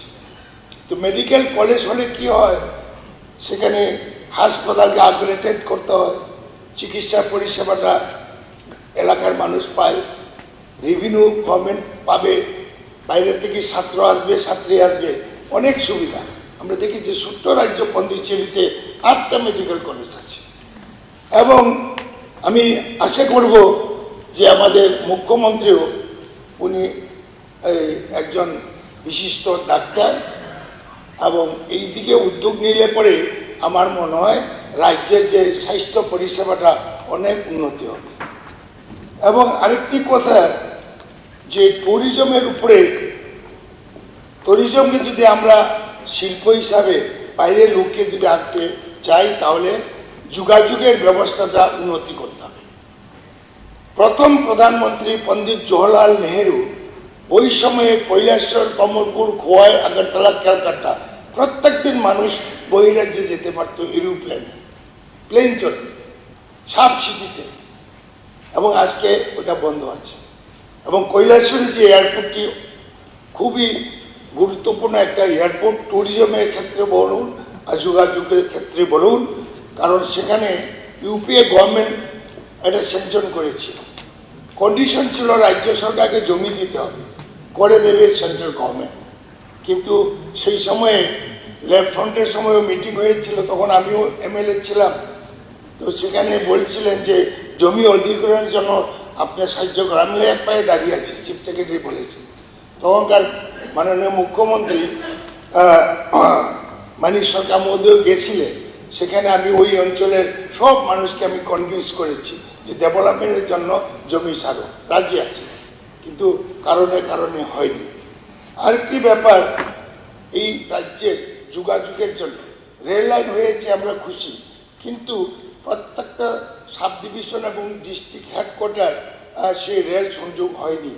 ভারতবর্ষে প্রত্যেকটা জেলা হেডকোয়ার্টারে রেল সংযোগ হয়েছে, ব্যতিক্রম ত্রিপুরা।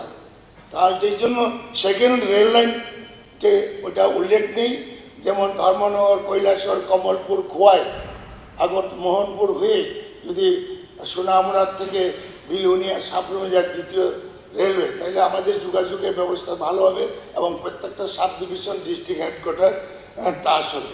শুনেছিলাম সার্ভে কাজ হবে এবং মাননীয় প্রধানমন্ত্রী একবার এসেছিলেন, ওই সময় পত্রপত্রিকা দেখেছি যে ওইটা। এবং আরেকটি কথা বলতে চাই যে রতনবাবু যখন শিক্ষামন্ত্রী ছিলেন, বেশিরভাগ স্কুলে ইংলিশ মিডিয়াম পড়েছে। ইংলিশ মিডিয়াম করার ফলে কি হয়েছে, একদিকে ছাত্রছাত্রী উপকার হয়েছে, আরেকদিকে বিপর্যয়। কারণ কৈলাসহরের সব স্কুল, কৈলাসহরে আমি এক্সাম্পল দিই, স্কুল হাই স্কুল 12 ক্লাসে সবাই ইংলিশ মিডিয়ামে পাস করে ভর্তি হবে কোথায়? ইংলিশ মিডিয়ামে কলেজ নাই, গার্জিয়ান ছাত্রছাত্রীরা পাগল হয়ে যায়। সেই জন্য প্রত্যেকটা ডিস্ট্রিক্ট হেডকোয়ার্টারে কম করেও একটা ইংলিশ মিডিয়াম স্কুল খোলা দরকার, আমার কলেজ, সরি।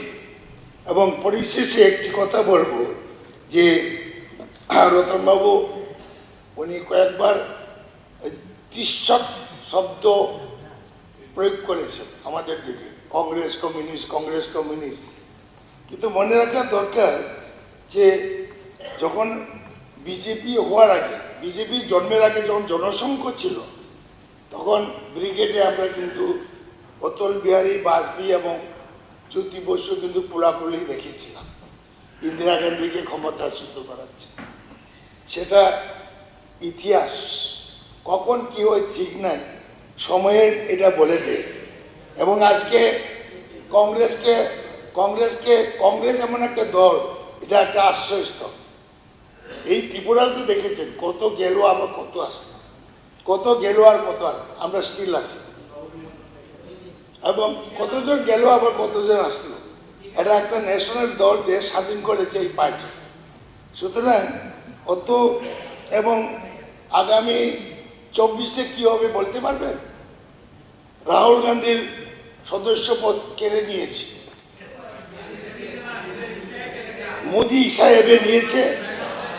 কারণ এই যে আজকে প্লেকার্ড দেখিয়েছি, বেশি ইম্পর্টেন্ট, 20,000 কোটি টাকা point of order sir, Adani, point of 20,000 কোটি টাকা আদানি, পয়েন্ট অফ অর্ডার, এবং পয়েন্ট অফ অর্ডার, মাননীয় সদস্য বিরোজিত বাবু বলেছেন যে রাহুল গান্ধী সদস্য পদ কেড়ে নিয়েছে, মোদির কথা বলেছে। আমি বলবো উনি হাউসে একটু ক্লিয়ারিফিকেশন দেওয়ার জন্য, মোদি কিভাবে নিতে পারেন বা কিভাবে ওনার মেম্বারশিপ গেছে, কেন গেছে, এটা যদি দয়া করে উনি ক্লিয়ারিফিকেশন করেন, এটাই আমার পয়েন্ট অফ অর্ডার ছিল। সময় অতি অল্প, এটা সবাই জানে কিভাবে হচ্ছে রাজনৈতিক চক্রান্ত। কারণ 2024-এ কি হবে এটা আপনারাও বলতে পারবেন। কারণ আমরা national party, Congress party, Indira গান্ধীরও মেম্বারশিপ কেড়ে নিয়েছিল, ইন্দিরা গান্ধীকে জেলে ঢুকিয়েছিল, এরপরে ইতিহাস আপনারা জানেন। সুতরাং 2024-এর পরে আপনারা যে আবার আমাদের সঙ্গে আসবেন না কোনো গ্যারান্টি আছে? আমি যে ছেলেকে, এই যে মাননীয় এখানে যারা আছেন, মাননীয় স্পিকার স্যার, আপনার থেকে শুরু করে কয়েক ডজন কিন্তু আমাদের ঘরের মানুষ, ঘরের ছেলেদের ঘরে ফিরবে না এমন কোনো গ্যারান্টি আছে? সুতরাং আমি দীর্ঘ বলবো না, এইটুকুই বলতে চাই যে কংগ্রেস তার নীতি আদর্শ নিয়ে আছে এবং দেশের জন্য লড়াই করে যাচ্ছে, সুতরাং সময়ই বলবে। ধন্যবাদ। এবং একটা কথা বলি, আপনারা এখানে বলেছেন নির্বাচনের পরেই সন্ত্রাস কম হয়েছে। কেন হয়েছে জানেন? 60% উপরে অপোজিশনের সাপোর্ট পেয়েছে পাবে। যদি ওটা যদি 60% হতো আপনাদের সন্ত্রাসটা আরো বাড়ত। 60% যদি আপনাদের দিকে আসতো যে সন্ত্রাসটা আরো বাড়ত। ধন্যবাদ। মাননীয় সদস্য শ্রী সঞ্জয় মানিক Tripura.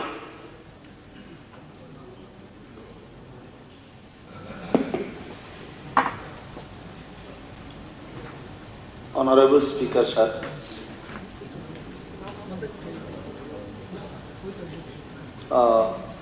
Today, on the basis of our His Excellency Governor speech, I would like to add some points. We have heard about the development of our state. That is very clear vision. We are also very happy to be part of that. But one thing I cannot understand, that the development of whole state or the development except Korbuk or remotest area and all. Since I am the representative of Korbuk, so I have to mention about the Korbuk constituency or the residents of our Korbuk. No, let me finish first of all. One village, the name of village is Matai Kami.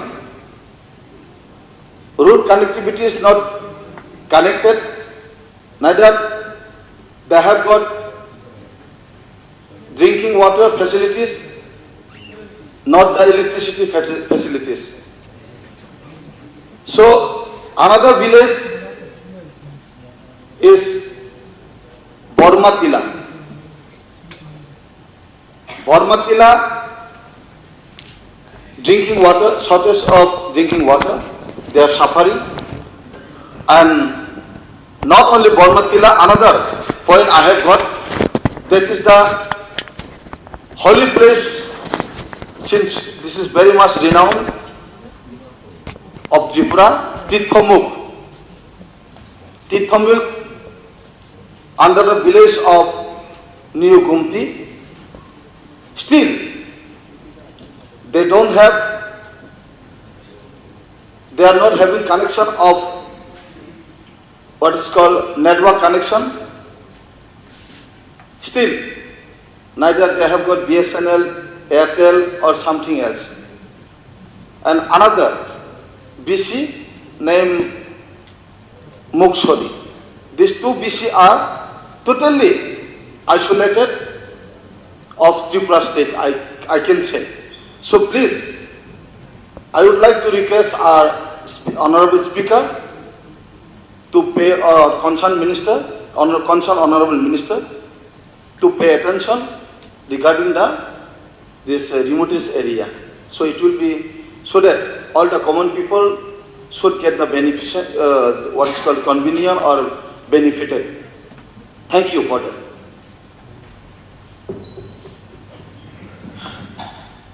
মাননীয় সদস্য শ্রী জিতেন্দ্র চৌধুরী মহোদয়।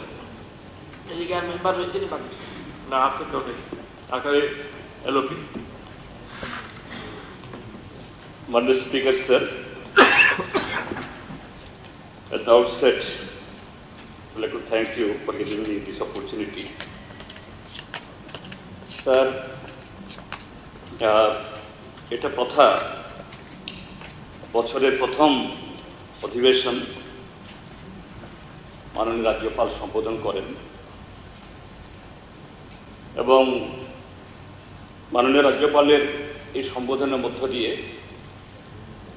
সরকারের বিগত দিনগুলোর কাজের অর্থাৎ তাদের achievements, তার প্রতিফলন তার মধ্যে ঘটে, এবং তার সাথে ইম্পর্টেন্ট পলিসি স্টেটমেন্ট, সরকার কী করতে চান বা কী করেছে তার কিছু ভিশন এটা এক্সপ্রেসড হয়।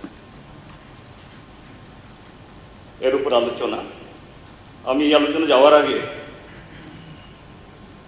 এই হাউসে যারা এবার নতুন নির্বাচিত হয়ে এসেছেন সবাইকে, নতুন সদস্যদের তাদের অভিনন্দন জানাবো। এবং বিশেষ করে একটা জিনিস, যে এই ত্রয়োদশ বিধানসভা রেকর্ড সংখ্যক মহিলা নির্বাচিত হয়ে এসেছেন, আমি তাদেরকেও স্পেশালি আমি অভিনন্দন জানাবো এবং অবশ্যই এর জন্য ধন্যবাদ প্রাপ্য ট্রেজারি ব্যাংকস, তারাই এই কাজটা করেছে, যেটা ভালো কাজ করেছে সেটা বলবই। এবং সাথে এটা বলবো যে এরকমভাবে এই চেষ্টা শুধু ত্রিপুরা বিধানসভা না, সারা দেশেও মহিলাদের 1/3 আসন সংরক্ষণের জন্য বহু বছর আগে থেকেই যে উদ্যোগ চলছে, একটা রাজ্যসভাতে বোধ হয় একটা বিল পাশও হয়েছিল, এই ক্ষেত্রেতেও এই শাসক দল তারা সে ভূমিকা নেবেন এটা আশা করি। হ্যাঁ তাই স্যার, তার সাথে আমি আরো বলবো, বিশেষ করে একজন সদস্য আছে, নতুন সদস্য বলেছেন, নাম কিশোর বাবু না, কিশোর বর্মন, কন্টেন্ট আলাদা, এটা বিরোধিতা থাকতেই পারে, but his presentation really very much appreciate. এবং এদিকেও যারা নতুন বলেছেন আমি তাদেরকেও বেলায় বেলায় হামলাই যে भाई थे যে সাতনি কনস্টিটিউয়েন্সিনি সাতনি বরংনি দফানিভাবে কম্পিটিশনানি from the very beginning they have demonstrated that matter and it will be continued, I do believe. Sir, আমরা অপোজিশন যে অনেকগুলো অ্যামেন্ডমেন্ট দিয়েছি, এটা আমরা জানি যে না, যেহেতু সংখ্যার ভিত্তিতেই এই তার নির্ণয় হবে, সবশেষে গোটাগুটি হবে, এবং আমরা বিরোধী মঞ্চের তরফ থেকে বা অন্য কোনো ইন্ডিভিজুয়াল যতই যুক্তিপূর্ণ জ্বলন্ত ইস্যু তুলুক না কেন, আমরা ডেমোক্রেসির কথা বলি, সব কথা বললেও এটা হয়ে ওঠে না। আফটার অল যে দলীয় হুইপে যে ট্রেজারি বেঞ্চ থেকে যে অ্যামেন্ডমেন্ট আনা হয়েছে বা প্রস্তাব আনা হয়েছে, এটাই পাস হচ্ছে। ইভেন আমরা পয়েন্ট রেজ করি যে সরকারের ত্রুটি দুর্বলতা যা সামগ্রিকভাবে এই রাজ্যের বিকাশে বা সরকারের এই কাজে এটাকে সহযোগিতা করার জন্য এখানে হয়েছে হতে পারে, কিন্তু এই আশা নিয়ে তারা আমাদের এই বক্তব্যের মধ্যে যে মেরিটসগুলো আছে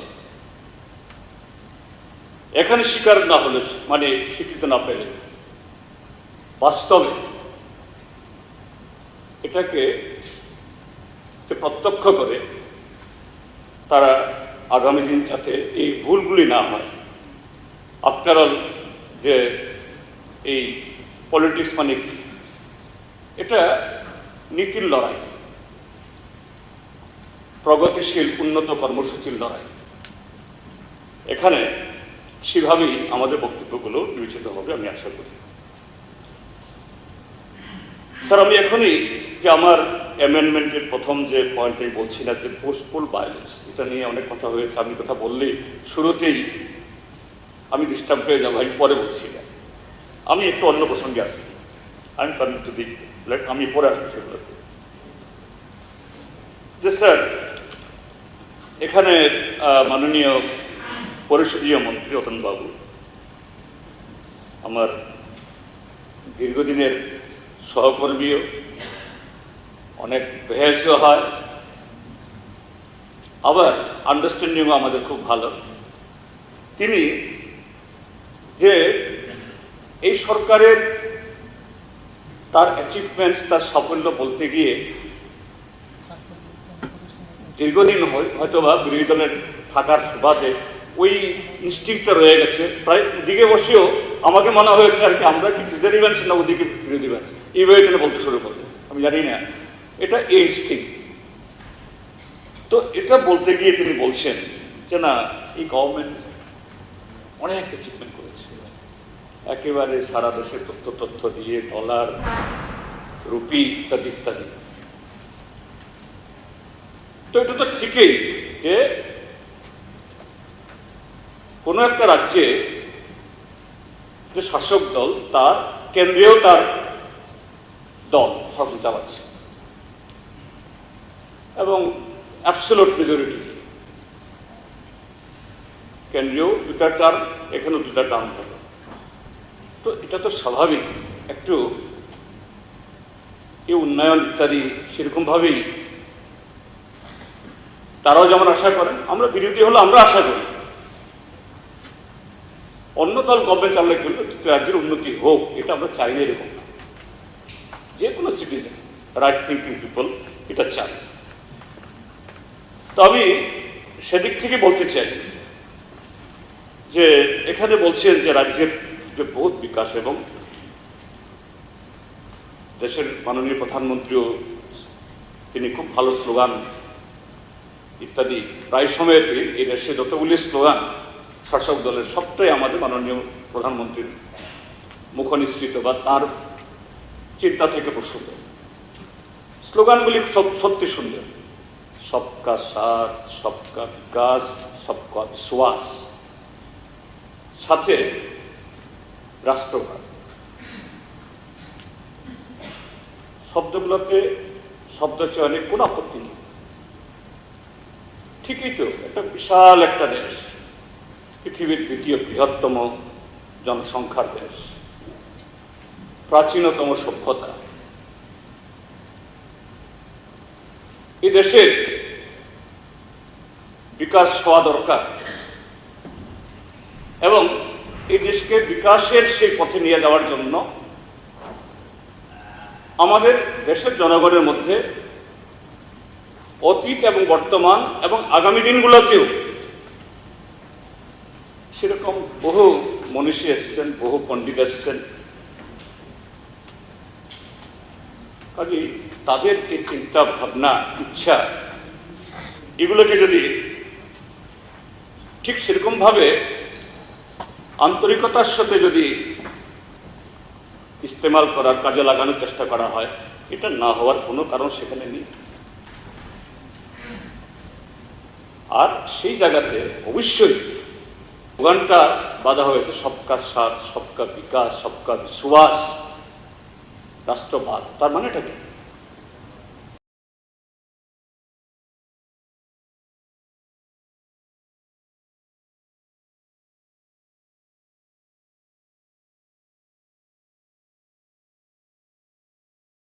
ধর্ম, বর্ণ, এদেশের এই যে বহু ভাষা, বহু ধর্ম,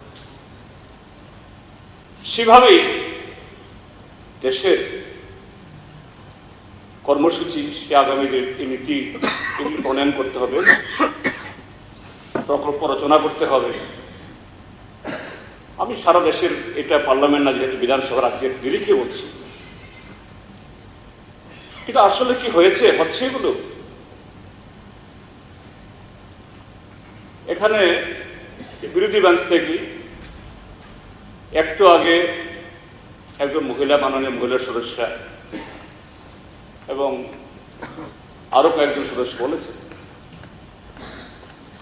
তারা বলতে গিয়ে বলেছেন, if there is any achievement, really any development, is it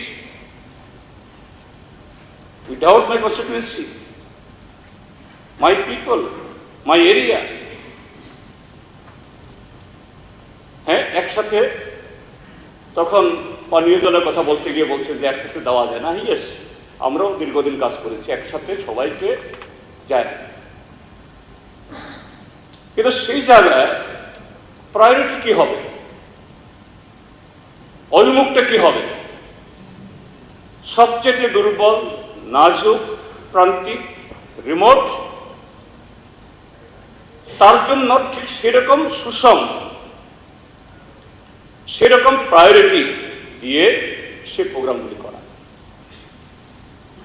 কিন্তু আমরা কি দেখলাম, আমাদের রাজ্যের মধ্যে এডিসি এলাকা এবং সে এলাকার জনগণ তুলনামূলকভাবে অন্যান্য অংশের থেকে পিছিয়ে পড়া, পশ্চাৎপদ। এই কথা বললে হয়তো বলবো আপনারা তো ছিলেন দীর্ঘদিন। হ্যাঁ, ঠিক, যে এটাকে পার করা যায়নি, কিন্তু একটা ইকুইলিব্রিয়াম একটা জায়গাতে আনার জন্য দ্যাট এন্ডিভর ওয়াজ মেড। 70 দশকের আগে থেকে যদি তার পরের অ্যাচিভমেন্টগুলো এবং এই সময়েতে তার স্ট্র্যাটাজি কি আছে এগুলো দেখা গেলে পরে যে কোনো ইন্ডিভিজুয়াল যদি সেরকমভাবে তারা এর উপরে অ্যানালিসিস করেন, রিসার্চ করেন, they will see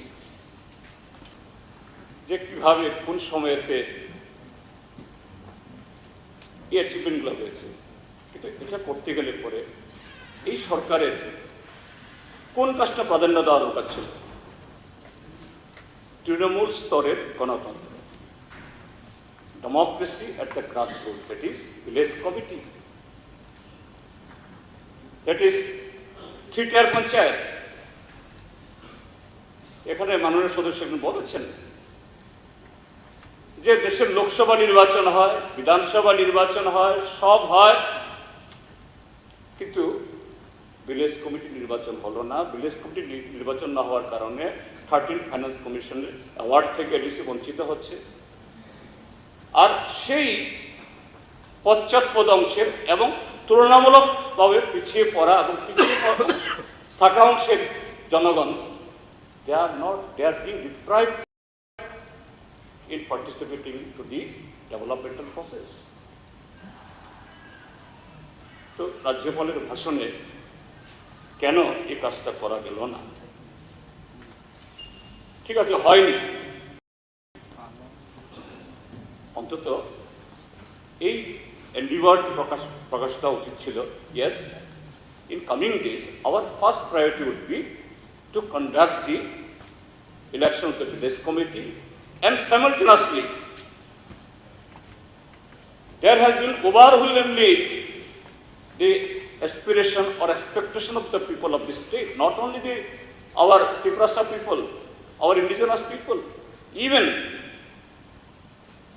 from the other section also, that the ADC,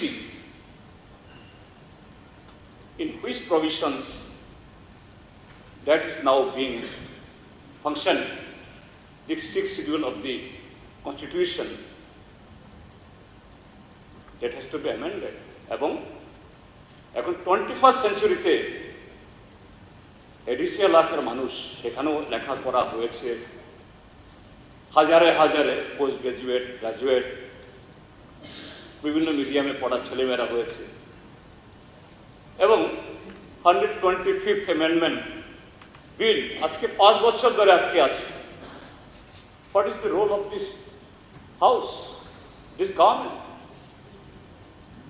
হ্যাঁ, আমাদের একটা সেকশন বলছেন উই ওয়ান্ট কনস্টিটিউশনাল সলিউশন, ঠিক আছে, ওনাদের মতো চাইছেন, but there must be some sort of the steps.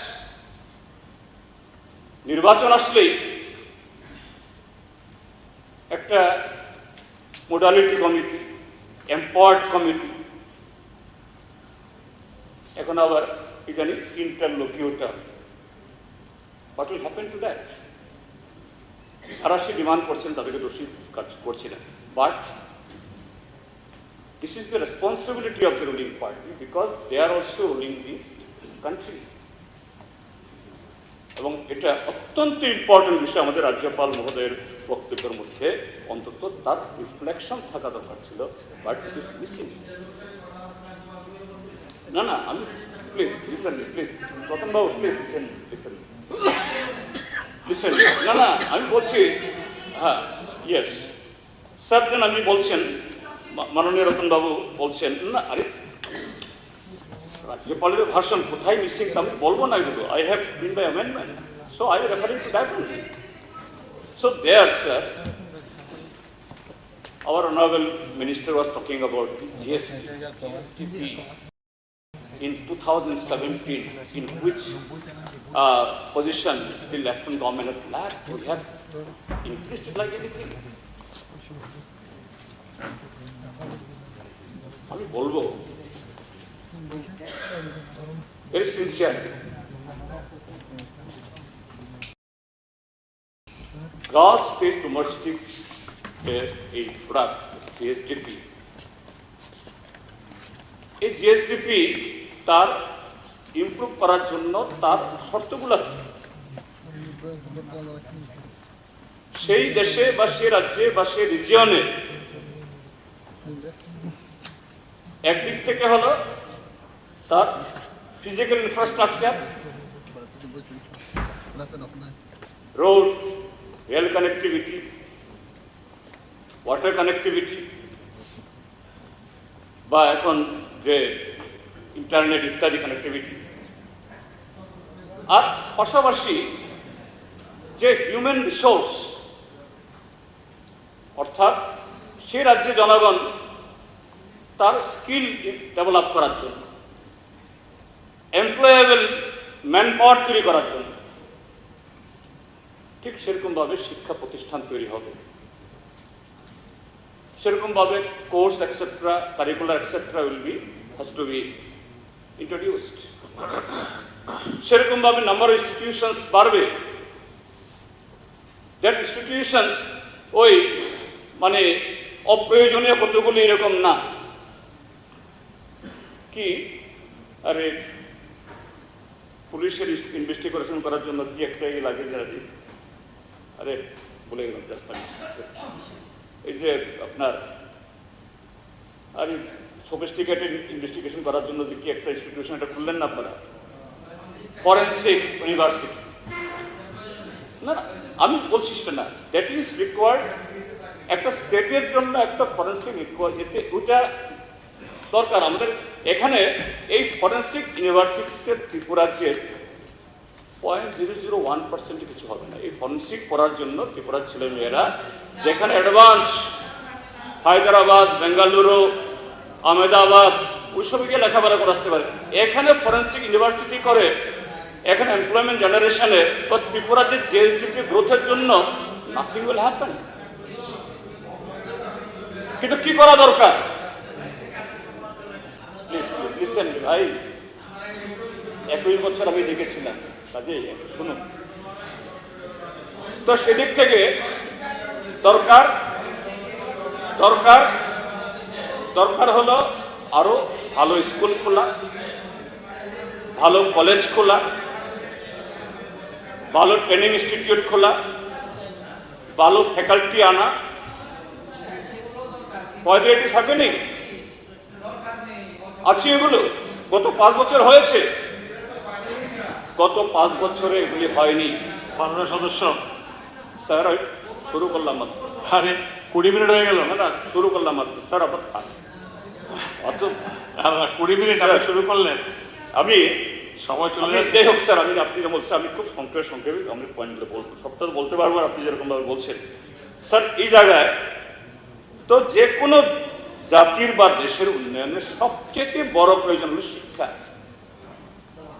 মাননীয় রতনবাবু বললেন না, আমি জিএসডিপির সাথে যুক্ত, তো আমি সেই জায়গাতে বলছি যে আপনারা বলছেন যে শিক্ষা দানে সাংঘাতিক উন্নতি করাচ্ছেন। আমি শিক্ষা উন্নতি করতে গেলে তো শিক্ষক লাগবে, তো ঠিক আছে আপনি 8000 নিয়োগ করেছেন, I am not contesting, yes it has been done, but what your statement in this house in the previous government কি বলছি সেই জায়গাতে? 31st December 2017 there were 50,382 teachers. After 4 years, again you replied in this house, in this floor, 31st December 2021, that the number of the teachers, it has been reduced to 33,882. That is, during this 4 years period, even you have recruited around 9,000 teachers, but it is less than 60,500 teachers of 31st December 2017. তাহলে জনসংখ্যা কি বাড়ছে না কমছে? ছাত্রছাত্রীর সংখ্যা কি বাড়ছে না কমছে? আপনি এই ইউনিভার্সিটি, আবার একটা বিল আসছে প্রাইভেট ইউনিভার্সিটি, ইন্দ্রপ্রস্থ ইউনিভার্সিটি নাকি জানি, ইত্যাদি ইত্যাদি। তো ঠিক আছে, ভালো, আই এম নট অপোজিং ইট, কিন্তু আপনার ওই ইউনিভার্সিটি পাঠানোর জন্য আপনি তো from the background, from the beginning foundation থেকে আনতে হবে। আপনি শিক্ষক ছাড়া তখন বলেছেন ক্লাস 4 ক্লাসের 2 জন টিচারে একটা স্কুল চলছে বলু স্যার, এই হলো ডেভেলপমেন্ট। এরপরে বলছেন যে না, আরেকজন বলছেন পাওয়ার সাংঘাতিক হয়েছে। কি হয়েছে? Since this 2018 to 2022, whether a single power unit has been added to power unit generation unit হয়েছে কি না? না, আর দেখেই তো বলছি, শুনুন। হ্যাঁ, হয়েছে কি? লেফট গভর্নমেন্ট তার দীর্ঘ প্রচেষ্টায় সেই পাল্টানো হয়েছে, রুখিয়া আমরা করে গেছি। That excess power we have generated, and since then it is being sold to Bangladesh. আপনি বলছেন যে না, আমরা এসে করছি। আরেকটা পয়েন্ট যেটা আমার অন্যান্য সদস্যরা বলেছেন, এগ্রিকালচারের সাংঘাতিক গ্রুপ। হ্যাঁ, কিছু আপনারা পেডি প্রকিউরমেন্ট করিয়েছেন, ভালো। পেডি প্রকিউরমেন্ট ফুড কর্পোরেশন ইন্ডিয়ায় করে। আমাদের সময়তে বহু চেষ্টা করার পরও সেন্ট্রাল গভর্নমেন্ট এশিয়ার করার পরও তারা করেনি। আপনি সেই জায়গায় বলছেন জিতেনবাবু, স্যার সেই জায়গায় বলছেন, আমি জাস্ট এখানে আসছি, আমি 2018-19 you have procured 11,90,268 metric ton, and it is total utpadan. You procured only 10,406. What is the percentage? Only 0.87. 2019-20 আপনাদের তথ্য দেওয়া, মাননীয় প্রণজিৎ বাবু তিনি মন্ত্রী, তিনি দিয়েছেন 12,15,368 metric ton. You procured 27,929.44 MT, 2.29. না, আমরা তো বলেছি, আমরা তো করার চেষ্টা করেছি, ফুড কর্পোরেশন অফ ইন্ডিয়া তারা নেয়নি। তো এই জায়গায় কত পার্সেন্ট কৃষক? এরপরে আমাদের বহু পুরনো বন্ধু, এখনো বন্ধু অবশ্যই, আমি পুরনো বন্ধু মানে এই বন্ধুত্ব শেষ হয়ে যায় না। জিতেনবাবু বলছেন, তিনি যে এলাকায় রিপ্রেজেন্ট করছেন, যে এই সরকার আমলে গত 5 বছরে এই যে এলাকা থেকে নিয়ে এসছেন, কৃষি প্রভূত উন্নতি সাধন হয়েছে। কৃষির যদি উন্নতি হতে হয়, কি হতে হবে? আপনার সেচ ব্যবস্থা রাখতে হবে, আপনার ভালো যে এই কি বলে সার, ওষুধ, বীজ পাওয়ার ব্যবস্থা করতে হবে, এবং পাশাপাশি শুধু ধান না, সমস্ত ক্রপস তার উচিত মূল্য পাওয়ার ব্যবস্থা করতে হবে। হয়েছে কি? এবং তথ্য এসছে কি যে কৃষিযোগ্য জমি এত কৃষি উৎপাদন হয়েছে যে আমাদের রাজ্যে কৃষি জমি ক্রমশ কমছে, অর্থাৎ মানুষ কৃষি কাজ লাভবান হচ্ছে না, কাজেই কৃষি কাজ ছেড়ে দিচ্ছে। এ হলো ঘটনা। ইন্ডাস্ট্রি কথা বলছেন, ইন্ডাস্ট্রি ডেভেলপমেন্ট ইত্যাদি ইত্যাদি, যদিও আগামী দিনগুলোতে আপনাদের কাছ থেকে শোনার সুযোগ পাবো। এই যে বুদ্ধনগর ইন্ডাস্ট্রিয়াল গ্রোথ সেন্টার,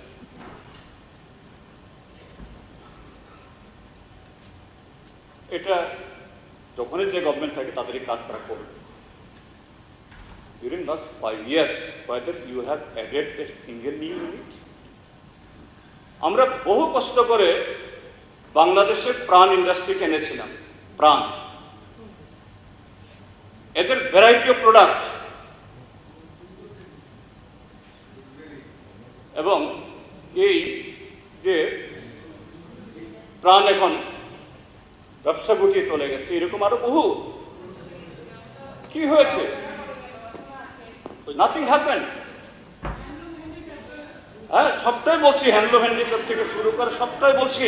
না না, মাননীয় জিতেন্দ্রবাবু, সবটাই বলছি। প্লিজ আপনার sir please half an hour হয়ে গেল। আচ্ছা মাননীয় সদস্য, আপনি কিন্তু একটু আমি অনুরোধ করব, ইন্ডাস্ট্রি মিনিস্টারের সাথে আজকে সন্ধ্যা আপনার হাউস আপনি একটু বসেন। কেন বলছেন প্রাণ চলে গেছে? শুনুন, কেন বলছেন? অসত্য তথ্য আপনার মতো সিনিয়র মেম্বার একটা পর একটা বলে যাচ্ছেন। আচ্ছা, কি করছেন আপনি? ঠিক আছে, আমার যদি তথ্য ভুল হয় সবটাই ভুল। ঠিক আছে দুই একটা ছাড়া শুনুন না। এবার এত অধৈর্য কেন? এত অধৈর্য হলে তো হবে না। না অধৈর্য, এবার কন্ট্রোল করুন হবে। জিতেন বাবু, এবার কন্ট্রোল করেন। ঠিক আছে, you have crossed already half an hour. তারপর আপনি স্যার না আপনি হ্যাঁ, মহিলাদের সশক্তিকরণের জন্য যে সেলফ হেল্প গ্রুপ ক্লাব ইত্যাদি করে আপনারা কিছু কাজ করছেন, ঠিক আছে। কিন্তু যেটা বললেন যে আপনাদের সরকার আসার আগে মাত্র 40,000 সেলফ হেল্প গ্রুপ ছিল। I challenge you. I challenge you, come.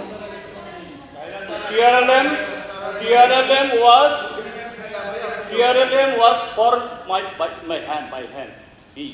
আমার সময়তে TRLM বহু যে ই করে আমরা TRLM করে গেছি। TRLM কাজ শুরু করেছে। আরে না, আসুন না। আরে কটা বললে তো হবে? আমি আপনাকে মনে করিয়ে দিই, 4140টা গ্রুপ ছিল, মেম্বার ছিল 39,824 হয়ে এত অসত্য কথা বলছেন কেন? এই যে সরস মেলা হয়, আমাদের সময়তে সরস মেলাতে কত লোক আসতো, কত এখানে মিনিস্টার অথরিটি, আপনি অথরিটি না, you are not authority, you are not authorized person. Education minister যা বলবে it is final, it is record. আপনি অসত্য কথা আমাকে বলতে হবে? You are not authorized. আপনি বলছেন, আপনার কথা বলছেন, আপনি তখন বললেন কি আছে বলুন?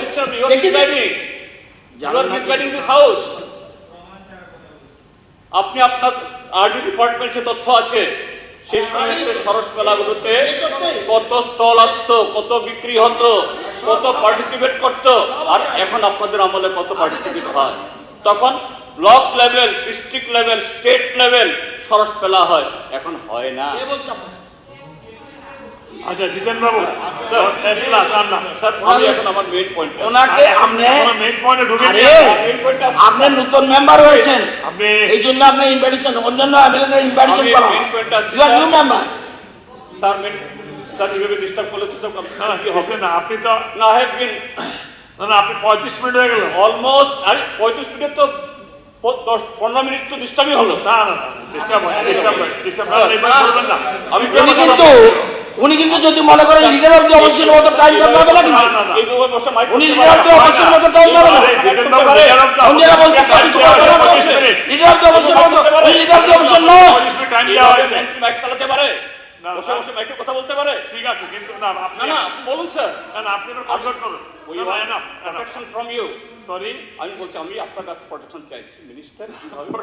কথা বলতে ইউ আর নট অ্যাটাকিং। না আপনাকে না আপনাকে বলছি স্যার, আপনার 35 মিনিটসের মধ্যে হার্ডলি 5 to 6 মিনিটস গন। ঠিক আছে, আমি আমার মেইন পয়েন্টে আসছি স্যার। আমি যে কথাটা বলেছি নির্বাচনের সন্ত্রাস, আমি তার আগে মাননীয় মুখ্যমন্ত্রীকে ধন্যবাদ জানাবো। ডক্টর প্রফেসর শাহকে আমি ধন্যবাদ জানাবো, তার কাছে গেছি, উনি বলেছেন yes I have been trying my level best. আমি সিনসিয়ারলি বলছি I want this to be stopped, এবং গতকালও তিনি বলেছেন, একটা স্ট্রং স্টেটমেন্ট দিয়েছে একটা জায়গায় গিয়ে, this extortion, this culture has to be stop by any way. আমি আবারও বলছি, আমি ধন্যবাদ জানাচ্ছি। স্যার তা তো হয়ে গেল না স্যার, স্যার আপনিও যদি সে বলেন তাহলে তো হয়ে গেল তো স্যার, আপনি তো ট্রেজারি বেঞ্চের মধ্যে ব্যবহার করতে পারেন না sir. Sir you are you are the presiding officer sir, please you are umpire. না না লেন্দি করবেন না, বলুন স্যার। এই যে ত্রিপুরা রাজ্যে আমি জাস্ট কত তথ্য বলছি, গত 2 তারিখের পর এখানে আমি সবগুলো মহকুমা কম্পাইল করতে পারিনি। এখানে বিশালগড়, জাম্পুইজলা, মোহনপুর, জেরানিয়া, আমবাসা, তারপর গন্ডাছড়া এবং কুমারঘাট এবং কাঞ্চনপুর রিপোর্টটা এখন আসছে, আমি কম্পাইল করতে পারিনি। Till yesterday, physically assaulted or wounded more than 630. Dwelling houses completely gutted, 85, partially gutted, 67. Then dwelling house vandalized, looted, 1647. Business shop set on fire, 97. Business stall vandalized, looted, 327. Rubber plantations set on fire or destructed, 182. Rubber. আরে কি হলো, rubber বাগান আগুন লাগাতে হবে? তারপর fisheries looted or poison, বিষ ঢেলে দেওয়া হয়েছে 55টার উপরে। Vegetable other crops damage 286, vehicle damage set on fire 42, 3-wheelers auto tom-tom damaged 73, 2-wheelers damaged and looted 32, automobiles off-road। এটা তো নির্মল বলেছে, ইসলাম বলেছে তো, আমি রিপিটেশন হচ্ছে, আমার কাছে ওর কম্পাইল রিপোর্ট নেই, আমি বলছি না না ইসলাম বলেছে তো, এবং হয়েছে 529টা এরকম 3-wheeler এবং 4-wheeler রাস্তা নামতে পারছে না। ইসলাম সাহেব বলেছে একটা সংস্থার নামে রিপিটেশন হচ্ছে স্যার। তো এই ঘটনাগুলি আমি আবার বলছি স্যার, মাননীয় মুখ্যমন্ত্রীর প্রতি আমার সেই আস্থা আছে, whether you will take this that is that positive step to stop this. এটা চলতে পারে না স্যার, এরকম জলের লাইন কেটে দিচ্ছে, জলের লাইন কেটে দিচ্ছে, পাইপ এতে ড্রিঙ্কিং ওয়াটার, কোন সভ্য জগতে হতে পারে এগুলো? সেচের পাইপলাইন কেটে দিচ্ছে, দোকান ভেঙে দিচ্ছে, স্কিম ওয়ার্কার্সদের বলছে তুমি আসতে পারবে না, রেগা এরা আসতে পারবে না, তোমাদের ডিমান্ডে তোমার নাম নেই, পিডিএস তুলতে পারবে না। Will it continue sir? আমি এখানে বলছি কারণে because this house entire state is listening us. State এটা যদি হয়, এটা আমাদেরও কলঙ্ক, আপনাদের কলঙ্ক, এটা বন্ধ হওয়া দরকার। এবং সরকার ট্রেজারি বেঞ্চ সেই উপযুক্ত পদক্ষেপ গ্রহণ করো, ক্ষতিগ্রস্ত লোকদের তাদের ক্ষতিপূরণের ব্যবস্থা করো। আর যে সমস্ত জায়গাতে unabatedly this criminals are committing all this crimes, এদের বিরুদ্ধে ব্যবস্থা গ্রহণ করা হবে। এটা চলতে পারে না স্যার। ঠিক আছে স্যার, ওয়ান্স অ্যাগেন প্লিজ আমি বলবো যে ট্রেজারি বেঞ্চ, আমি জানি আমাদের অ্যামেন্ডমেন্ট গৃহীত হবে না, কিন্তু আরে শান্তি বাজার তো ভাই, তোমার তো ইয়ার করার আগে করবেন না ভাই, 2টার সময়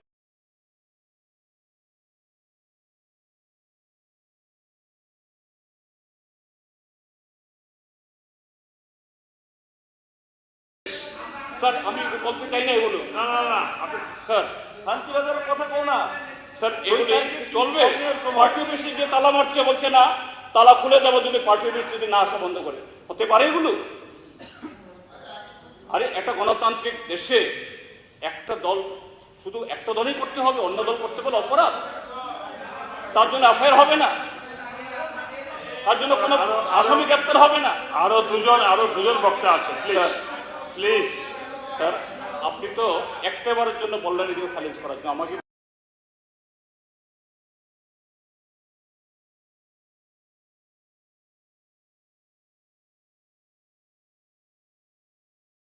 place we want protection from you. ঠিক আছে মাননীয় This মুখ্যমন্ত্রী way, মাননীয় মুখ্যমন্ত্রী this way house cannot be run. মাননীয় মুখ্যমন্ত্রী মহোদয় Sir, একটু with this, once again, I seek indulgence or seek the support from the leader of the house with this word. এই যে বিরোধীরা যতগুলো অ্যামেন্ডমেন্ট দিয়েছে তার সমর্থনে এবং রাজ্যপালের ভাষণে যে প্রকৃত তথ্য উঠে আসেনি এটার বিরোধিতা করে আমি আমার বক্তব্য সমাপ্ত করছি। ধন্যবাদ স্যার আপনাকে। মাননীয় সদস্য শ্রী রঞ্জিত দাস মহোদয়।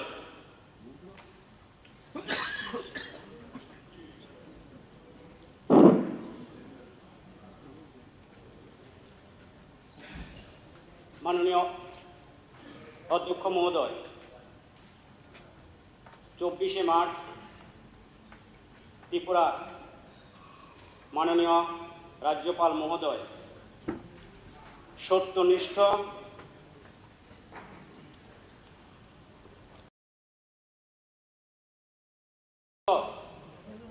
এই মহতী সভায় রেখেছেন। আমি ওনার এই ভাষণকে সর্বোত্তভাবে সমর্থন করছি এবং আমি সঙ্গে সঙ্গে এই কথাটুকু এই মহতী সভায় উল্লেখ করছি যে 2023-এর যে নির্বাচন বিশেষভাবে বিভিন্ন ধরনের প্ররোচনা বিভ্রান্তকে দূরে সরিয়ে রেখে গণদেবতারা ভারতীয় জনতা পার্টি এবং আইপিএফটির ক্যান্ডিডেটকে সংখ্যাগরিষ্ঠতা দিয়ে এই বিধানসভায় পাঠিয়ে ত্রিপুরার উন্নয়ন অগ্রগতি এবং শান্তি বজায় রাখার এক দৃষ্টান্ত স্থাপন করেছে। তার জন্য সমস্ত শুভবুদ্ধি সম্পূর্ণ বিবেকবান ভোটারদের আমি নত মস্তকে প্রণাম করছি। যদি এই 23-এর বিধানসভা নির্বাচনে ভারতীয় জনতা পার্টি এবং আইপিএফটি ক্ষমতায় না আসত, যেভাবে ত্রিপুরার মধ্যে নির্বাচনের প্রাক মুহূর্তে যেভাবে উস্কানিমূলক বিভ্রান্তিমূলক এবং আবেগপূর্ণ ভাষণের মধ্যে দিয়ে ত্রিপুরার এক অগ্নিগর্ভ পরিস্থিতি তৈরি করেছিলেন যারা বিরোধী বেঞ্চে বসে এখানে বিভিন্নভাবে শান্তির আওয়াজ তুলছেন, তাদের দ্বারা ত্রিপুরার মানুষের রক্তের বন্যা বয়ে যেত।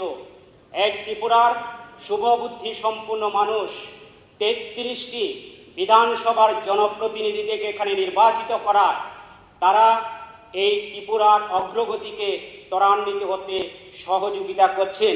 তাদের এই গণতান্ত্রিক ব্যবস্থাকে বিরোধী বেঞ্চের কিছু কিছু সদস্য, আমি নাম নিচ্ছি না, এটাকে তারা মেনে নিতে পারছেন না, অমর্যাদা করছেন। বারবার তারা একটা শব্দ উচ্চারণ করছেন যে আমরা যারা পেজারি বেঞ্চে রয়েছে 33 জন বিধায়ক, এরা সংখ্যার হিসাব করছেন। আমাদের মাননীয় রতনলাল মহোদয় ঠিকই বলেছেন, অনেকে ইংরাজিতে ভালো, অঙ্কেতে কাঁচা।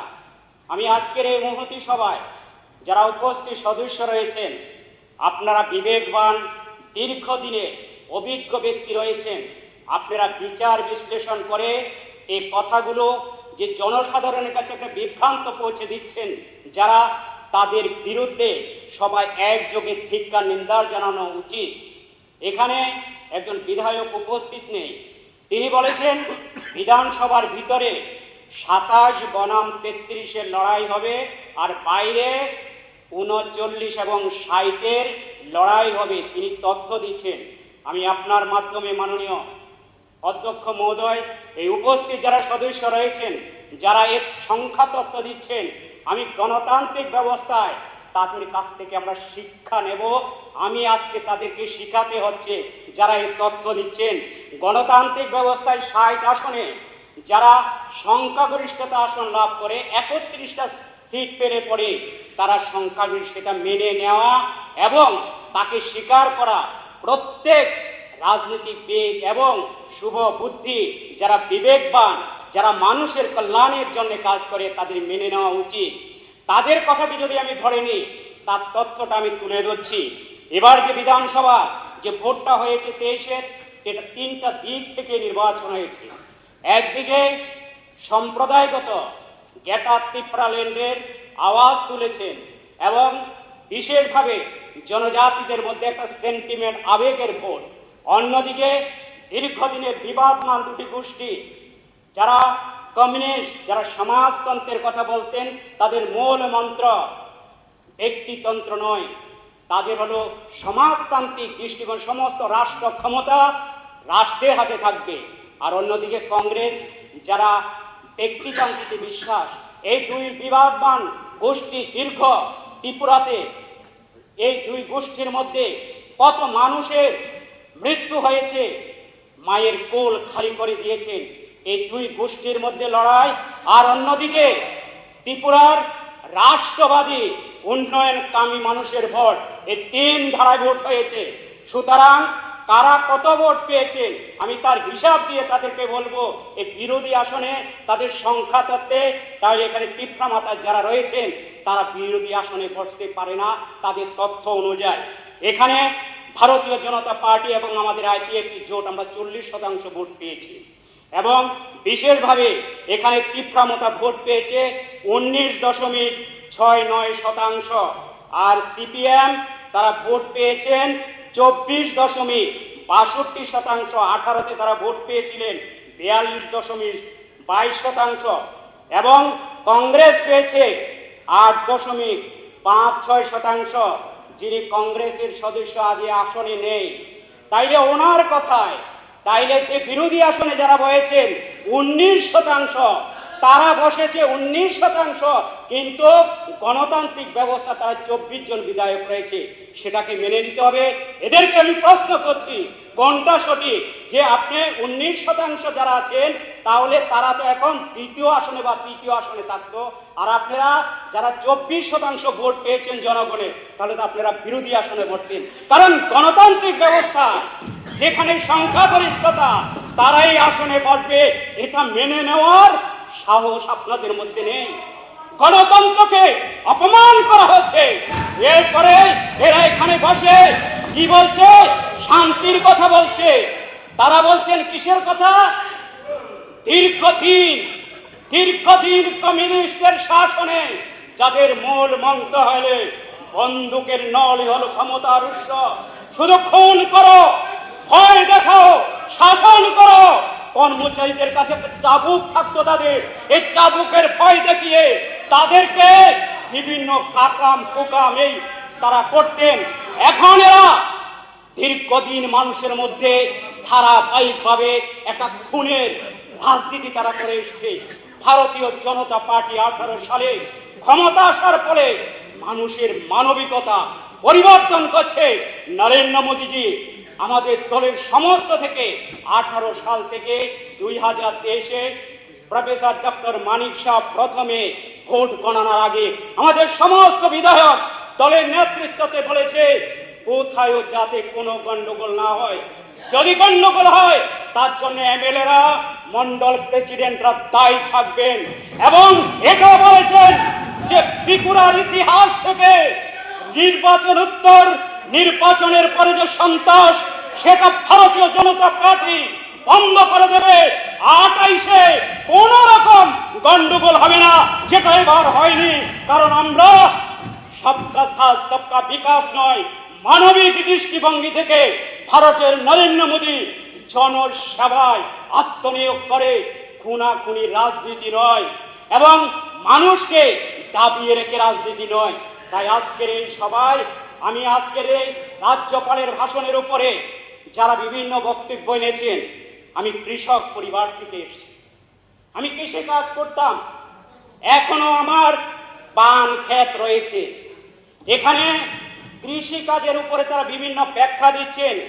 মাননীয় অধ্যক্ষ মহোদয়, তারা যে ব্যাখ্যাটা দিচ্ছেন, এখানে যারা রয়েছেন আপনারা জেনে রাখুন, 18 যখন করোনা হয়েছিল, কেন্দ্রের নরেন্দ্র মোদীর কল্যাণে 2 বছর ডাবল চাল দেওয়া হয়েছে, ফ্রি চাল দেওয়া হয়েছে। 20 সালে হয়েছিল। এই চাল দেওয়ার ফলে কি হয়েছে, এমন অনেক পরিবার আছে যারা অন্তর্দয়, তারা 35 কেজি চাল পায়। পরিবারে যদি 5 জন হয়, 25 কেজি ফ্রি পেত, 60 কেজি চাল তারা চাল বাজারে বিক্রি করে দিয়েছে। প্রচুর পরিমাণে চাল, বাজারে চাল কেউ কিনতো না। আমাদের সরকার, মাননীয় কৃষিমন্ত্রীও রয়েছেন, যদি এফসিআই থেকে সহায়ক মূল্যে ধান ক্রয় করা না হতো তাহলে কেউ কৃষি কাজ করতো না। 17 টাকা 40 পয়সা 18তে ধান, কোনো আন্দোলন করতে হয়নি। 2022-23-এ 20 টাকা 40 পয়সা প্রতি কেজি ধানের দাম, আর সরকার 13 টাকায় বিএলএ চাল খাওয়ায়। এই হলো কৃষক দরদি সরকার। আপনারা এখানে বলছেন সার ওষুধের কথা, আমি কৃষক ছিলাম। সারের জন্য গেলে সিপিএম এর প্রধান মেম্বার ক্যাডারদের স্লিপ লাগতো, স্লিপ না দিলে দিত না। আপনি যদি বড় কৃষকে হন, আমাদের সরকার 18 সালে আসার পর মাননীয় কৃষিমন্ত্রী চেষ্টায়, মুখ্যমন্ত্রীর চেষ্টায় এই ব্যবস্থা আমরা তুলে দিয়েছি, এবং এগ্রিকালচারে যে কোনো লোক কৃষি কাজ করবে, আজ পর্যন্ত তারা প্রমাণ দেয় যে একটা লোককে সার বা ওষুধ জন্য সেখান থেকে তাদেরকে প্রত্যাখ্যান করা হয়েছে বা দেয়নি। শুধু মাঝে একবার সংকট হয়েছিল পরিবহনের কারণে, তারপরও মাননীয় কৃষিমন্ত্রী তখন, বুঝলাম না, পরিষ্কার করে বলুন। হ্যাঁ, এখন কোথাও নাই, আমি আপনাদেরকে পরিষ্কার ভাবে বলছি। মাননীয় সদস্য, আমি এখানে যারা আপনারা বিরোধী বেঞ্চে রয়েছেন, আমি আপনাকে খুব শ্রদ্ধা করি। আপনার ভাষা, আপনার কথা, আপনাকে আমি শ্রদ্ধা চোখে দেখি। আমি রাজ্যসভার সদস্য ছিলেন। আমি আপনাকে বলছি, কোথায়ও লাগে নাই। মাঝে যখন আপনার পরিবহনে অসুবিধা হয়েছিল, তখন আমরা পঞ্চায়েতে নির্বাচিত যারা প্রধান ছিল তাদেরকে বলা হয়েছিল যাতে কতটুকু স্টক আছে তার নিরিখে যাতে কোনো কৃষক বাদ না যায়। অমরপুরে আপনার এক ক্যাডার পঞ্চায়েত সমিতির সদস্য, আমি নাম বলে দিচ্ছি, আপনি এখনো ফোনে জিজ্ঞেস করুন, মানিক ঘোষ জমি করে কৃষক, আমরা ওনাকে সাথ দিয়েছি, কোনোদিন কোনো নেতার কাছে যেতে হয়নি। আপনারা সন্ত্রাসের কথা বলছেন। অমরপুর পার্টি অফিস নির্বাচনের পরে ফোন করে দেখুন, এখনো খোলা আছে। পরিমল বাবু, যিনি আমার লোকে প্রতিদ্বন্দ্বিতা করেছেন, প্রতিদিন আসে, কেউ তাদের ডিস্টার্ব করে না। লোক আপনাদের থেকে 17% লোক কমে গিয়েছে। আপনাদের সাপোর্ট কেন গিয়েছে জানেন? এখানে কংগ্রেসের প্রতিনিধি রয়েছে, আপনারা রয়েছে, চা তো গেল, পেটও বলল না, দোনোজনে চাপ দিয়েছে, কিন্তু ক্ষমতায় আসতে পারেননি। কোনোদিন আপনারা আর আসতে পারবেন না, কারণ আপনি একটু আগে বলেছেন নীতির লড়াই। কিসের লড়াই? নীতি। কোন নীতি আপনাদের? পরিষ্কার ভাবে এই পবিত্র বিধানসভায় বলেন, কোন আইডিওলজির উপর আপনারা চলতে চান? কমিউনিস্ট আইডিওলজি, মার্ক্সবাদের আইডিওলজি পৃথিবীর কোথাও নেই। ধুলির সাপ হয়ে গেছে পশ্চিমবঙ্গ থেকে, আর ঘুরে দাঁড়াতে পারবেন না। শুধু আপনারা নকশাল আন্দোলন করেছেন, হাজার হাজার মানুষকে বোকা বানিয়েছিলেন। আপনাদের প্রাক্তন মুখ্যমন্ত্রী নিপেন চক্রবর্তী বলেছিলেন, আমি যদি উপজাতি হতাম আমিও হাতে বন্দুক নিতাম। এডিসি কে বলছেন মশারি, সেখানে অন্য লোক ঢুকতে পারবেন না, এবং মানুষকে, জনজাতিদেরকে, এদের সরল সোজাকে নিয়ে উত্তপ্ত করে দীর্ঘদিন ক্ষমতায় ছিলেন। আজ যত এই যে জনজাতি এরিয়ার গন্ডগোল হয়, এটা আপনাদের লাল মাথারা করছেন, এবং একটা লোক তীর্থামাতার লোক নেই। আমি বলে দিচ্ছি, কারণ আমি হিসাব করে বলে দেব এখানে কারা ভোট দিয়েছে। 17% ভোট আপনাদের কাছ থেকে গিয়েছে। আমাদের শরিক দল আইপিএফটি গতবার বিধানসভাতে তারা 7% ভোট পেয়েছে, এবার 1.2%, 6% তাদের সঙ্গে যুক্ত হয়েছে। আমাদের থেকে 3 থেকে 4% মানুষ বিভ্রান্তিকে প্ররোচনা